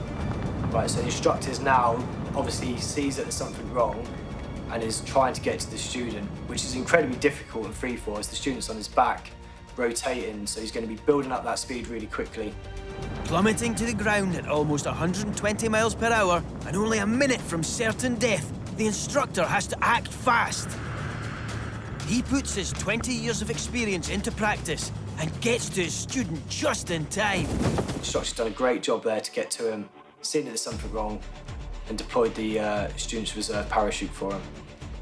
Great job by the instructor there. That must have been really difficult to first of all spot what was going on and then to have the flying ability to get to the student and deploy his reserve for him.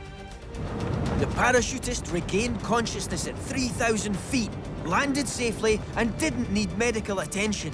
Although, unfortunately, his instructors insisted he make it his last skydive. Possibly the scariest moment of my life, he told reporters afterwards. Might have been the scariest moment of my life, too. Skydiving instructors, you know, it's a job where never one student's the same as the next, and there's so many variables, you know, the weather, you know, what your students like, what's going to happen with the equipment. But it's safe to say, especially within the United Kingdom, AFF instructors or accelerated freefall instructors are really good skydivers. And the course is incredibly hard to become one. And that's the reason why, because things can go wrong very quickly. And if they do, you have to be able to react quickly. And you don't have to be a rookie for things to go wrong. In the world of free-falling, even experienced skydivers can sometimes find themselves in trouble. About to leap out of this plane is Tommy Ferguson, and on his skydiving holiday, he was hoping to get in more jumps than a bunch of frogs in a frying pan. But on one such jump, things didn't go quite as planned. Well, the conditions actually were really good when we took off with the aircraft, and once we got up in the sky, we got a little bit more push from the south, and so it was kind of like a fun jump. We were just having fun, and as I'm going to record the other jumpers going out of the aircraft. But as Tommy dropped down, the wind picked up, and soon he found himself being blown off course. As I was trying to fly in, I was realizing I was getting really pushed by a south wind. It was pushing me, so my landing area, where I was supposed to be going to, was like, oh, I might not make that area. That sounds inconvenient for sure, but at least he has a massive barren desert to pick a spot to land in. Right? The wind just totally did a 180 degree turn on me, so I actually was headed at a really, really fast speed, and then at that time, that's when I wanted to basically avoid the trailer and not get hit. Avoid the trailer? What? That great big white thing? Well, that's not... Well, there's no way you'd hit that anyway. Wait, you don't mean that little dark speck up ahead standing alone in the middle of the desert, do you? That shouldn't be difficult to miss. Tommy, you are going to give that trailer a bit of a wide berth, aren't you? Tommy? Tommy! Maybe a bit to the right! Tommy! Bit more than that? When I hit the trailer, the last thing I really remember is, you know, all I seen was black. I seen black, and I thought there was no light at the end of the tunnel there, buddy. I was like, but there was no fire either, so I was cool with that. So I thought I'm still gonna be okay. You need an ambulance, you think? Huh? You think you need an ambulance? No, I don't need an ambulance. He says you need an ambulance. No ambulance! Look at his floppy arm. It looks like he slept on it all night. Or just smashed it with terrific force into a stationary trailer. Everybody really doesn't know what, are you in shock? Has he got a concussion? What's going on with this guy? Because I am so with it. I know who I am. I know where I'm at. I'm telling them what to do. I mean, and they're all listening to me. In fairness, Tommy, I wouldn't say you were completely with it at that point. What the heck did I hit? The trailer. Huh? Trailer. Ah, where did I hit the trailer at? Right in the corner. What the freak? Did I hit the trailer? Yeah. What the freak did I hit? The trailer. What did I hit? You can't bring the table now? Where did I hit it at? Eventually, Tommy deduced that he had indeed hit a trailer, at which point he conceded that a completely flaccid and lifeless arm might require some medical attention. They drove me to the hospital in a pickup truck. I had broken 8 bones and, you know, did the brachial plexus injury, had stitches across my right eye. You can imagine with that level of injury, the pain would be enough for Tommy to turn the air blue. Well, this is a post-watershed show, so here's Tommy in his full profane glory. Oh, crap. Oh, crap. Oh, man, that sucks. God dang it. God dang it. God dang it. God dang it. God bless it. What the freak? God dang it. God dang it. I can't feel anything with this arm at all. God dang it. They did have 2 social workers came in there, and they sat in front of my bed, and they were looking at me, and they said, Mr. Ferguson, you're probably going to lose the use of your left arm. Have you thought about what you might do? And I just looked at him and said, yeah, I'm going to go skydiving with 1 arm instead of 2 arms. My arm was still attached, but it didn't do anything. It was just hanging off of me. 4.5 months after the accident, I went ahead and had it. I did have it amputated. He may have lost an arm, but he hasn't lost his sense of humor or his thirst for adventure. You always got to look good. You know why? Everybody's got a camera now, so you got to look good. You got to have fun, you got to look good, and then be safe, okay?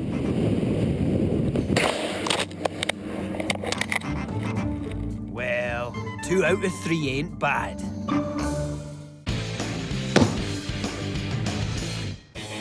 For the ultimate in wet and wild thrills, you can't beat a bit of surfing. First brought to the world's attention by Captain James Cook almost 300 years ago, there's 23 million surfers in the world, including 500,000 in the UK. But if you think you need to be by the ocean to go riding waves, think again. One way to deal with climate-induced flooding and rising water levels is to make the most of it, like this pair, who took the initiative when their trip to Cap Ferrat in France got rained out. But rather than let the weather rain on their parade, they invented a new sport, flood surfing. But you could say they just fell into it. It's proof that dedicated surfers will get out there, come hell or high water. If that looks a bit too wet and wild, you could give this a go, volcano surfing. It's hot stuff. No, this isn't a joke. Some enterprising folks are offering tourists the chance to surf the active Cerro Negro volcano in Nicaragua. Volcano boarding puts a whole new spin on that game, the floor is lava, because it sort of is. Although surfing volcanic ash on a wood and metal board while dressed like a sewage worker is pretty far from what I'm used to seeing on Jersey Shore. Plus, it could all blow up in your face, like it did when the volcano last erupted in 1999. But even if you're the kind of holidaymaker who's more into city breaks, then that shouldn't dampen your enthusiasm for surfing. This is Alison Teal from Hawaii, who decided not to spend her night at a hotel surfing the web and instead went deep underground to surf Paris's catacombs. This is so crazy. We're going under Paris right now, into the catacombs. Alison, aided by a team of professional cavers, journeyed some 150 meters underground, past ancient remains. It's hot down here. Really hot. Very suffocating. Luckily, I brought my bikini. To a stretch of water that she thought would be ideal. She could just feel it in her bones. I will never forget this for the rest of my life. However, we should point out that unauthorized entry to the catacombs is illegal, and with good reason. Oh my gosh, look at all those bones. Holy, ho, ho, ho, ho. There's 6 million souls buried in these catacombs, and Alison almost made it 6,000,001 when the water levels began to unexpectedly rise, leaving Alison and her team fighting for air and their lives. Crap, what have I gotten myself into? I'm up to my chin. This is crazy. Luckily, she made it out in one piece. I'm alive. I seriously thought I was gonna drown and live forever in the catacombs. But I'd imagine the authorities had a bone to pick with her afterwards. I made it out. Woo! In a moment, we're making our way to the airport for our final dose of holiday hilarity. But hold tight, because there's just enough time to watch this zipliner take the plunge in Hawaii. But what happens next? Good to see he hasn't lost his nerve. But he did just lose a tooth. Yes, during all that excitement, he failed to retain his retainer.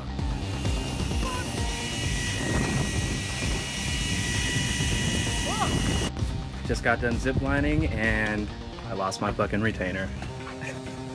Only me, dude. You're still living the dream. I'd give my eye teeth to be ziplining in Hawaii.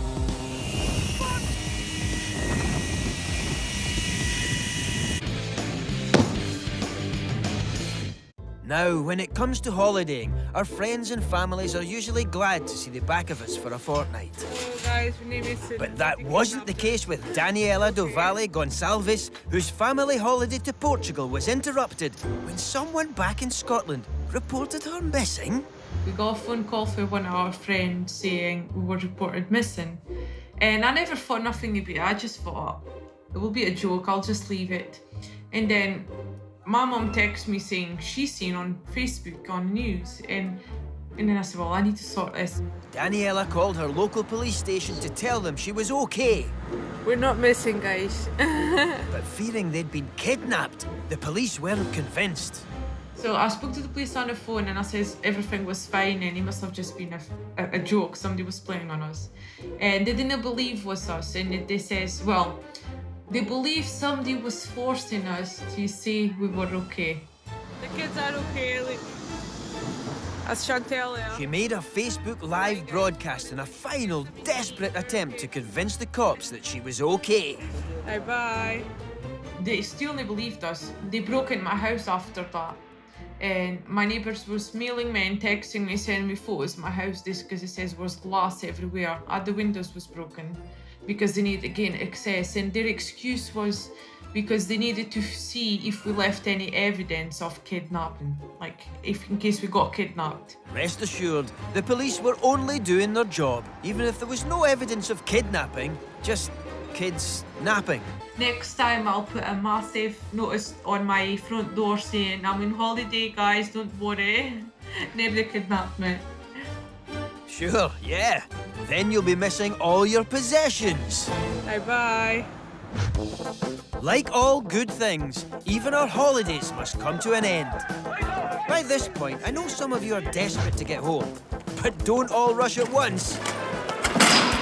Oof, I'd say that was the worst case scenario. It's a baggage cart, madam, not a crash cart.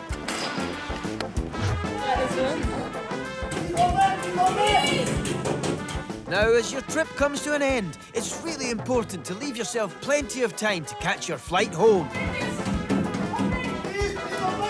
Unlike this pair, who clearly didn't.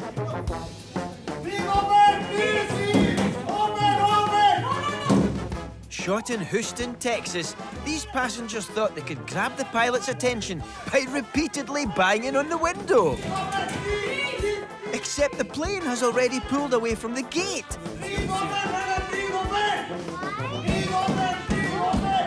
They don't seriously think they're going to come back for them, do they? We asked someone who might be able to tell us why. There's a phenomenon, I call it airport brain, which is where passengers kind of lose all sense of control or responsibility when they arrive at the airport. It's like they get there and they forget their very existence in life. And I think it's because once you enter the terminal, you are no longer in control. You've got to follow protocols, you've got to check in by a certain time, you've got to put your window blinds up on the aircraft, but they don't tell you why. You know, you must remain seated for taxi, but yet you can stand in the cabin when you're flying at 500 miles per hour. It's that all kind of goes in to create this phenomenon, airport brain, and passengers just behave during the air travel process in ways they wouldn't behave on the ground. And I think it's that not knowing and not understanding all the procedures that makes them a little bit nervous, that makes them a little bit unsure of the situation, and therefore they react in ways that they wouldn't normally. So, turns out throwing a tantrum won't get you any closer to the tarmac. Who'd have thought? Just make sure you book priority boarding next time, folks. Assuming you make it on board, there's one last challenge: getting your overstuffed bag in the overhead bins. This guy on a flight from the Ukraine is stumped. I think he's just being plain stupid. A flight attendant helps him crack the case. If he's struggling with that, I don't want to see what he's like when he gets back to work on Monday. Finally, we're about ready to take off. Your holiday has been a great success. I'd imagine you're probably a bit jealous of the other holidaymakers you're leaving behind on the beach, though. But there is just enough time for some sweet revenge. Hold on to your hats, and beach towels, and trunks, and cocktails. Or, you know, just don't stand behind a jumbo jet when it's about to take off. That's what you call having a blast. That's all for this time. But next time you go on holiday, don't forget to keep your smartphone near and your battery charged. Because you never know what you're going to capture on camera next. Goodbye.